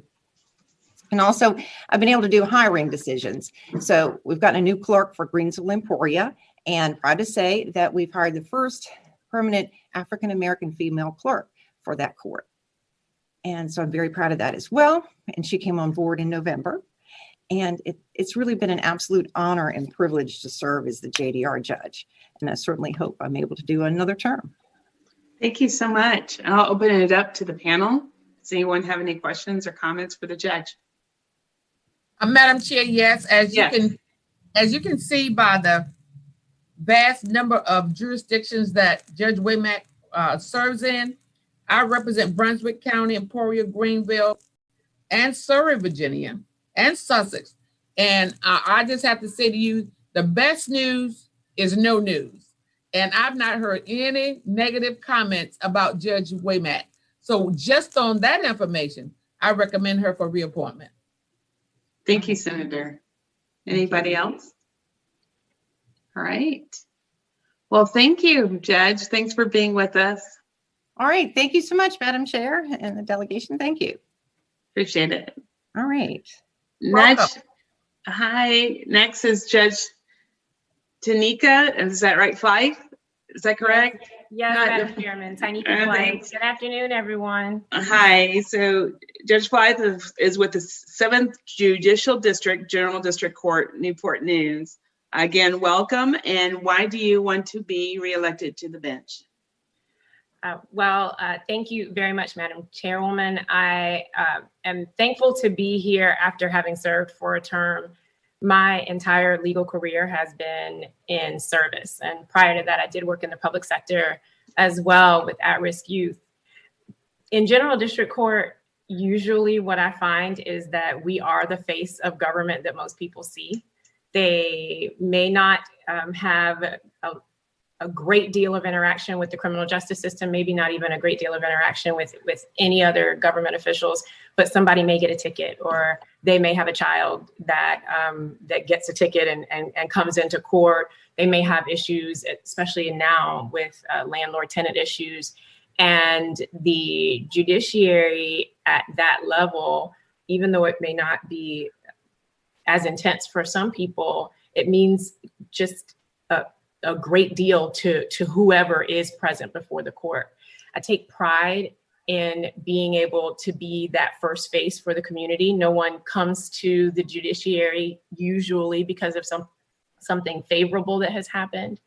I think that having people before you and taking the time to make sure that you've listened, even if you rule against them, to make sure that you've given them space to speak, even if the outcome is not favorable.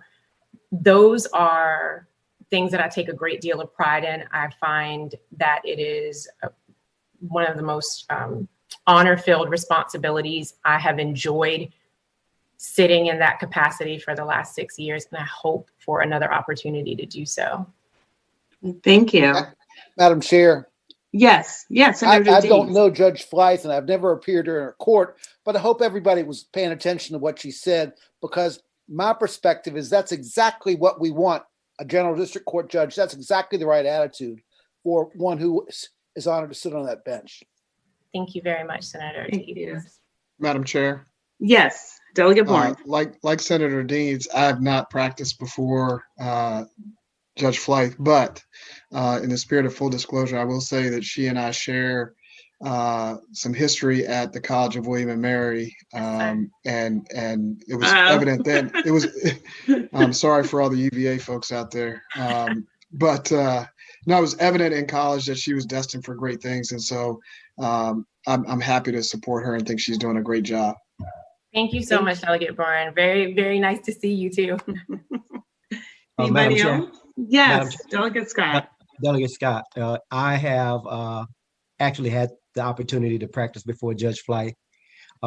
Again, her demeanor, her attitude, her example, the confidence that she exudes in deliberating and being fair in court is a great example for all little girls. My little girl coming into the courtroom, that's who I would want her to see, someone who behaves that way and administers justice with fairness and empathy, and making sure that she also takes into account the needs of the public and protecting public safety across the board. So it's with my highest recommendation that I would recommend Judge Flight to be reelected.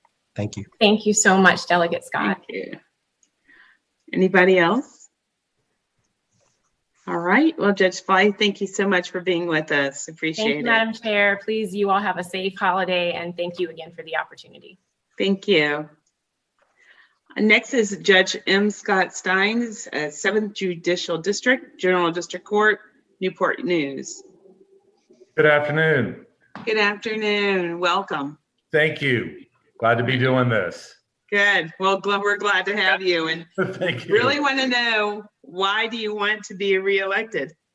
Oh my goodness. The last 5.5 years of doing this have been, from a professional standpoint, the happiest years that I've spent. The combination of being able to do what I love and serve the public at the same time has been fantastic.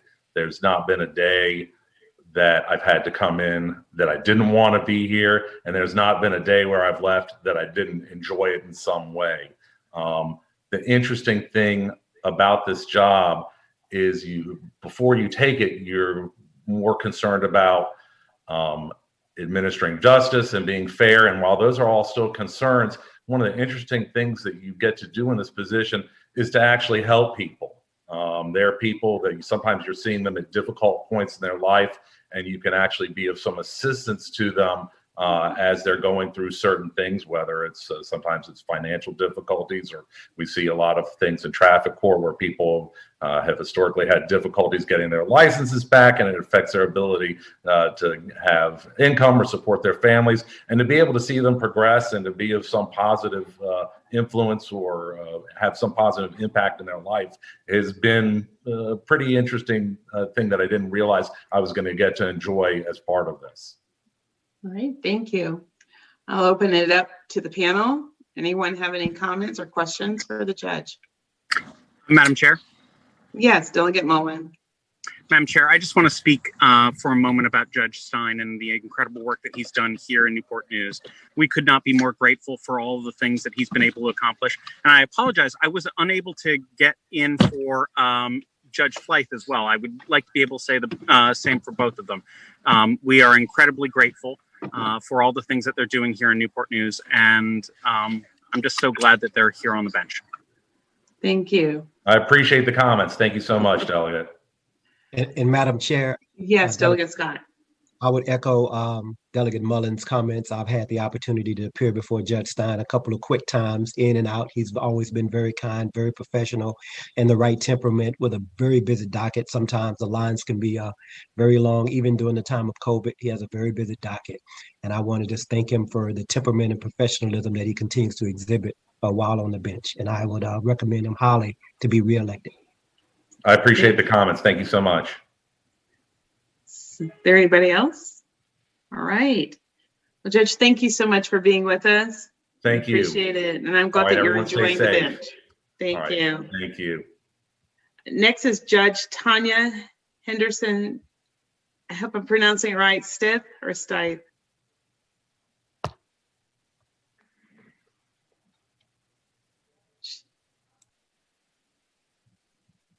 Yes.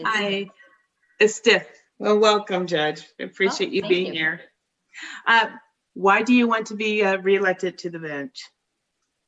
I have really and quite frankly enjoyed my stay on the bench. It has allowed me to be involved, I think, more directly with the community in regards to resolving conflicts. It's brought many people before me. I am hopeful that people leave better than when they come in, because they come in, quite frankly, trusting the court to resolve some of their issues and concerns. And it's nice being a part of that, quite frankly. It's brought me a great deal of gratification to be a part of what I consider solutions. Thank you so much. And I'll open it up to the panel. Anyone have any comments or questions for the judge? Madam Chair? Yes, Delegate Mullen. Madam Chair, I just wanted to be able to take a moment to speak about what an honor and a privilege it has been to appear regularly in front of Judge Stith. She has shown incredible judicial demeanor. Her knowledge of the law has been second to none.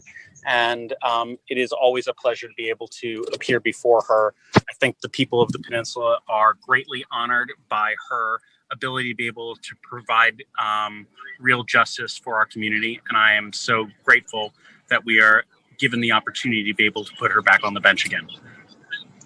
Thank you. Thank you, Delegate Mullen. Sorry, Delegate Mullen. I'm tired. Sorry, he's going to get me back. Anybody else have any comments or questions for the judge? Thank you for those comments. I appreciate that. Yes, Senator Servo. Madam Chair, I have a quick question. Judge, would you be related to Blythe Stith, Scott? No. Oh, okay. All right. She's in that area. Well, I just wanted to check. Sorry, never mind. Usually people ask me if I'm related to the Stith who played on the basketball team and I say to them, the only thing that we have in common is we both attended UVA. As did Blythe, so. But no relationship otherwise. Anybody else? That's reason to support her right there. Yeah, that's a good point, Senator. Well, thank you. Thank you so much for being with us. Appreciate it. Of course. Thank you for your time. Absolutely. Next is Judge Kimberly S. White, 10th Judicial Circuit, Appomattox, Buckingham, Charlotte, Cumberland, Halifax, Lunenburg, Mecklenburg, and Prince Edward. Hello, everyone. Hi, how are you? I'm fine, thank you. Good. Well, welcome. And my question is, why do you want to be reelected to the bench? It has been such a pleasure to be on the circuit court bench over the last 8 years. I'm honored to have served the courts of Southside and Central Virginia. I have actually been presiding judge in 6 of the 8 jurisdictions. So I have so much enjoyed those different jurisdictions, the diverse dockets that I've handled, and the many people with whom I've worked. My background is quite varied. I was a public defender early in my career. I've been a prosecutor and I've been a civil litigator.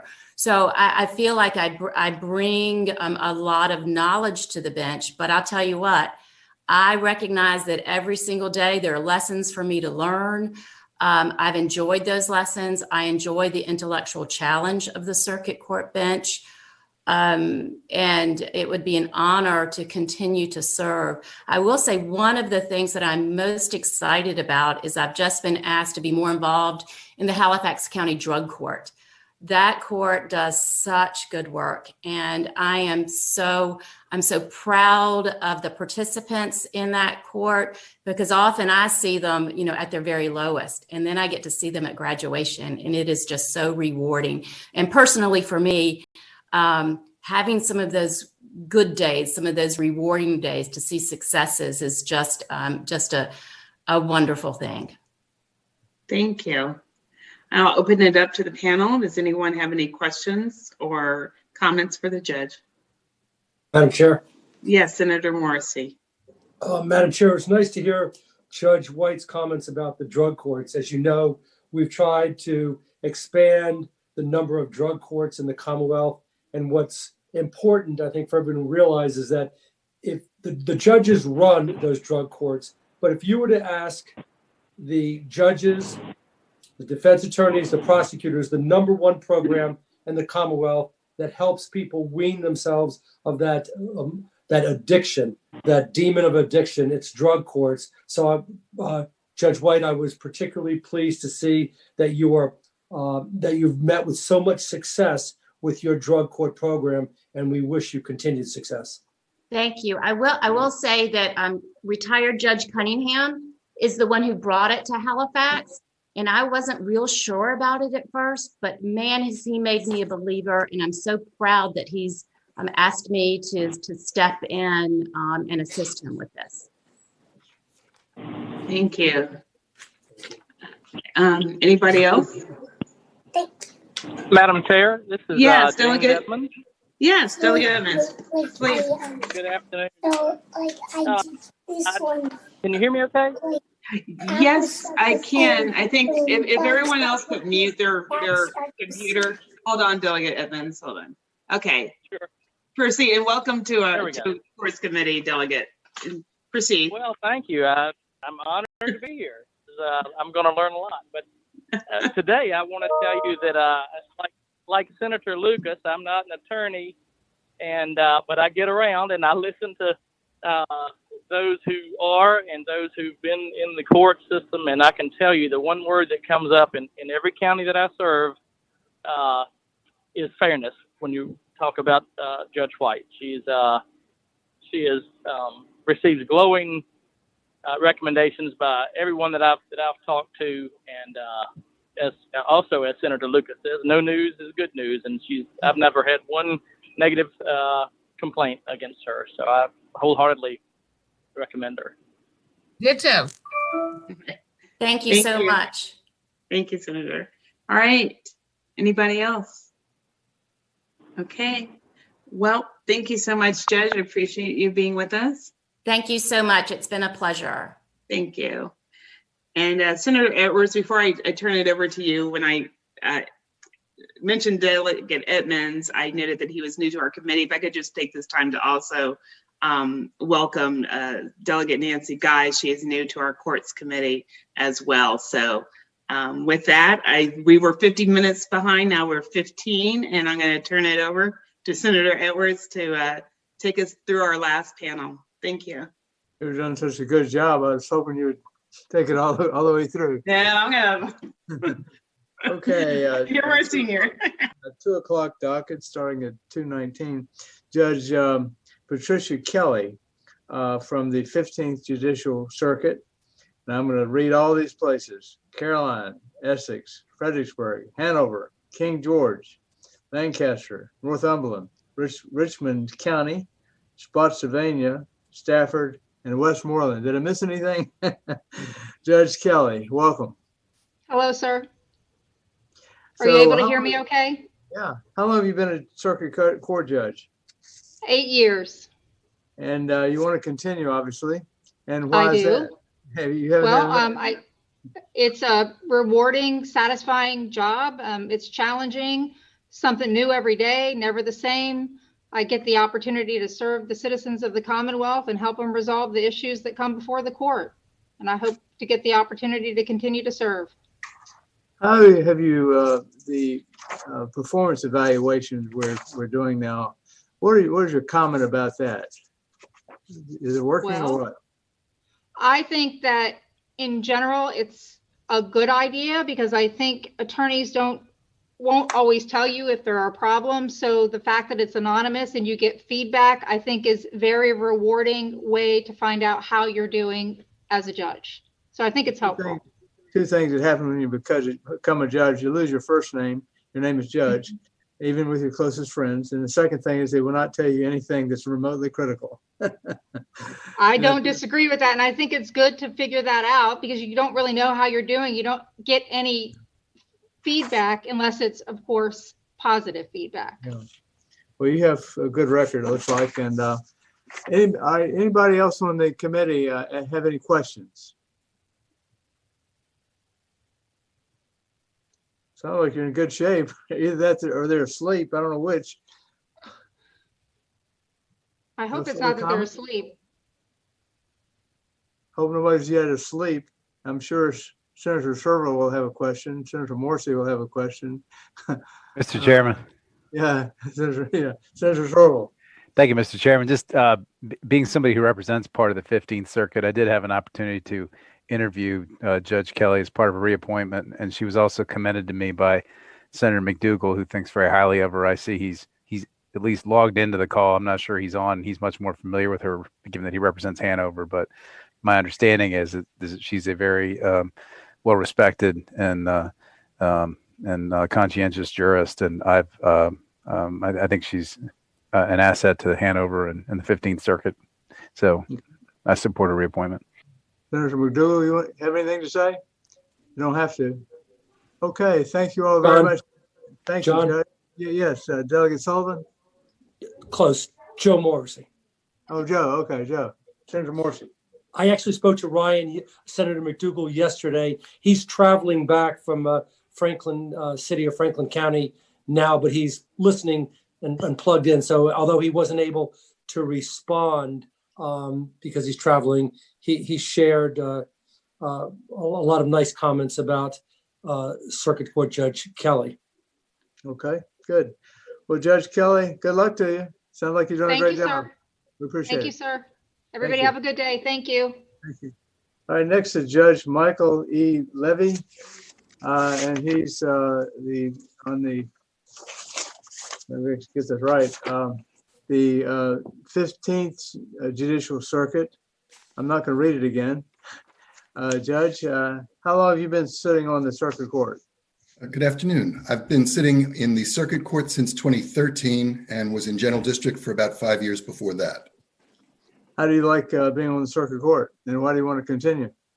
I like it very much. And if you had asked me that question a few months ago, and I would have probably said something similar about new challenges. But of course, that's come to mean a whole new thing in light of what the challenges we've had to deal with this year. I would have said something more along the lines of things that come up in terms of, for example, a dowry issue will come up every now and then in a domestic case, which is very rare, or a county employee grieving a matter, which are things that we don't see all that often. But this year has really made it more challenging to do even the things that had been routine previously. And through that, the reasons that I would like to keep doing what I'm doing is I feel like I'm doing well with the people that appear before me. I make it a point to recognize that it is their time to not say what I have to say until they've said what they have to say, but then to make it a point to go ahead and explain to them why I'm doing what I'm doing. And even at the end of that, I make it a practice and continue to make it a practice to then ask the parties if they have any questions or if there are any matters that they think have been missed that still need to perhaps be dealt with. Every so often, not very often, but every so often we do get a reward.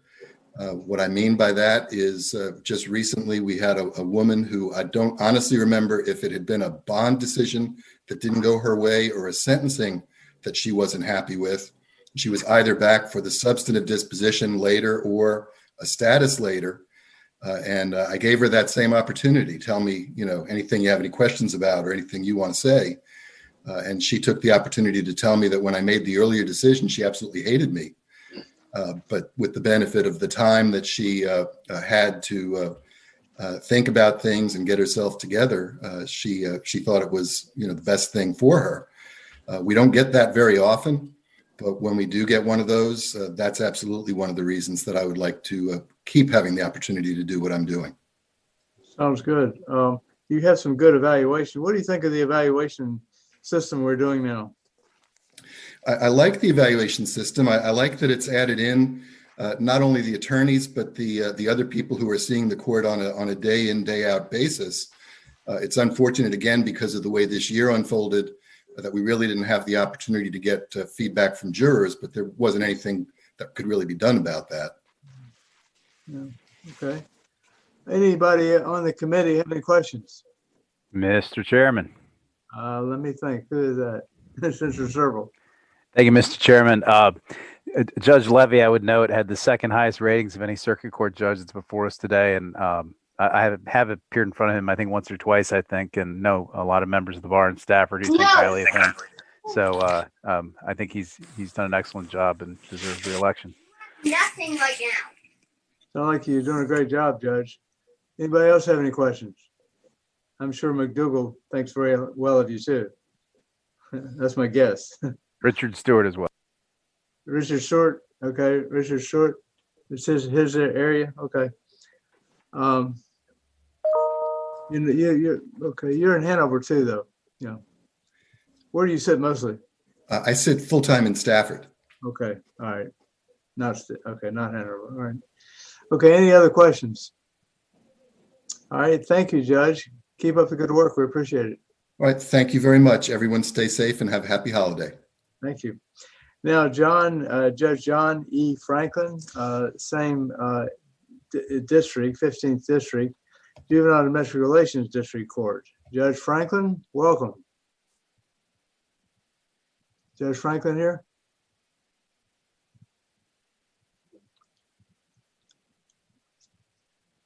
Judge John Franklin, is he here?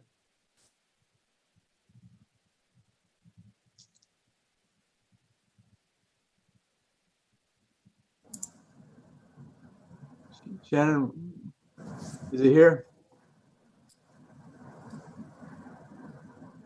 Not yet, Senator. Let me contact him again. We'll go on to the next one, then come back. Judge Andrea Stewart, 15th Judicial District, Juvenile Domestic Relations District Court. Judge Stewart, is she here? Can you pause for just a second, Senator? I'm sending her a text. Okay.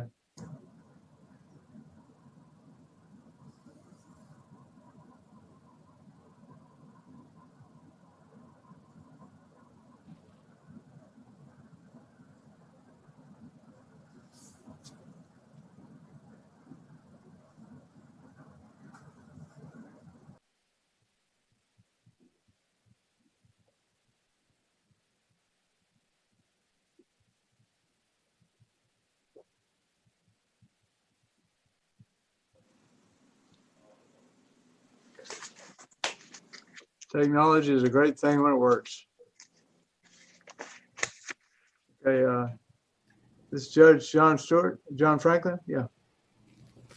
Yes, this is John Franklin. Okay, good. Thank you, Judge. 15th Judicial Circuit, Juvenile Domestic Relations District Court. So how long have you been a JNDR judge? I'm finishing up my first term, sir. 5.5 years. Mm-hmm. And why do you want to continue doing it?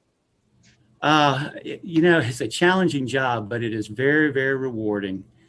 I like helping people, and we get to do that here. Not all the time, but some of the time. But it's very, very challenging, but very rewarding. Good. Where do you actually sit mostly? I sit mostly, I sit full time now in Spotsylvania County. When I first took the bench 5.5 years ago, I was in a different court every day. I traveled up and down the Northern Neck and sat in Stafford.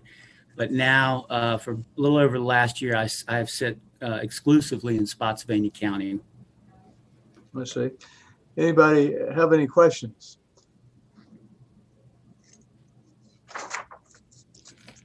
Who is your senator?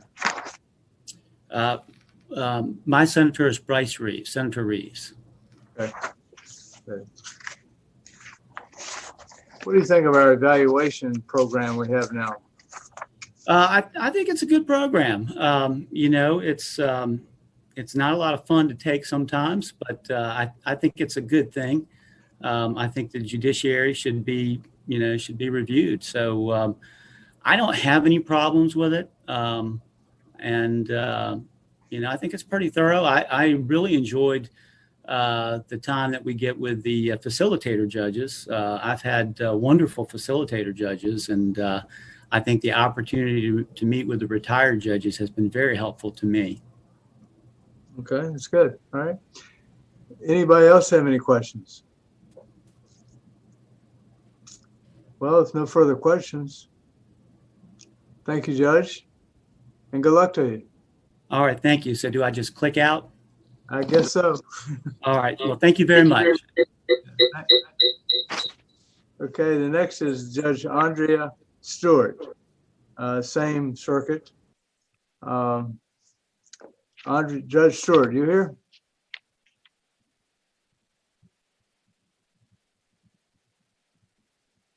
Yeah, Andrea is Judge Stewart. Yeah, you need to unmute.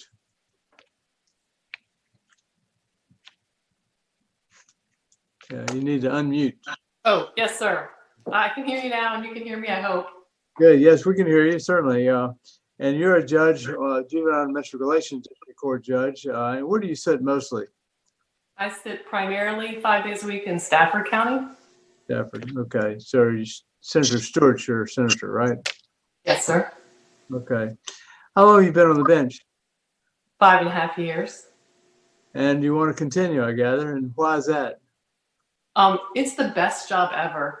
I absolutely love it. It's I would echo what I'm sure other judges have said. It is the most rewarding job I've ever had.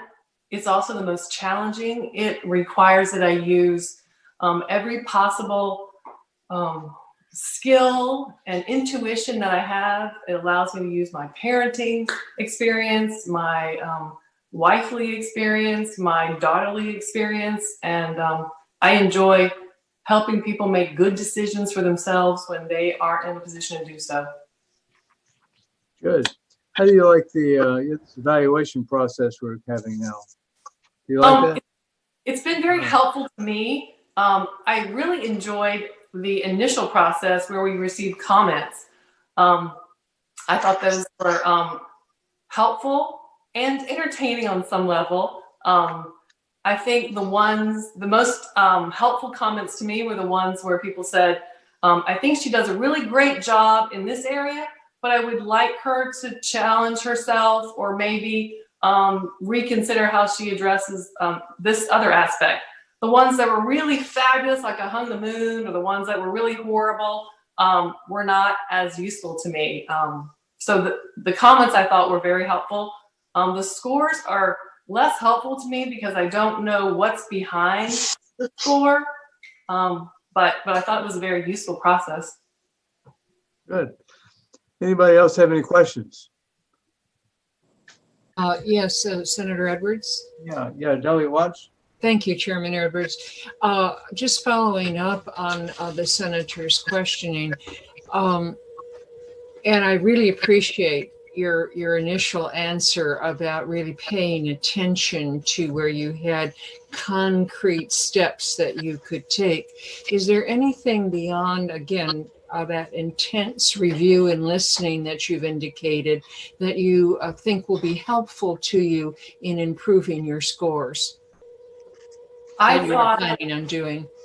yes, ma'am. I thought my facilitator judge, Judge Delbridge, was very insightful in her observations of me, as well as interpreting the scores. And then I also had my initial evaluation. So we went through some of the comments and we talked about where I was, where I am, and where I want to be. And so I thought that was an especially helpful part of the process. Thank you. I find that a very constructive focus on the value of these evaluations. Good luck to you. Thank you so much. Who else has a comment or question? Anybody else?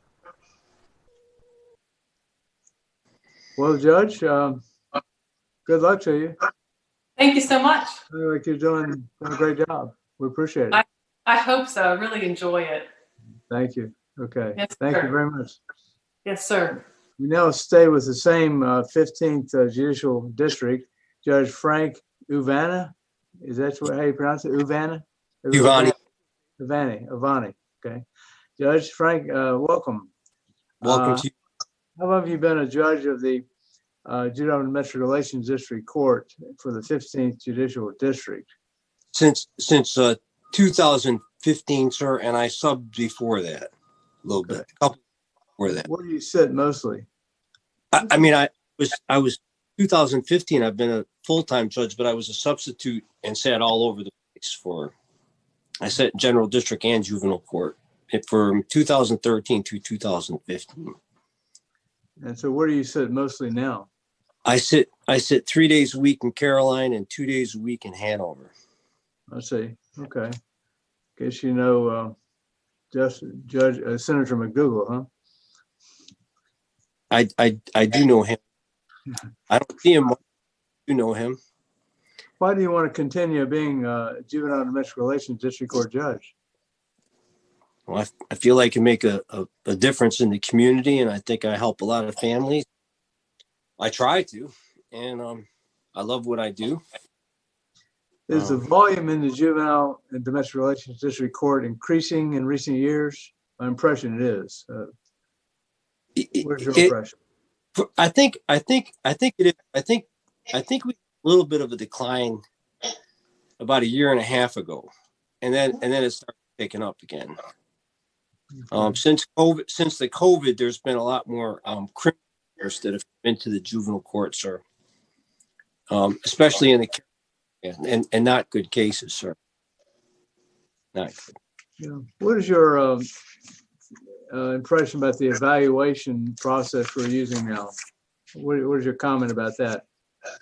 Well, I think I've had actually 4 of them. I don't know why. I had Judge Boyce once, Judge Boyce actually twice, and then I had Judge Will, and then Judge Gukowski. So I like it. It's helped me a lot. I think my scores come up each time. I have no problem with it. Okay, good. Does anybody else on the committee have some questions? Mr. Chairman. Yes, Senator Searle. Thank you, Mr. Chairman. And as I mentioned to you earlier, I represent a little bit of the 15th Circuit. And one of the things that I appreciate about many of the judges on the 15th Circuit is they actually reach out to me requesting re-election every year. And Judge Giovanni is one of those people who did it, who didn't take his re-election for granted. He and I actually spoke by Zoom with him up at New York after attending to a family matter over the weekend. I enjoyed my interview with him, and I've received no negative feedback. His scores look great, and he appears to be doing a good job there. So I'll be supporting his re-election in the 15th Circuit. Okay. Thank you. Any other comments? Mr. Chair.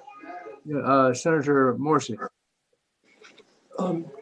John, Senator Edwards, I know that Senator McDougal, again, is traveling now, and he told me he was going to be watching this while he's coming back, so he may not be able to participate, but I did reach out to him regarding Judge Giovanni, and he spoke only in the most glowing terms of him, and he also spoke to other people about him, so I would share that with the folks on the Zoom conference.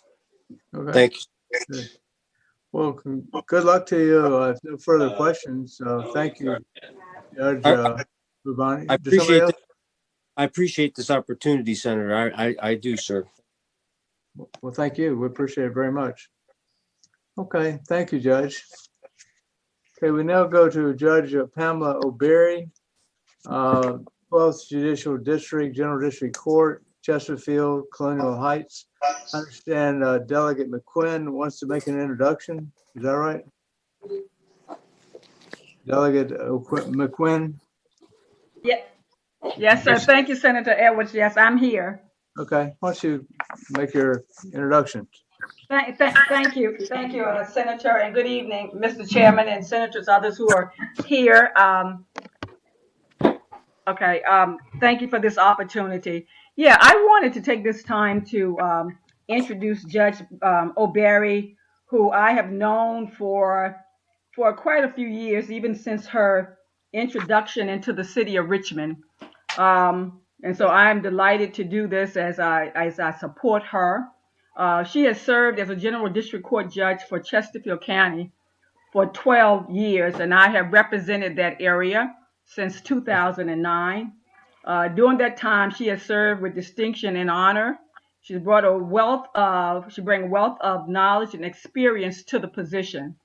Judge O'Berry, from my perspective, has been very humble ever since I've known her, and her work ethics have been she's been diligent in that, and she has created extremely a compassionate way of representing or of serving on that bench.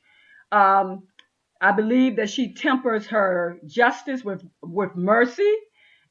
She follows the rules of law and treats everyone with fairness and respect. Judge O'Berry serves in a high volume court.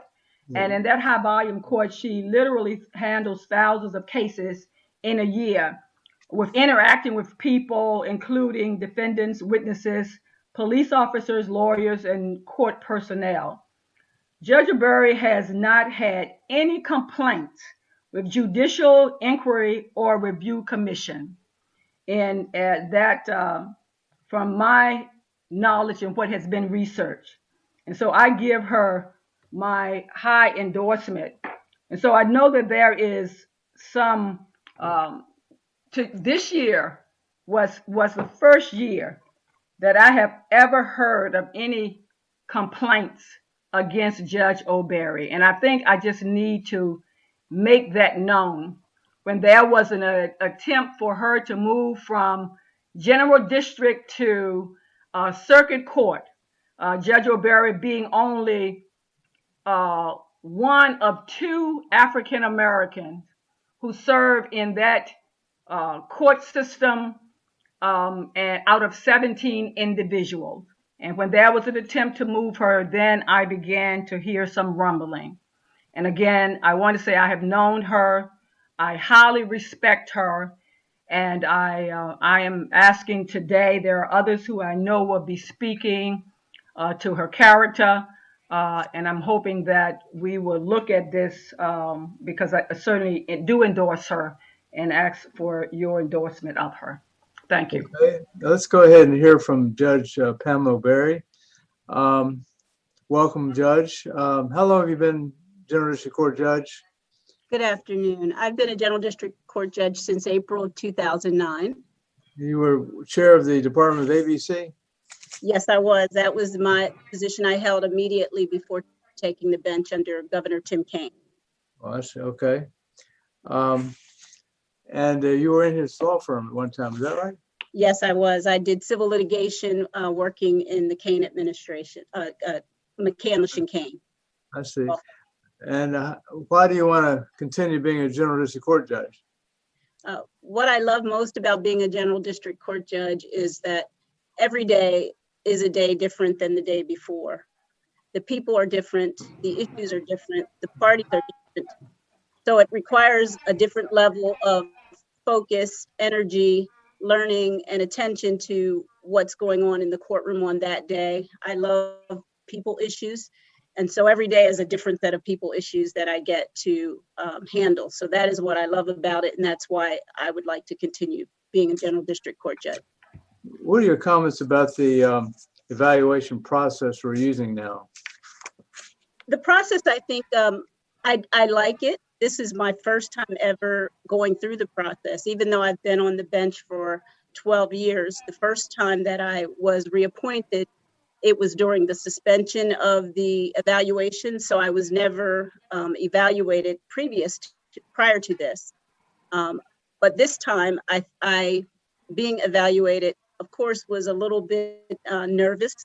It makes you a little nervous being evaluated, but there is a ton of information in the evaluations that give a judge the ability to know how they're doing and where they can improve. Because as you may know, people don't tell judges bad news. No one comes to you and says, you're not giving good eye contact, you're not patient, you're not focused, you're not kind. People just don't tell you that. So the only way to know is through these evaluations, or if you have the ability to have someone who can be really frank with you, which I had the benefit of getting, but only after my first 6 years. Yeah. Okay. Anybody else have any questions? Delegate Mullen. Thank you, Mr. Chair. Mr. Chair, my question for the judge is, I think, as you're probably aware, there are going to be a number of people who are going to be speaking on your behalf and in other regards later on. But I would love to be able. It seems like some people are still. It can't be. Whoever Mr. Betts is maybe needs to turn off his microphone.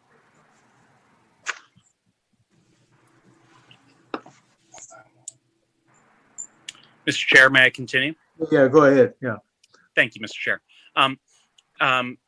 Your Honor, if you might be able to speak a little bit about how feedback has affected your thought process about how you should be interacting with those from the bench, because the purpose of these processes is to improve the quality of the bench, not to admonish people or to embarrass someone.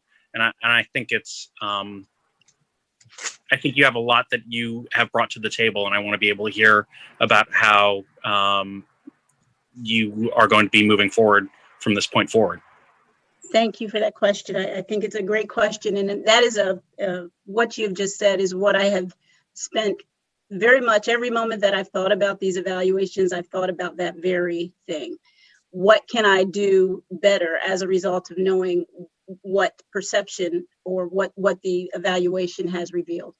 And what I learned is that I am strong in some hard skills, and I have been noted to be weak in the soft skills. And I probably would say that was not fully surprising, but more probably more unbalanced than I thought. So what I know is I need to be better at the soft skills. I need to give the appearance of attentiveness.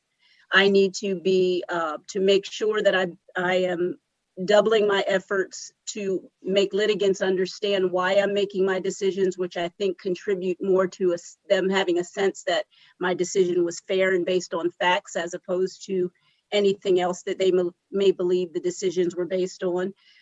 All of those things, those soft skills that I think I had focused less on, are the things that I've learned through this evaluation process that are the most critical things, probably more so than the hard skills. I've got a law degree, so everyone would assume I know the law, I know how to do all those things. But the soft skills, you don't learn in law school. You don't learn it until you know that it's so important. So I know how important it is. And that is what I've thought about every day since getting these evaluations and understanding that soft skills are what I need to work on more than anything else. Okay, any other questions? I've never seen so many citizens in support and then citizens with a different position. We can't hear everybody. I don't know how long does the committee want to take on this, but I'm not really sure how we're going to handle all this. Have everybody said something? Senator, it's a delegate hearing.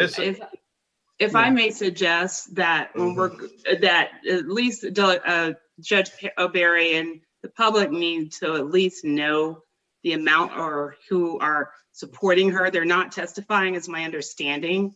Okay. So, Senator, I'm wondering if we just read the names so that everyone can understand and know. Okay, and some of them have. That's just my suggestion. Senator Edwards and delegate hearing. This is Supervisor Jim Holland. I've written a letter to each of you, and certainly I would like to speak on behalf of the Honorable Judge Barry, if that's afforded. Okay, let me first read a pretty long list. Citizens in support. I'm going to read them, and then we can go back and see if anybody wants to speak on top of that. First is Manoli Lapasi, former member of the House of Delegates. Steve Armstrong, an attorney. Mary Adams, an attorney. Ryan Spetz, an attorney. Melissa Hoy, H-O-Y, attorney. Jennifer Nesbitt, attorney. Randy Rowlett, attorney. Frank Ruffla, I guess it is.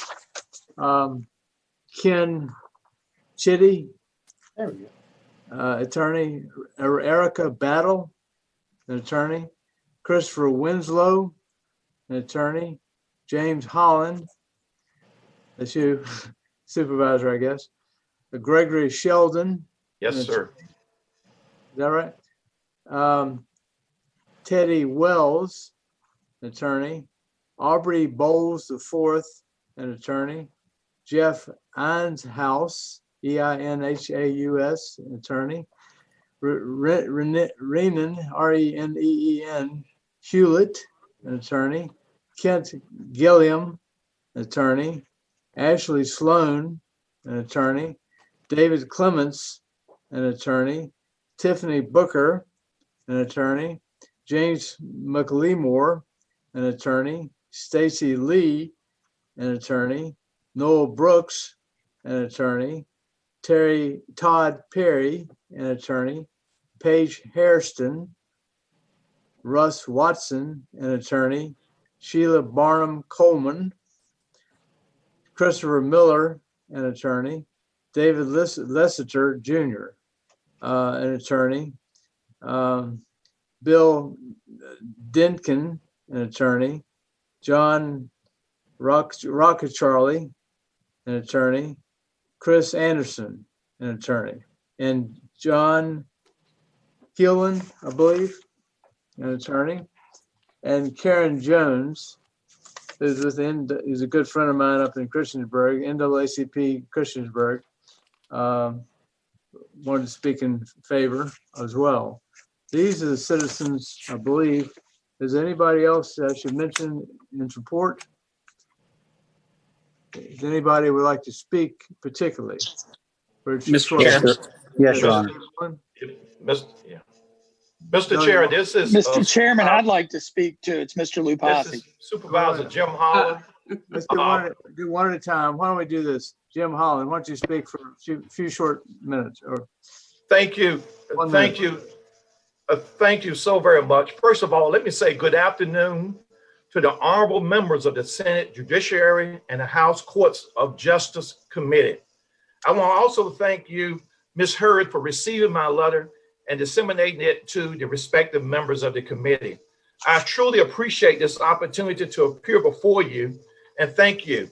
I am James M. Jim Holland, currently serving on the Chesterfield County Board of Supervisors, Dale District, for over 13 years. My fourth term, being elected as the only Democrat in Chesterfield County, and a professor of accounting at Virginia Commonwealth University.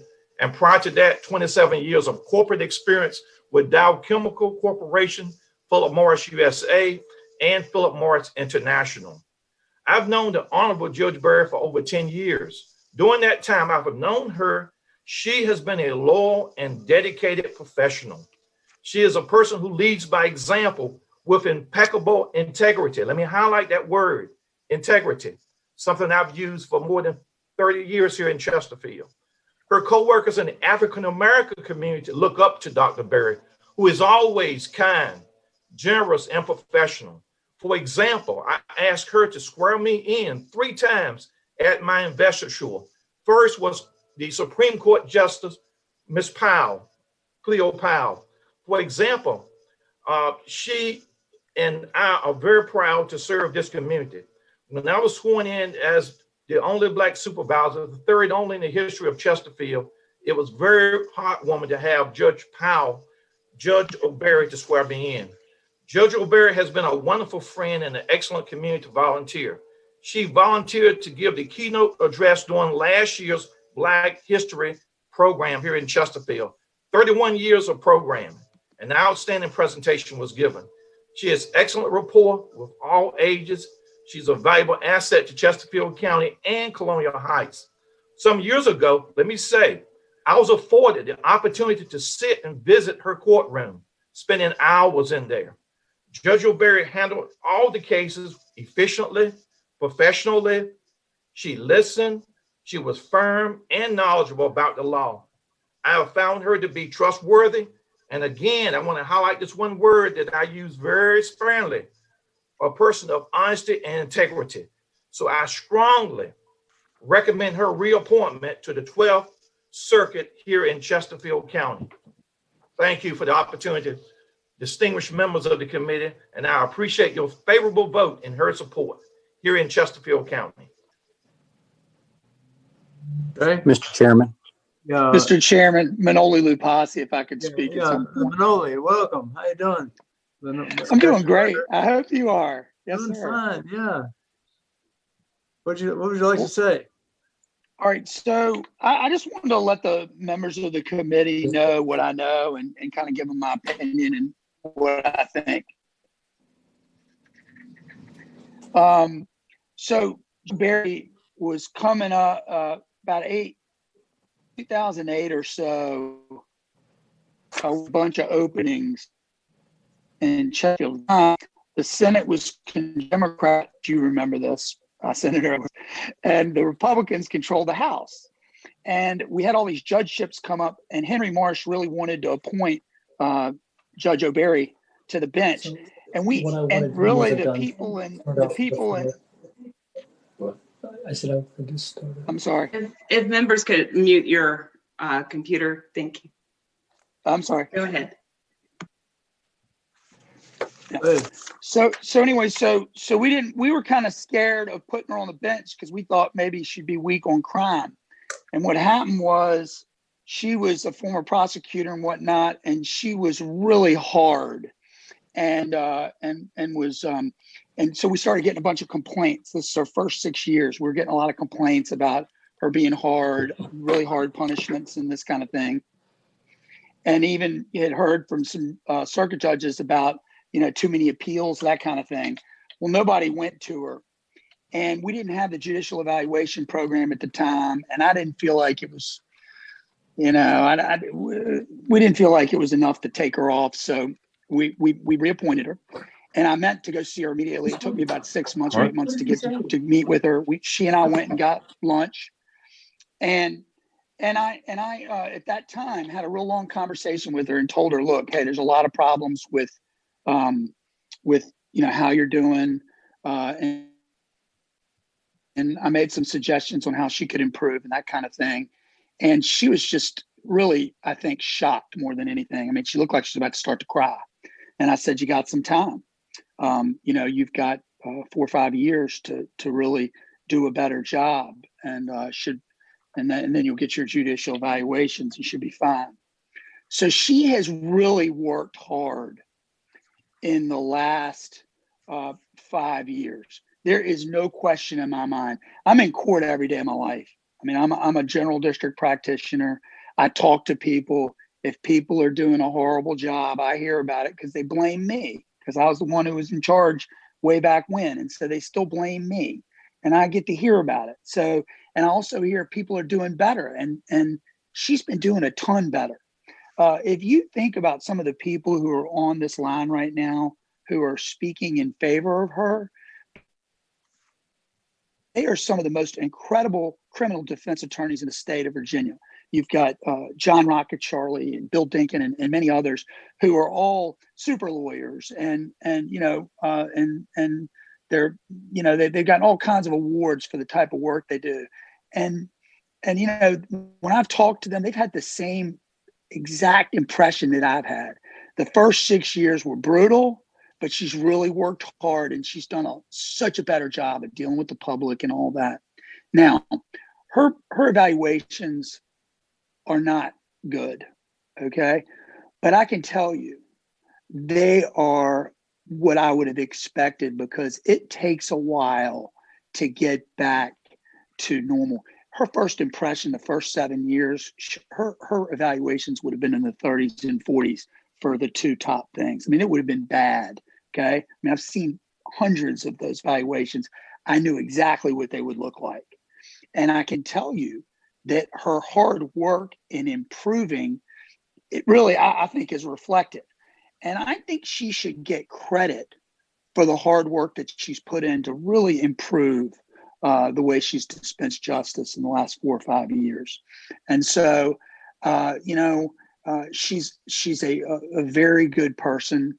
She's a person who accepts responsibility. And I think that she has really made strong efforts in improving. And I think she should be given the opportunity to continue to do so. I want to say a couple other things. She comes from very humble beginnings, grew up in the housing projects. She's completely self-made. She got a scholarship to college and has had some pretty impressive jobs along the way. And she's a very impressive person. And she's smart.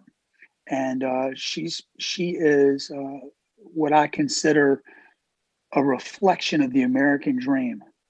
She's a person that has come an extremely long way. And I think it would be, I think she's deserving of having you all's mercy and giving her the opportunity to continue in this job, because I do think she's doing a very good job. And I think that better things are going to happen, even as we move forward in the future. I miss seeing you, Mr. Chairman, all, but I don't miss the job. Mr. Chairman, Thank you, Mr. any Raposi. questions? I'll answer. Thank you very much. Mr.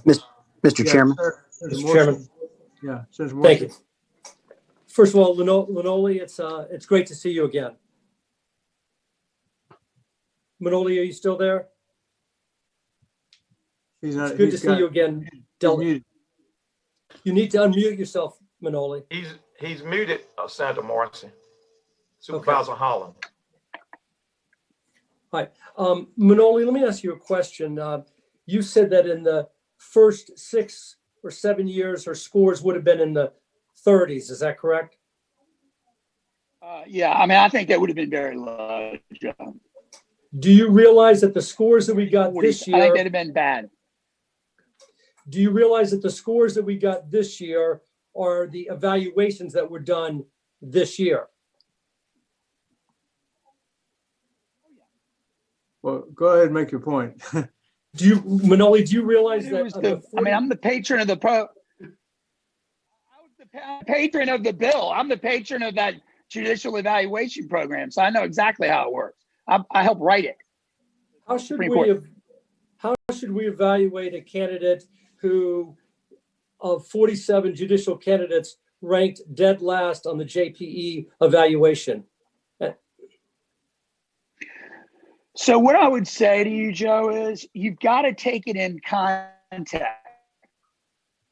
It's not, quote unquote, the person's the lowest. We had a situation, you'll recall, with Judge Killalea, and hers were horrible. But the thing is, we let her stay. And the reason why we did is she didn't know. She didn't know. And this lady did not know. When she finally found out, she had about 5 years left. And she's really worked hard to get it straight. I was talking to a dude the other day, a lawyer the other day, and as he was telling me, he's like, yeah, she's gotten pretty good here the last 3 or 4 years. But then he told me a story of something that happened 8 years ago, and you could just see the steam coming out of his ears. He was like, even though he had been treated well here recently, he still got visibly upset about something that she did 8 years ago. And what it was is she jacked up his client's bond when he wanted to appeal, and the guy was destitute, and he couldn't make the bond. And so he was still getting upset about it, even though it was 8 years ago. And then when I was like, but dude, she didn't know. And then once I told him the story of meeting with her, he's like, okay, well, now I understand why she's getting so much better. Because she came to realization that, dude, I got to do better, man. I can't be freaking jacking people's bonds up. I can't be crushing people and not letting them appeal. I sort of rude to people and dismissive of lawyers. I've got to be more kind and thoughtful. And I think it's very hard. Mr. Chairman, thank you, Manoli. And as always, it's great to see you. Please tell your father, your family, I said hello. Mr. Chairman, let me ask one question of Mr. Holland before he leaves us. Okay, go ahead. Jim, it's good. Yes, sir. It's good to see you, Jim. Yeah. Jim, did you see the letter? Are you a member of the Chesterfield branch of the NAACP? I'm very familiar with them, and I tell you, Senator Morrison, let me just say yes. Mr. Holland, I just want to know if you're a member.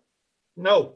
Well, let me tell you, I really have to decline my membership given the way they have behaved the last few years. All right. I want to be a member, sir. In Chesterfield, I know the players. As an African-American, I know Chesterfield well. Have lived in this community, respected by Republicans and Democrats alike. You don't get elected as a Democrat in Chesterfield 4 times, sir, by Democrats only. Mr. Holland, I'm not challenging that. I just asked a simple question. Have you seen the letter from the Chesterfield branch of the NAACP where the entire executive committee rejected Judge Pamela O'Berry's reappointment? It's just, have you seen it? Let me just say, I just want to know if you saw it. I've heard of it, and I totally reject it, sir. As a supervisor, sitting supervisor in this county, I reject their opinion because I have real problems with that group. Let me just share that very clearly. So thank you for mentioning that. But I can tell you stories that you may not even know about the Chesterfield and NAACP. You probably don't want to know them. There are several other people they're here. I've mentioned their names. I wanted to know if they're want to say something. Steve Armstrong, Esquire. Would you like to say something briefly? Sorry, Senator Edwards, before Mr. Armstrong continues, may I suggest something? Because can we maybe limit testimony to 30 seconds of a person? Because we also have opposition to get to too as well. And that will allow, and I'm just suggesting this because you're handling this part of this, but also for our members that if the witnesses are testifying for only 30 seconds, we've only got 30 seconds because we've got to get through this and get to the other side of this as well. Exactly. So Mr. Chairman, Mr. Chairman, I am also a supervisor. I would recommend Mr. Winslow. I can't hear you. What? Mr. Chairman, I am also a supervisor in Chesterfield County and would like to be afforded the same time that my colleague, Mr. Holland, has, please. Okay, let's do this very briefly. I'm going to call on the names and keep it to 30 seconds. Steve Armstrong, would you like to say anything? Because you're here. Unmute your button. Thank you, Mr. Chair. I'm here to express my support for the reappointment of Judge Pamela O'Berry. I've appeared before Judge O'Berry since 2009. And while I'll echo the sentiments of some of the folks that have spoken earlier, as an attorney, like with any other judge, I've had agreements with decisions and not always agree with her rulings. But I will tell you that each time Judge O'Berry takes great lengths to explain her rationale for her final orders. So I certainly endorse her reappointment to the General District Court bench. Okay. Then there's this Ryan Spetz who's sitting here. He's like 30 seconds. Ryan Spetz. Thank you. Yes, I've been practicing in Chesterfield about 6 months before Judge O'Berry took the bench. So to some extent, I've sort of grown up in her courtroom. I've done thousands of cases in front of her. I've watched tens of thousands of cases while I have waited to be called. And I think she's a fantastic judge and would strongly support her reappointment. Okay. Gregory Sheldon in support, 30 seconds. Yes, sir. Thank you so much. I've been practicing law in Chesterfield County and the surrounding area since 1999, predominantly in the area of criminal defense. Judge O'Berry had very large shoes to fill when she came in, replacing Judge Laney, and she has risen to that task. I will say that I would describe her with 2 words, which is consistent and fair, and I wholly support her reappointment to the General District Court bench, sir. Thank you for your time. Okay, thank you. Kenneth Chetty. I think yes, sir. 30 seconds in support. Yes, sir. Thank you. I think, first of all, I think Mr. Sheldon just put the nail on the head. She's consistent and she's fair. However, she's also got the ability to treat each case individually and listen to what separates it from the others. She's got a keen intellect. She's got sound judgment. And outside of that, I just want to echo the comments of Delegate McQuinn and Supervisor Jim Holland. I think she's an asset to the bench. Thank you. Okay, now there's Christopher Winslow. I see you there. Mr. Chair. Thank you, Mr. Senator. Thank you, Senator Edwards. This is Chris Winslow. I'm also a supervisor of Chesterfield County, representing the Clover Hill District of 70,000 people. I just want to share 2 things. The last 2 cases Judge O'Berry heard from the 6 lawyers in my office. First was an underage DUI above .20 and a hit and run with property damage. Client received 20 days, 10 were mandatory. She let that lady serve it on the weekends and gave that client a very appropriate lecture about drinking while pregnant. Second was a show cause for testing positive for cocaine while on probation. Judge O'Berry gave him 10 days and once again, very appropriate comments about being a parent and needing to turn his life around for the sake of his daughter. Finally, last point, Judge O'Berry has been very helpful in shedding light on a matter of great concern to citizens and families in Chesterfield, and that is by virtue of cases before her where she has shown real care and compassion for those who've had the unfortunate result of having to serve time in Riverside Regional Jail while at the same time requiring mental health resources. The jail, as you all know, is on probation for its laundry list of problems, And our board, I think it's fair to say, has been more than patient in allowing time for citizens' civil rights to be upheld there. Thank you, and I would urge her reappointment. Okay, now we're going to go to people who Mr. would Chair. like to speak. Mr. Yes, Chair. Doug Mullen. Thank you, Mr. Chair. My understanding is that Karen Jones from the Virginia State Conference of the NAACP is here and would like to be able to speak as well for 30 seconds. I know Karen. Where's Karen? I didn't see her. She here? Yes. Hi, Karen. Senator Edwards. Karen, how you doing? Good. I'm good. Thank you so much for this opportunity. Today, I'm just here to speak on behalf of our president, Robert Barnett Jr., for the Virginia State Conference. He unfortunately is traveling and unable to be on this call. In 2019, the Virginia State Conference supported the elevation of Judge O'Berry, and today we reaffirm our support of her and her reappointment to the Chesterfield Circuit Court. Okay, good. Thank you. I see there's Aubrey Bowles, briefly. I think Aubrey Bowles the fourth. Would you like to say something? 15 minutes, 15 seconds? Aubrey Bowles. I don't know if you can hear me. I can see you. Aubrey Bowles. Well, all right, let's move on. Mr. Bowles, you're on mute. If you could mute your computer. Mr. Bowles. Aubrey Someone's helping him. Hold on.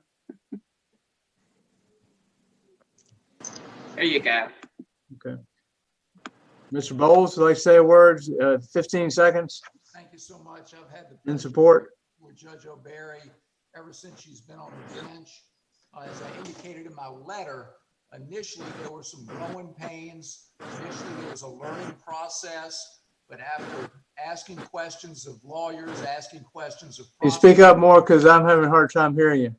asking questions of other members of the bench, both in Chesterfield and elsewhere, I learned that she was interested in improving her ability to serve in that capacity.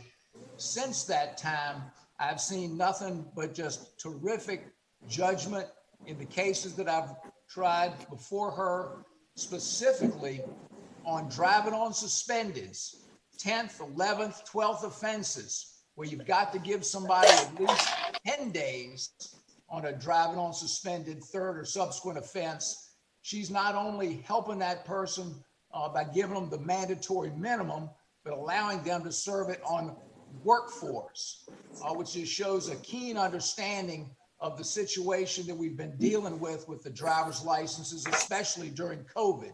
That's just a singular example of the way that she's changed some positions relative to what had used to be those positions.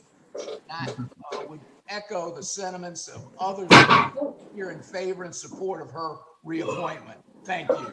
Okay, thank you. Thank you very much. Okay, that's it for the proponents. Now the opponents. I'm going to call on them in this order. Marty Jewell. Is there Marty Jewell here? All right. Novaraz Parks, is that it? Tavares Parks, T-A-V-O-R-I-C. No, T-A-V-O-R-I-C Marks. That person here? Marty Jewell is here. Marty Jewell, go ahead. Marty Jewell. Thank you, Mr. Chairman, members of the committee. I'm Marty Jewell, former city councilman, Richmond, member of the Richmond NAACP and former president of the Richmond Crusade for Voters.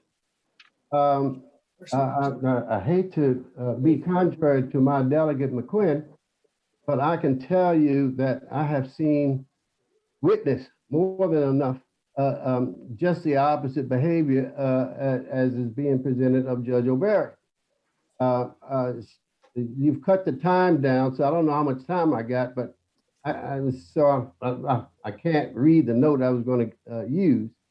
But I've never seen such dismissive behavior in my life, not only to defendants and litigants, but also to her own staff, where she would essentially tell them, go sit in the corner and wait until I call you. This is about 3 years ago. I haven't been there since then, but I used to do court watch. and I would make notes. And some of these judges are not always wonderful, but you catch them on a different day, and you at least get the sense that they're balanced. Anybody can have a bad day, but this is consistent with Judge O'Berry, particularly the way she treats African Americans in her courtroom. And so you're going to have to stop me because I'll roll on. But nonetheless, I hate being in a position of tearing anybody down. That's not my way. But I can tell you honestly that I've not seen defendants in courtrooms treated this bad. Even when a defendant was in front of her, and her lawyer tried to, against her will, enter a plea deal. She says, no, I'm not pleading. And she took the plea anyway, sentenced her to a year. And this was for a simple trespassing charge in schools where she advocates for special needs kids. The fact of the matter is there was total disregard for federal law when federal law, we know, supersedes state law, particularly on special education issues. So I've seen it with my own eyes, and I've had too many people come and tell me about how poorly they were treated in Judge O'Berry's courtroom. Okay, Mr. Marks, Tavorise. Yes, Senator Edwards, here. Yeah, okay. Yeah. Yes, sir. First, I begin thanking you all for allowing me the opportunity to speak today. I will say I'm a little disappointed to hear how some people have decided to take politics over people. Supervisor Holland was a guest of honor at the Chesterfield County Branch NACP earlier this year, so his comments were very surprising, as well as comments by some other supporters and members of the organization.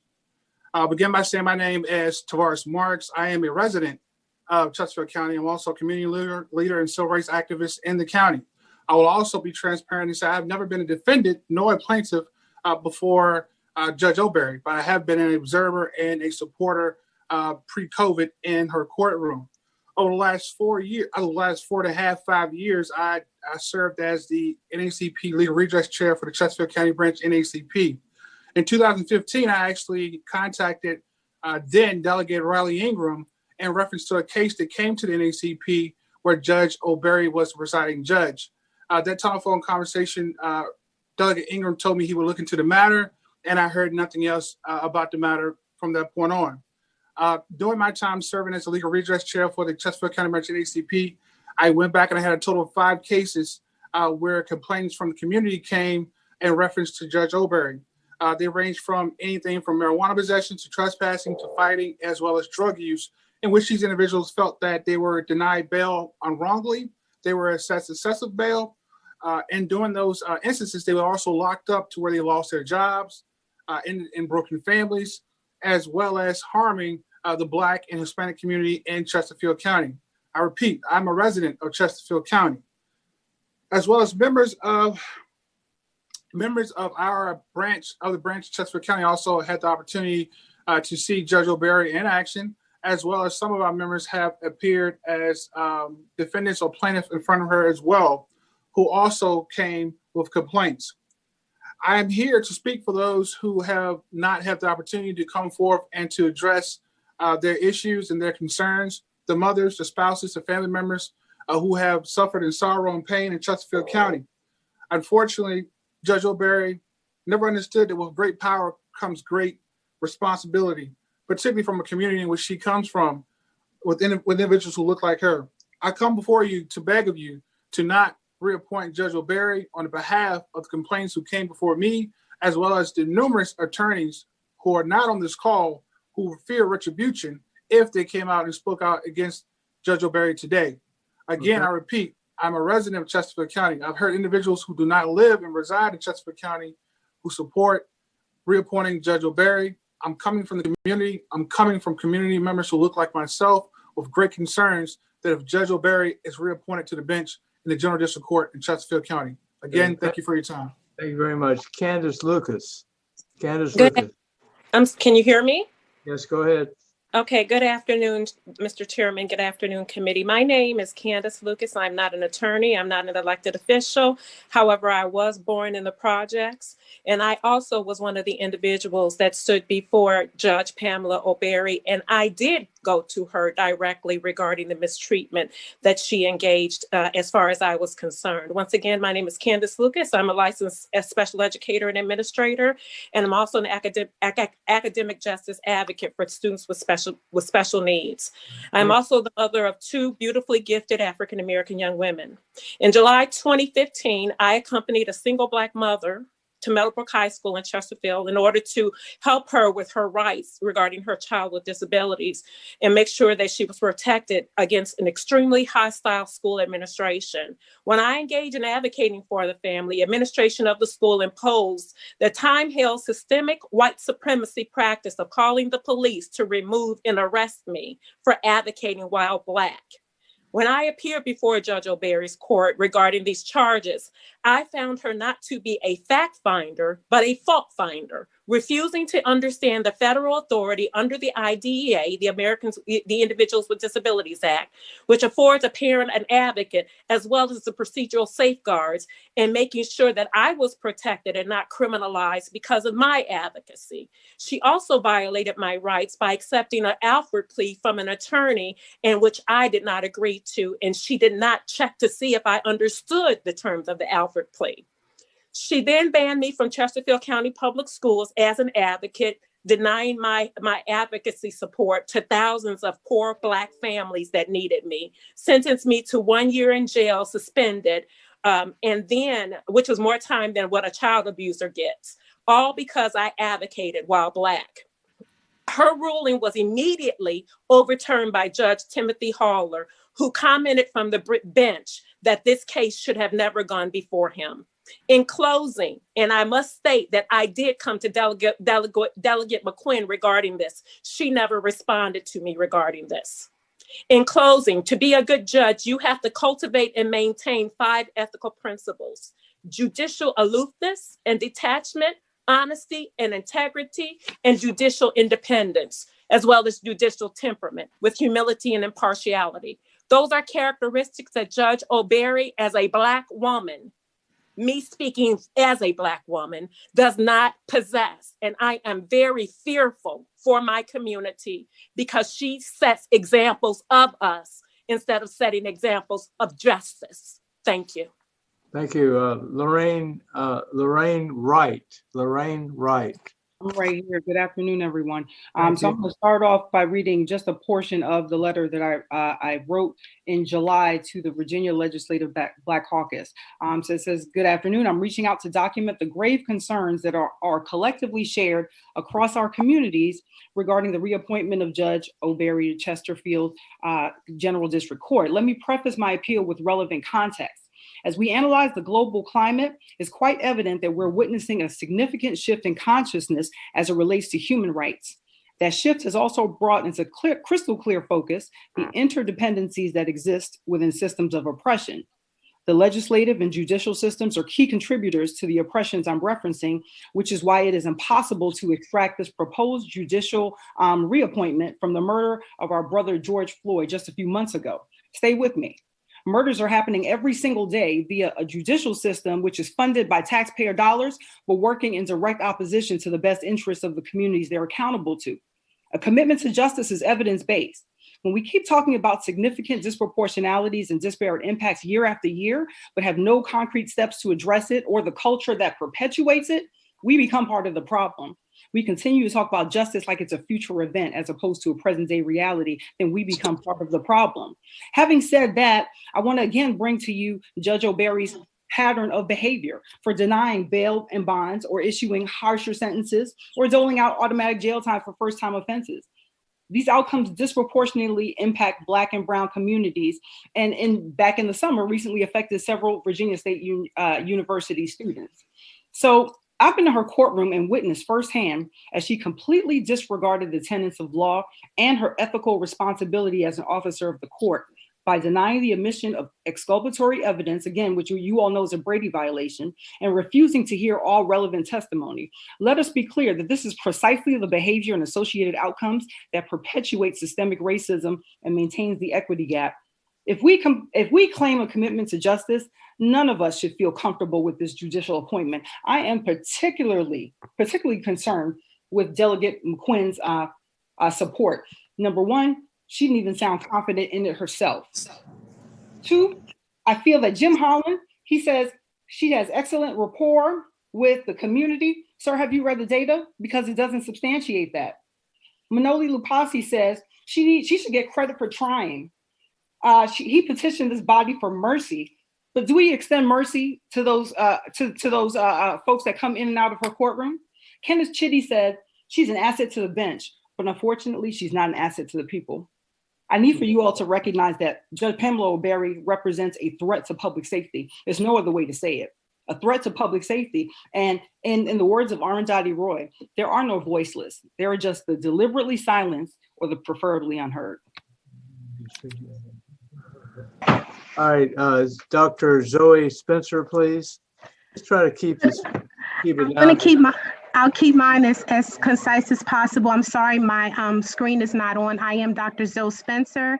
I come before this body to give testimony in my role as a scholar activist, a sociologist, a professor of some of those Virginia State students, a resident of Chesterfield County, and perhaps a voice to the voiceless who do not have status and prestige enough to be able to speak for themselves before this body today. As a Black woman, I do not take testifying in opposition of another Black woman lightly. Therefore, I base my testimony solely on community concerns about her performance, coupled with the data that I reviewed in the 2021 Judicial Performance Evaluation Summary Sanction under Code 17-1-100. The 5th, 6th, and 14th Amendments to the U.S. Constitution guarantee citizens the most fundamental right to due process. And while people often focus on policing and criminal justice processing as the cornerstones of due process, perhaps the most fundamental yet under-observed component of due process occurs at the court level. Access to fair trials, both jury and especially bench trials, and judicial processes that further due process in a courtroom are absolutely dependent. So you can slip right there. Oh, I'm sorry, are absolutely dependent upon the manner and depth to which judges such as O'Berry understand and apply the law, adhere to the principles of the Judicial Code of Conduct, and demonstrate a steadfast respect for and commitment to upholding the Constitution in the execution of their duties on the bench. Judge O'Berry not only ranks last of all of her peers in every court, but she in many cases scores more than 20 points lower than the average score of all of her peers in the essential categories that ensure due process. I believe she referred to them here as soft skills. Fairness, 72, she ranks last. Impartiality, 75, she ranks last. Knowledge of the law, 72, she ranks second to last. Faithfulness to the law, 74.8, she ties for last. And under the very important category of no bias or prejudice, as a Black woman, she only ranks fourth from last. On a bell curve, her scores are negative outliers, which represent being abnormally lower than the median range. Where Judge O'Berry's fairness, impartiality, knowledge of the law, faithfulness to the law, bias, and prejudice disparately impact her performance on the bench, it impacts the court, her peers, our Constitution, the people, and our communities that are most often comprised of working class poor communities and communities of color. I respect that Judge O'Berry may be a stellar woman, a stellar friend, and a stellar colleague, but her impact reaches farther than that. So I encourage this body to use her performance evaluation as a basis and a foundation for its decision. Thank you. Thank you very much, Paul. Michelle Williams, try to keep it shorter, 30 seconds if possible. Michelle Williams, is there Michelle Williams here? Okay, if not, Paul Taylor, is there Paul Taylor here? I'm going to be filling in for Paul Taylor. My name is Bakira Shabazz. Okay. If that's okay. Try to keep it short if you can. I will most certainly do that. As president of the Criminal and Justice Reform Network, First Alliance Consultant, Mothers Against Mandatory Minimums, and One City, One Voice, I have been granted the authority to oppose the appointment of Judge Pamela O'Berry to Circuit Court of Chesterfield. We have unanimously come to our decision not to support the appointment because Miss Judge O'Berry has not rendered judgment in the spirit of justice over the course of her serving in General District Court. She has not taken the time to fully listen to defendants, thus bringing into question her ability to uphold and support due process. She has been discriminative to defendants in eviction proceedings, especially where cases or respondents are Section 8 voucher holders. Judge O'Berry hasn't and doesn't embody the spirit of justice that our city nor state can be proud of. As cases are starting to be audited and appealed, we see case officers deciding the best possible outcomes on her cases, and instead she uses her own personal biases to judge these cases. Her abuse of authority calls into question her ability to serve as judge in our higher courts. And for these most important reasons, our aforementioned organizations and our members unanimously voted against appointing Ms. O'Berry. And you'll see that there is a stark difference between the community who she serves versus her colleagues and her friends. And as a judge appointment, this is not about your friends and your colleagues. This is about the community. And I urge you all to make sure that you are voting in spirit of the community and not friendship. Thank you. Zenobia B.Y. Is it Zenobia B? All right, Richard Walker. Richard Walker. Good afternoon, Senator Edwards and committee. I appreciate you allowing me the time to speak. I'm the founder and CEO of Bridging the Gap in Virginia, a big advocate for criminal justice reform, as well as advocating for individuals that's coming in before most of these courts. I am greatly opposed to Judge O'Berry's reappointment. As it was said in here, the truth needs no defense. And she had 30 plus people coming to her defense. You know, if that was needed, you know, the truth is not there. You know, so obviously what she had Dolores McQuinn indicate, she also stated there was problems in her early judgeship. Lupasi said she had problems in her judgment. You know, then she needed all of these attorneys to come in order to try and cheerlead for her. You know, so and like I said, I'm a big proponent that the truth needs no defense. If she was truly a good judge, like I've been sitting on this panel group pretty much most of the day, and all of the judges that came through, they went through with flying colors. They did not need any defendants, co-defendants, or anybody else to come to their rescue. You know, so with that being said, for this to have gone on as far as it's gone on with Judge O'Berry, the truth needs no defense. Thank you. Thank you very much. Denisha Potts, is that right? Denisha Potts, P-O-T-T-S? Yes, sir. Can you hear me? Yes, go ahead. Okay, good afternoon, committee. My name is Denisha Potts. I am a former vice president of the Chesterfield branch NAACP, and I also served as an education chair. I am also a Richmond sworn CASA advocate as of August of last year. I do agree with Mr. Marks. Mr. Marks joined our branch and led our legal redress after or during the time he came after I had pretty much actively served, because I had to step down from my position running for election. I must agree with him. I'm appalled at respectfully of the comments that Mr. Jim Holland, our board of supervisor, made, because I was the one who oftentimes would extend an invitation to Mr. Holland to come and be a part and share what he is doing in the community. Unfortunately, I am from North Carolina. When I relocated here, our judges have to run for office to be sitting judges on our benches. And unfortunately, when I moved here, the process is a little different. So as I was learning new processes and getting acclimated with our local branch, I was unaware of who to contact because of the numerous complaints we received of Judge O'Berry's behavior and her rulings in her courtroom. I can also say, in addition to those complaints, I witnessed with my very own eyes a situation in which a mother came before the judge with her attorney.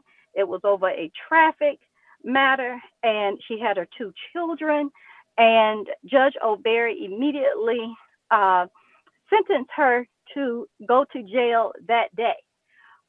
She did not give this young lady, the young lady was not prepared for child care that day. The other individuals sitting in the court were in dismay. She just had little time to go back and convene a meeting. I'm sorry, someone is speaking in the background. But she had very limited time to consult with her attorney to make arrangements for someone to pick up her children. When she re-entered the courtroom to approach the Honorable Judge O'Berry, her attorney asked if she could do her time over the weekend. Judge O'Berry was not in agreement with that. She was dismissive to that option. This young lady had to quit her job. That's why she was unable, I believe, to pay on some fines. It is very uncomfortable for me. I wish I was sitting on the other side as an activist, as well as being discriminated against myself. I know what it's like. So please do not, committee, I beg of you, do not look at this as someone trying to use their political position and take a political stance to get people to gang up on her. Unfortunately, our branch at the time did not know who to communicate these complaints, these concerns and issues to. Had we known any differently, however, I heard some other individuals say that they did bring this up to respective delegates, although there was no act taken. I wish these individuals who were speaking in favor of Judge O'Berry would have extended or came and attended one of our branch meetings and asked us about how we think our judges are serving our communities. But I did not hear from any of these who are on this call and are participants in this hearing. So please, I beg of you to take in consideration the testimony that is being shared with you today. Thank you so much. You all have a wonderful weekend and happy holidays. Thank you very much. Christopher Rashid Green. Christopher Thank you. Green, hello? Thank you, Senator Edwards. I'm here. Go ahead. All right. Thank you, panel. Thank you for having me. My name is Christopher Rashad Green. I'm a community organizer here in the Richmond region, and I oppose her appointment. I oppose Judge O'Berry's appointment due to the fact that as a community organizer and observing her in the courtroom several times, I can honestly say that I'm opposing it due to the fact that I didn't see a level of understanding and empathy for most of the defendants that came before her. I am formerly incarcerated individual, so I know what the process is like, and just not seeing that level of empathy. You know, I think of gatekeeper when we think of individuals in those positions, and I really don't, and not wanting to really play the grace card. But I must say that I rarely, if ever, saw a Black person even given bond in her courtroom, in her arraignment proceedings. So I oppose her appointment because there's a lack of empathy, of understanding, and how our community members are being treated. Most members that come before her, most defendants are living at or above, living at poverty levels or living poor. And so they're traumatized at that point. And I don't think that she has a level of empathy, understanding to really look out for the best interests of our community members. Thank you. Thank you. Let me read some other names that will not comment. Weldon Bunn, no public comment. Tarsha Sneed, no public comment. These are ones against. Angela Jones, no public comment. Molly Mitchell, no public comment. Margie Brown, no public comment. Vada Huckerson, no public comment. Curtis Edwards, no public comment. Jennifer Yanda, Ayanda, no public comment. Judith Green, no public comment. Patty Smith, no public comment. Danita Claiborne, no public comment. Reverend Melvina Randolph, no public comment. Reverend Dwayne Randolph, no public comment.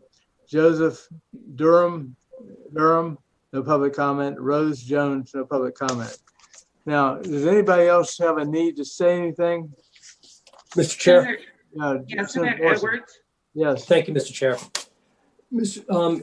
Judge O'Barry, let me ask a few questions. And I first want to comment by saying I've appeared in your court many times and you always treated me very respectfully. I had no problems.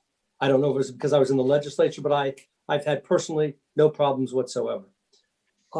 I've got to tell you, though, that what concerns me is that I've gotten over 100 comments and letters from the public, not from attorneys that have been rounded up to say something, but from the public regarding, and many of them involve the JPE, Judicial Performance Evaluation.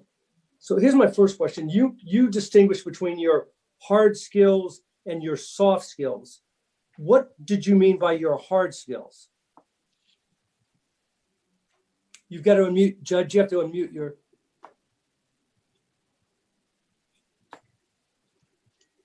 There, sorry. There you go. By hard skills, what I mean is my knowledge of the law, ability to understand the issues before me, attentiveness, being conscientious, those kinds of things, running an orderly court, using the time efficiently, those kinds of things. When I looked at the evaluations, I didn't think about just me setting categories for hard skills, soft skills, but I tried to break down the evaluation by let me ask this question then. Hard versus soft skill. Senator Morrissey. With regard to the hard skills, the two hard skills, the knowledge of the law and the faithfulness to the law, of the 47 folk coming before us today, you were number 47 in both of those categories, those hard skills, knowledge of the law and faithfulness to the law. And that's from your peers the litigants that have appeared before you this year. And what concerns me most is those soft skills. And with regard to patience, you were next to last. Courtesy, next to last. Conscientiousness, dead last. Diligence, dead last. Out of 15 categories, you were almost at the bottom of it. And this is the skills with dealing with the people. The one that concerned me the most, and I'd ask you to comment on this, is the fairness and impartiality. Fairness to people that come before you. Your score was the lowest of all 47. How should we assess or comprehend that ranking? You're talking about number 8? I'm talking about fairness, number 72, and impartiality, last and next to last. Fairness and impartiality. Senator Morrissey, I don't know. I can't speak to how it looks statewide. I can only speak to who comes before me. The populace of the attorneys that come before me is different jurisdiction to jurisdiction. Every jurisdiction of judges has a different pool of attorneys which evaluate them. So I don't think it's an apples to apples comparison when you compare a judge who sits in Chesterfield County to a judge who sits in Lunenburg to a judge that sits in Arlington. We all have different pools of attorneys who evaluate us. And what a pool of attorneys see when they evaluate me may be different than what a pool of attorneys see when they evaluate a judge in Arlington. While they may see the same things, it's a different set of attorneys. It's a different demographic of attorneys. And so I can't speak to how it breaks down throughout the state. Well, Mr. Chair, let me ask a question about somebody that just dealing with apples and apples. Very quickly, go ahead. Sure. We all received a letter from your former deputy clerk who was just evaluating. I would love to address that. I would love to address that. Who was an African-American, I believe, yes. And she referred to you as, and I'm quoting, very rude, condescending to people. Attorneys would come and see her on the bench and would change their cases from not guilty pleas to continuances in order to avoid her. And then she ends by saying this: I have worked for many judges and she is by far the worst. When there are problems in her office, she doesn't speak to you in her office. She tries to embarrass you in front of the masses. It takes a certain degree of humbleness to remain a judge, and she doesn't embody that quality. She goes on to say that you're rude and mean-spirited. How should we evaluate your own deputy clerk that worked from you from 2016 to 2018? Let's let Judge Barry answer this. Senator Morrissey, I am really happy that you asked me that. I think what she said should be evaluated through the lens of the fact, as we would with any witness who on the stand, whether or not she has bias. That clerk, and I won't give her name because I won't give her name, but that specific clerk left our office very soon after she was disciplined by me in my position as a chief judge. She was suspended without pay for several days because she made a grievous and preventable error in issuing a writ of eviction to evict a family before they had even had an opportunity to come before the court for the judge to rule that that there was an eviction that should issue. So she did not exercise any due diligence, and a family came within hours of being evicted under her mistake. So as chief judge, it was my responsibility to stand by the head clerk and support the decision that the head clerk made to suspend both that deputy clerk and another deputy clerk who participated in that grievous error that almost resulted in a family being evicted. And that is the bias, that is the lens through which everything that clerk says should be viewed. Mr. Chair, can I have a final question?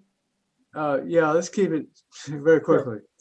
There are two other people that want to speak briefly. One of the things that concerns me the most is that I received 35 complaints from attorneys that were afraid to come forward and reveal their name, but they certainly gave the incidents and the scenarios that occurred in their courtroom that are I've never seen anything like it. The fact that they fear retaliation, does that give you, these are 35 attorneys, does that give you any cause to be concerned that maybe the scores in the JPE summary are reflective of actually your behavior and in the courtroom? I don't understand the connect between the attorneys not wanting to come forward, because a whole list of attorneys just did, even though many of the attorneys on the list who spoke to me were personally contacted and asked not to speak for me by persons, not to speak for me today, and they stood tall for me and did speak. So I don't know why those 30 plus attorneys that you have a list of would choose not to speak. I don't know who they are. I have never exercised a bit of retribution against any attorney for a personal issue in a case. And I would defy any attorney to say that I ever have used a personal issue to impact what happened to their cases in court. That is just not who I am. That have said they definitely want to speak briefly. Melissa Hoy, H-O-Y, is she here? Melissa Hoy wants to speak in favor of the judge. Melissa Hoy. The second person had her hand up, wants to speak, is Stacy Lee. Is there Stacy Lee here? Definitely wants to speak in favor of the judge.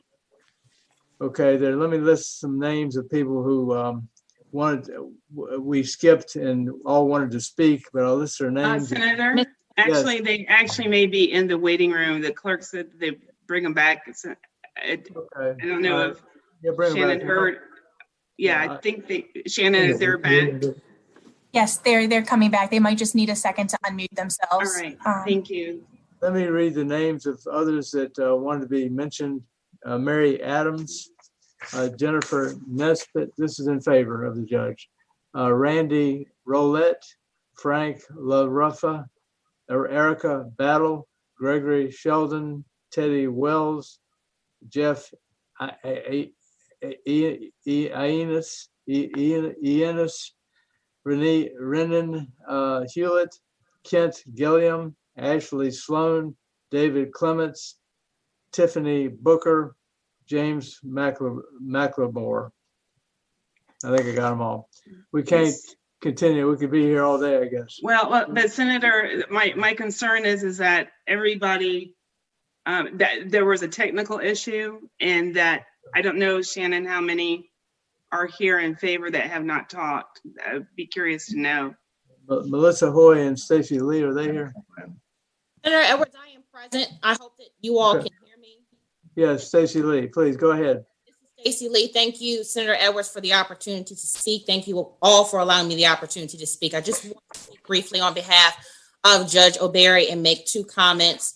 One, I've had the pleasure of practicing here in the Commonwealth for just over 10 years now.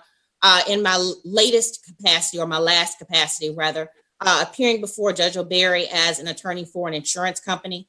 And what I can share with you all is, even though in my capacity serving on the other side of plaintiffs, I usually did not come out on the best end, because typically there were victims who needed to obviously receive compensation that my client did not necessarily want to provide. And Judge O'Berry, in every opportunity that I had to appear before her, was reasoned in her decisioning. She took the opportunity to articulate why she made the decision that she did. She listened and allowed me as an attorney to make my argument, and she was impartial. And that has happened in every time and every opportunity that I have been before her. But one of the things that I truly want to share, and I've heard everyone's opinion, and certainly everyone is entitled to their opinion, but I had the opportunity to have one of my family members contact me in regard to Judge O'Berry. And she did not know the relationship at all that I had with O'Berry, if at any. But she said, I wanted to let you know that I went to court in Chesterfield. I had a traffic case, and I walked into the courtroom, and she said, I saw this. They were waiting on the judge to come out. And she said, the judge walked out from behind the door, and I could not believe that there was an African-American woman that was on the bench in Chesterfield County. And she said, she heard my case, and I sat there and I watched her, and I was just so incredibly proud. And even though I went up, and even though for whatever she had done that day, she said, I was so incredibly proud.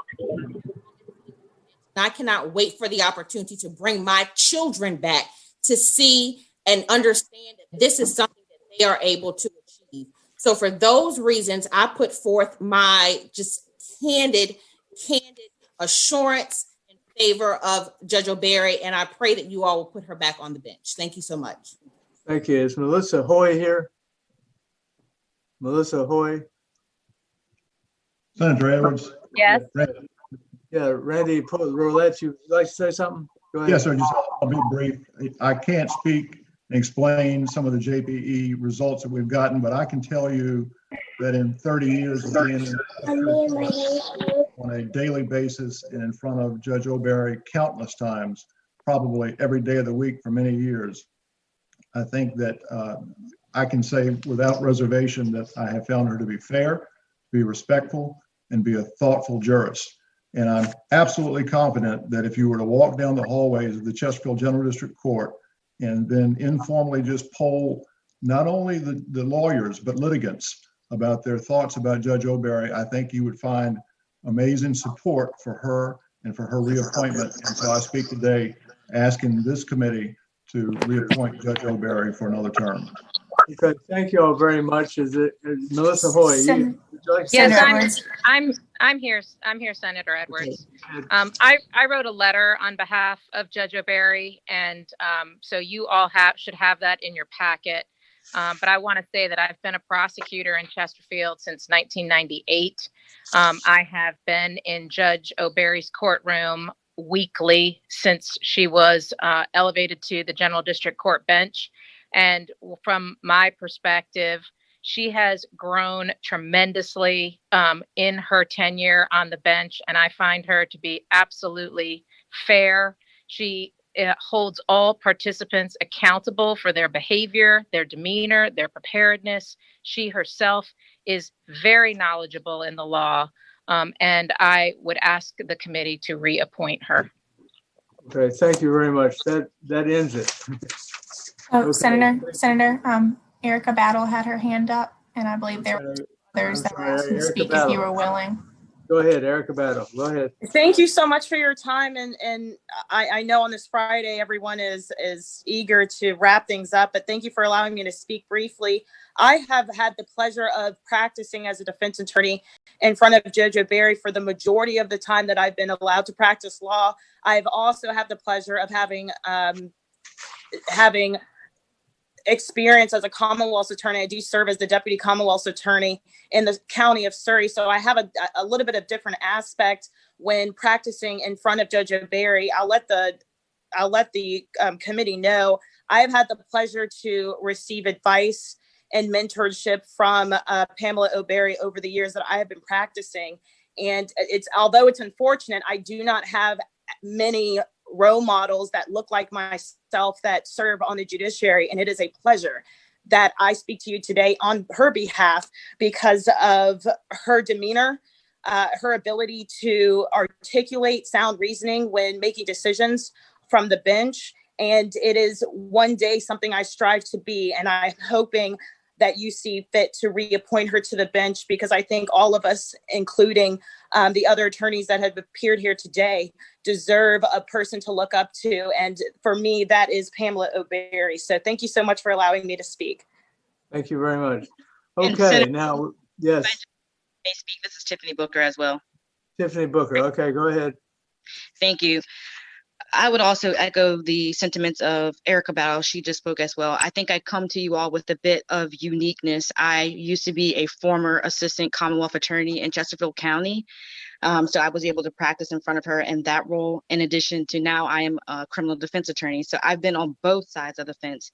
And every single time that I have been in front of her courtroom, I have observed a judge who is knowledgeable in the law, consistent, fair, patient, neutral, merciful, and a great listener. I see that she treats everyone with respect and treats every case as individualized. I see that she's ruled justly according to legal precedents, law, and evidence. And just want to give a specific example that I had a case in front of her while being a criminal defense attorney where there was a potential issue for an illegal search. She ruled that day in court in favor of the Commonwealth. And then she came back later to both counsels and said that, you know what, I think I might have made the wrong decision. If you guys could brief the issue and then come back and make arguments. So that way she knew that she was going to be ruling in accordance with the law. So after further thought, she provided us that opportunity. And based off of that, she did ultimately rule in favor of the Commonwealth. But this is the type of demeanor and unwavering commitment to justice that is exactly what the justice system needs to ensure fairness and impartiality for the administration of justice. And so for those reasons, I would ask that you reappoint Judge O'Barry to the Chesterfield County General District. Okay, thank you. Now, I hope, is that it? Senator Edwards? Yeah. I'm sorry? Yeah, Senator Edwards, my name is Frank LaRoof. I'd like to say something briefly.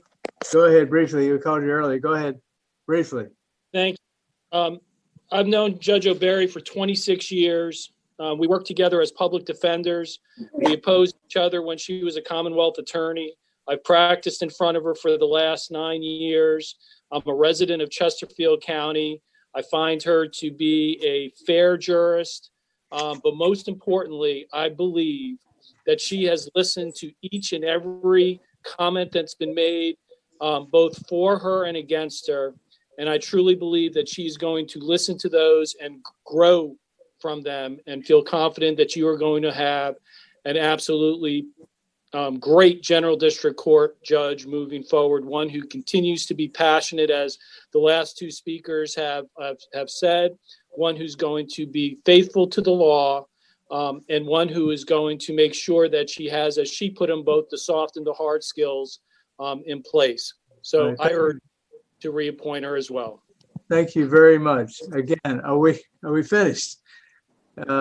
Thank you very much, Judge O'Barry. Thanks for being here. All of you all who showed up, wrote letters, and spoke. We appreciate everybody's comments very, very much. Now, without objection, we will move forward. We have 5. Hey, Senator, I'm so sorry. It looks like Delegate Mullen's hand is up. Did he want to say something? Delegate Mullen? Yes, Mr. Chair, if I might speak for a moment. Okay, go ahead. Senator Edwards, this is Joe Morrissey. We've heard from Delegate Mullen 3 times. I am senior senator that's on the Judiciary Committee. I've spoken once. Delegate Mullins, this is the third time we've spoken. Well, let's There's about go 12 ahead. more.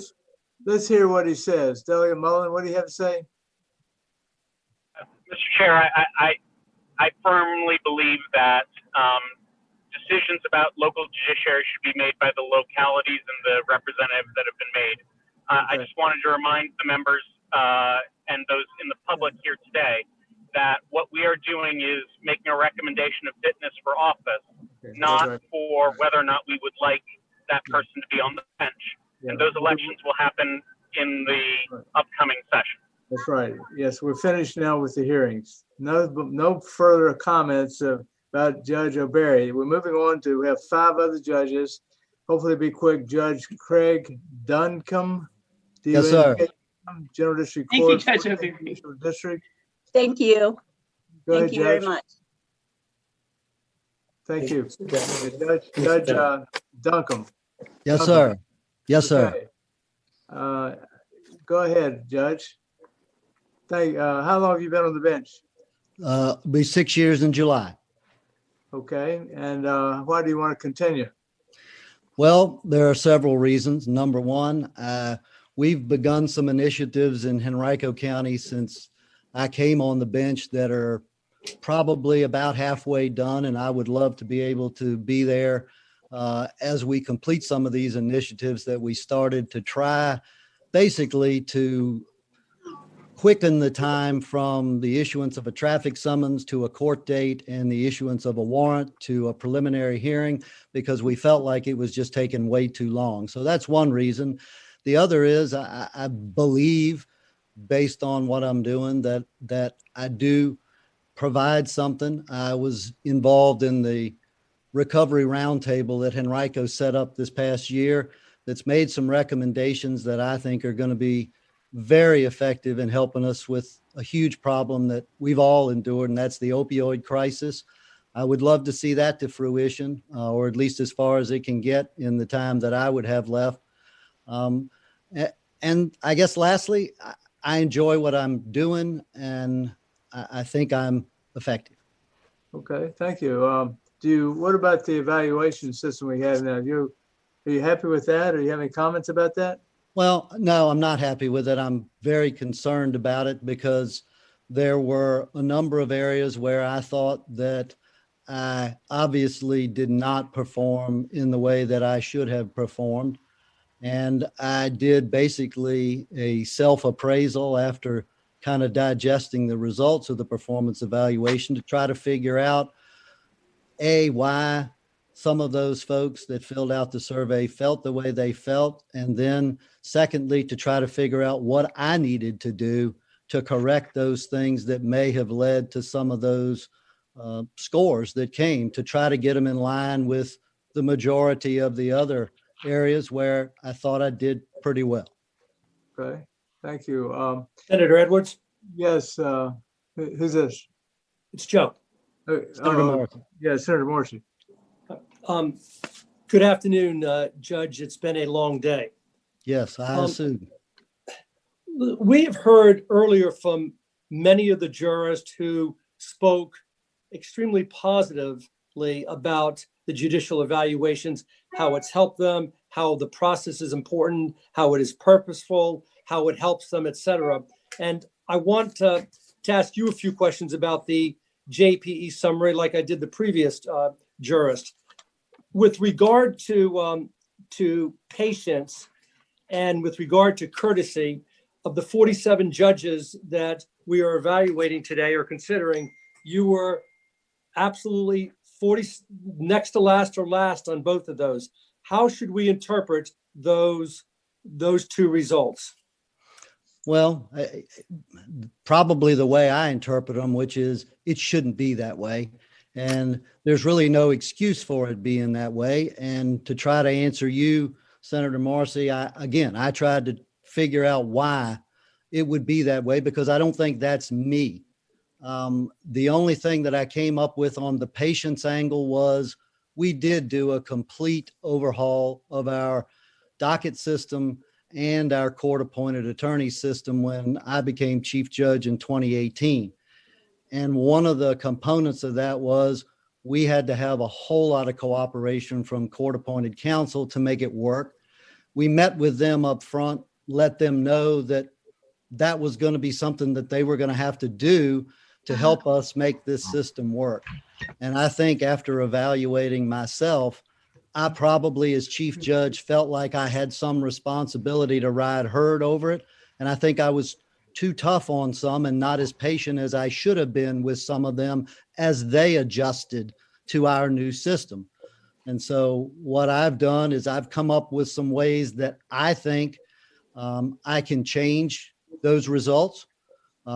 Some things that I need to do because it's on me. It's my responsibility to make sure that those things are in line. I've come up with some ways that I think I can improve those scores. I want those scores to be in line with all the rest of my scores. And I'm very concerned that they came back that way, and I've got to do something to fix it. All right, thank you, Judge Duncan. Okay. Thank you, Mr. Chair. Yeah, Delegate McQuinn might want to say something. Oh, for God's sake. Okay. Delegate McQuinn. Okay. Any other questions or comments about Judge Duncan? Okay. Thank you, Judge, and appreciate you being here. Yes, sir. Thank you. Thank you. Judge John K. Honey, Jr., General District Court, and Henrico also. Good afternoon. Yeah. Judge, how are you doing? I'm fine, thank you. How are you? Good. How long have you been a judge in General District Court in Henrico? It's been just about 5 years now, a little over 5 years. Okay. Why do you want to continue? I'm sorry, sir? Why would you like to continue doing this? Well, I enjoy what I'm doing. Hope that I'm doing a good job, and I enjoy the work, and hopefully I'm being effective in helping people and and being efficient in regards to helping the system itself. So, how about the evaluation process we've doing now? What is your comments about that? I think it's a good process. I think it you learn some things from it. I think many of the things that are in there are I've practiced law for a number of years and practiced in front of what I would consider judges that have good qualities in regards to the evaluations, some that did not have some good qualities. Some of those were before they had the evaluation. So I think it's a good thing. It gives us some feedback on maybe things that we're doing right or wrong. Okay. Is Delegate McQuinn here? She wanted to say a word for Judge Honey. Any other comments from the panel? Any questions or comments? Judge, looks like you're home free. Okay, well, that's good to know. I appreciate you all's time, and thank you for all you're doing, and thank you for getting us some clerks. Hopefully, yeah, that's a big thing for us. So everybody's working hard in the COVID. So thank you very much. Appreciate it. All right, thank you all. The next is Judge David M. Hicks, 13th Judicial District, General District Court, Richmond. Judge Hicks. David Hicks. Senator Edwards, I apologize. I'm reaching out to him. He is trying to log on right now. Okay. Is there Judge Nancy Shaw? Pro tempore. Judge McClenny, did you want her next? I'm sorry. Yeah, I'm overlooking Judge Jacqueline McClenny. That's right. In Richmond, General District Court. Either one, whoever's here first. Okay, give me just a second. Sure, not a problem. We're getting close to the end, folks. It's not even 5 o'clock yet.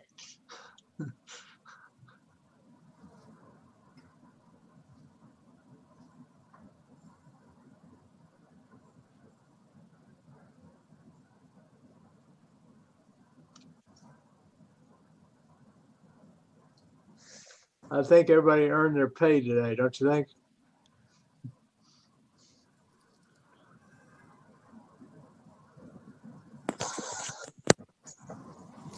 Okay, Senator, it looks like Judge McClenny is on. Okay, Judge Jacqueline S. McClenny, Yes, sir. Court Judge in Richmond. Yes. Judge, how are you doing? I'm well. How are you all? Good. How long have you been a judge in General District Court? So I started out as a sub. Well, first, thank you all for allowing me to be here to the delegation, to the Richmond delegation, the committee, and all of the members. I have been on the bench since 2012. I was a sub from 2012 to 2015 and appointed in 2015. Okay, you enjoying your work? I am. It is extremely fulfilling, most certainly intense, but I enjoy it. And why do you want to continue doing it? As I said, I think it is still fulfilling. It's probably one of the most fulfilling opportunities I've had in terms of service. It is fulfilling to commit to and serve the community that I am from. And I want to be able to continue that, to serve in that way. What is your opinion, concern, and comments about the evaluation process we're now using? So it's interesting, Senator Edwards, and to the committee, I've not been without the process. So it is something that I've been with since it has been with me, and I've been with that process since it's been reinstituted. So during that period, obviously, I've had 3 evaluations in my first year, midterm, and then the most recent one that you all saw. I appreciate the feedback. I really appreciate the feedback. I would say even what is perceived as, or can be perceived as a kind of outlier in terms of numbers, gives an opportunity for additional feedback and places of improvement. Okay. I must say, I appreciate even more than the numbers, the numerics associated with it, having a facilitator judge that participates with you in that process. Good. Okay. Does anybody on the panel have any questions or comments? Judge Senator Morrissey? Thanks. Good afternoon, Judge. Good afternoon, Senator Morrissey. When you're talking about the facilitator, to be clear, you're talking about that judge, experienced judge who comes in, watches you, evaluates you, and then shares his or her observations with you and with you only, correct? That is correct. How many of those have you had in the 6-8 years you've been on the bench? I've had, I've had 2 different facilitator judges. I had one facilitator judge for my first 2 evaluations and a different facilitator judge my third. I also then, my first year full-time on the bench, had a mentor judge, different from facilitator with evaluation. And I think having that through the Supreme Court, both the facilitator and mentor judge were very useful. Mr. Chair, final question. Yeah, Senator Morrissey. Would you recommend the continued use of both the facilitator or mentor judge as well as the litigant evaluation as well? Would you recommend that continue? And do you think it is good for the judicial process?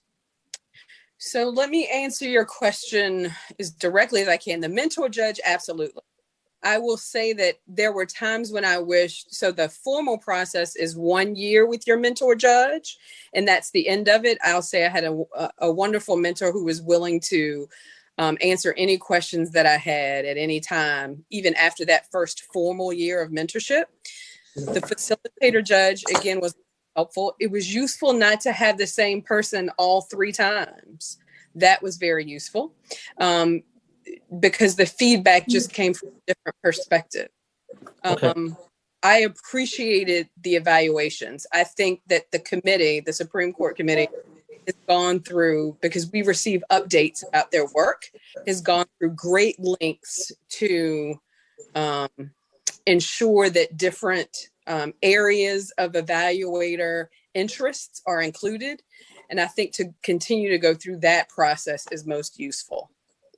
Thank you, Judge McClellan. Okay. Any other questions by anybody on the panel? Judge, thank you very much. Thank you. I hope to get you all support, and I appreciate you taking the time today.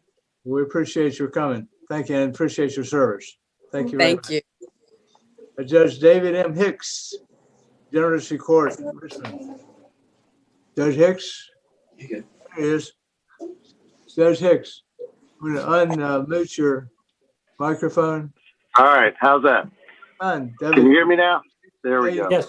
How long have you been sitting on the Judicial Court? Started up in July of 2015. Okay. Are you enjoying it? I am. It's I've been doing public service, as you know, probably for the last 30 years, all but 6 have been in public service. So I enjoy public service. It's what I do. It's what I'm most comfortable at, and I appreciate the honor of being able to serve. Why do you want to continue being a general district court judge? I want to continue being the general district court judge, candidly, because I feel that the general district court, especially I enjoy criminal and traffic handling more than civil. I'd like civil, but my heart really is in criminal and traffic. I think it's the broadest gate to the justice system. I think it's the face of the justice system. I think the impression most citizens have of the justice system comes from the general district court. And while there are issues obviously more weighty in some of the higher courts, I like the contact and the interaction with the public. What are your comments about the evaluation system we now are using? It's a system. We have to have something, in the end of the day. It's a system that it has its benefits. I've enjoyed the feedback from it. I've got concerns about it because really, as sample sizes go, unfortunately, my perspective as you all, as you know, I wasn't elected for a while. So the whole world of polls and all that kind of thing, I'm very familiar with. So, I think my last evaluation of ones you all have, I think the sample on that is 100 sample person responses. So when you're talking about 100 or so responses and whether or not that's going to be reflective of the body of work in the general district court where we do thousands of matters, that's an issue of concern. It was no negative effect for me, obviously, from my particular evaluation, but I would be remiss if I didn't acknowledge that the system is potentially something that could be manipulated. I mean, when I was Commonwealth attorney, I had 35 attorneys working for me. So the concept that 100 individuals can make that call or influence that particular sample size, it's what we have, and I think we do the best with it. But I think it's far from a perfect instrument. If you ask, so I'm assuming you want my honest opinion on it. How many assistants did you have when you were Commonwealth's attorney? Somewhere between 30 and 35 at the height of the office. That was back in started probably at 20 something. And then, it was in the 90s. So needless to say, we were kind of busy in Richmond. So by the time we finished up, we were north of 30. Yeah, that's pretty good size. It was a good step. Go ahead. Anybody have any comments about Judge Hicks? Senator Edwards? Yes, Senator Morrissey. I'd like to strongly endorse Judge Hicks for reappointment. On our Judiciary Committee, Senator Edwards, we often talk about those individuals that have had a perspective of both a prosecutor and a defense attorney. Judge Hicks has been an assistant Commonwealth attorney, a chief prosecutor, a defense attorney. He's been in government, local government as well. But that perspective that he sees from all sides suits him, suits the public very well. And I've only heard positive comments about Judge Hicks' performance on the bench from folks that I've been in touch with. So I hope the panel will get behind his reappointment. Good. Okay. Mr. Chairman. Yeah. Huh. Mr. Chairman, it's Delegate Bourne. Yeah, Delegate Bourne, how you doing? I'm doing wonderful. I just want to kind of echo what Senator Morrissey said. I've known Judge Hicks for I'm not going to say how long because it'll date both of us. But I've always been inspired and awed by his intellect, his outlook, and I think his ability to really boil down very complex issues to something that even my 8-year-old son or 12-year-old daughter can understand. And I think one of the key aspects of David's background, Judge Hicks, excuse me, Your Honor, is that he also has a keen understanding of the policies and the policy implications that undergird a lot of the laws that we pass, and that he's got to interpret and apply. And so, like Senator Morrissey, I hope that we could find it in our hearts and minds to reappoint Judge Hicks. Judge, why did you seek admission to the Pennsylvania bar in 1986? That was when I first came out of law school. Back then I wasn't 100% sure what I was going to do. At first, I was deciding whether or not I was going into the Marine Corps JAG or was going to get married. So I think I decided to serve in a different way. So the Pennsylvania bar was one of the ones that you could, if you scored high enough on the multi-state, you could waive into DC. So I thought at that point in time, the end result was DC. In the end of the day, decided to get married instead, came to Richmond, worked for a small firm before I went to Sands Anderson called May and Miller, Kenny Miller. I don't know if folks know Kenny, but Kenny was a good guy. And that's when I didn't have to take Virginia. So I took the Pennsylvania bar, was fortunate enough to pass it in July of 86. And then I took Virginia in February of 87. And likewise, was fortunate enough to pass it also. Yeah. I should have gone Marine Corps JAG. That's what I did. Yeah.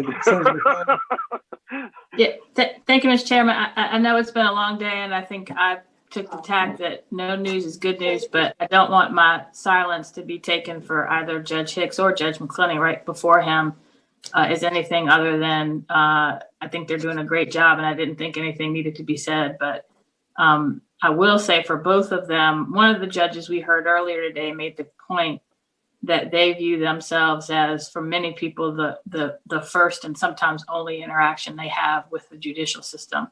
I think both Judge Hicks and Judge McClenney, and I will tell her that I said this later, embody what we would want someone to come away with their impression of the judicial system, in that even if someone does not get the result they want, they feel like they were heard, they feel they were treated fairly, and more often than not, they understand why these judges reach the results they did. So very strongly endorse both judges, and just want to take this opportunity to say that.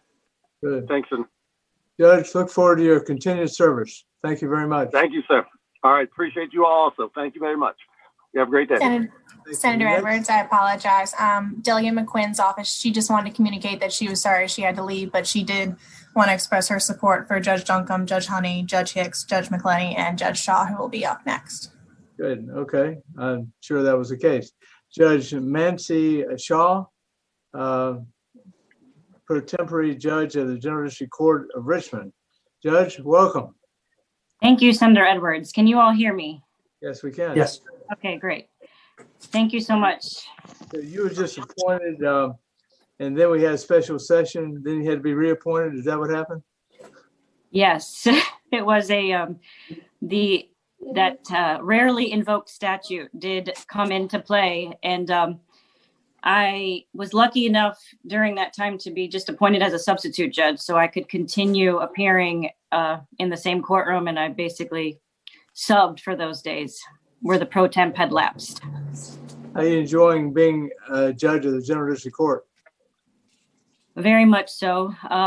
It's an enjoyment. It's a rewarding sensation, I think, at the end of every docket. And I take the time to reflect, at the end of every docket, this sense that everything that's going on in our country and in our community, this sense that everybody feel that that this system, that this branch of government is not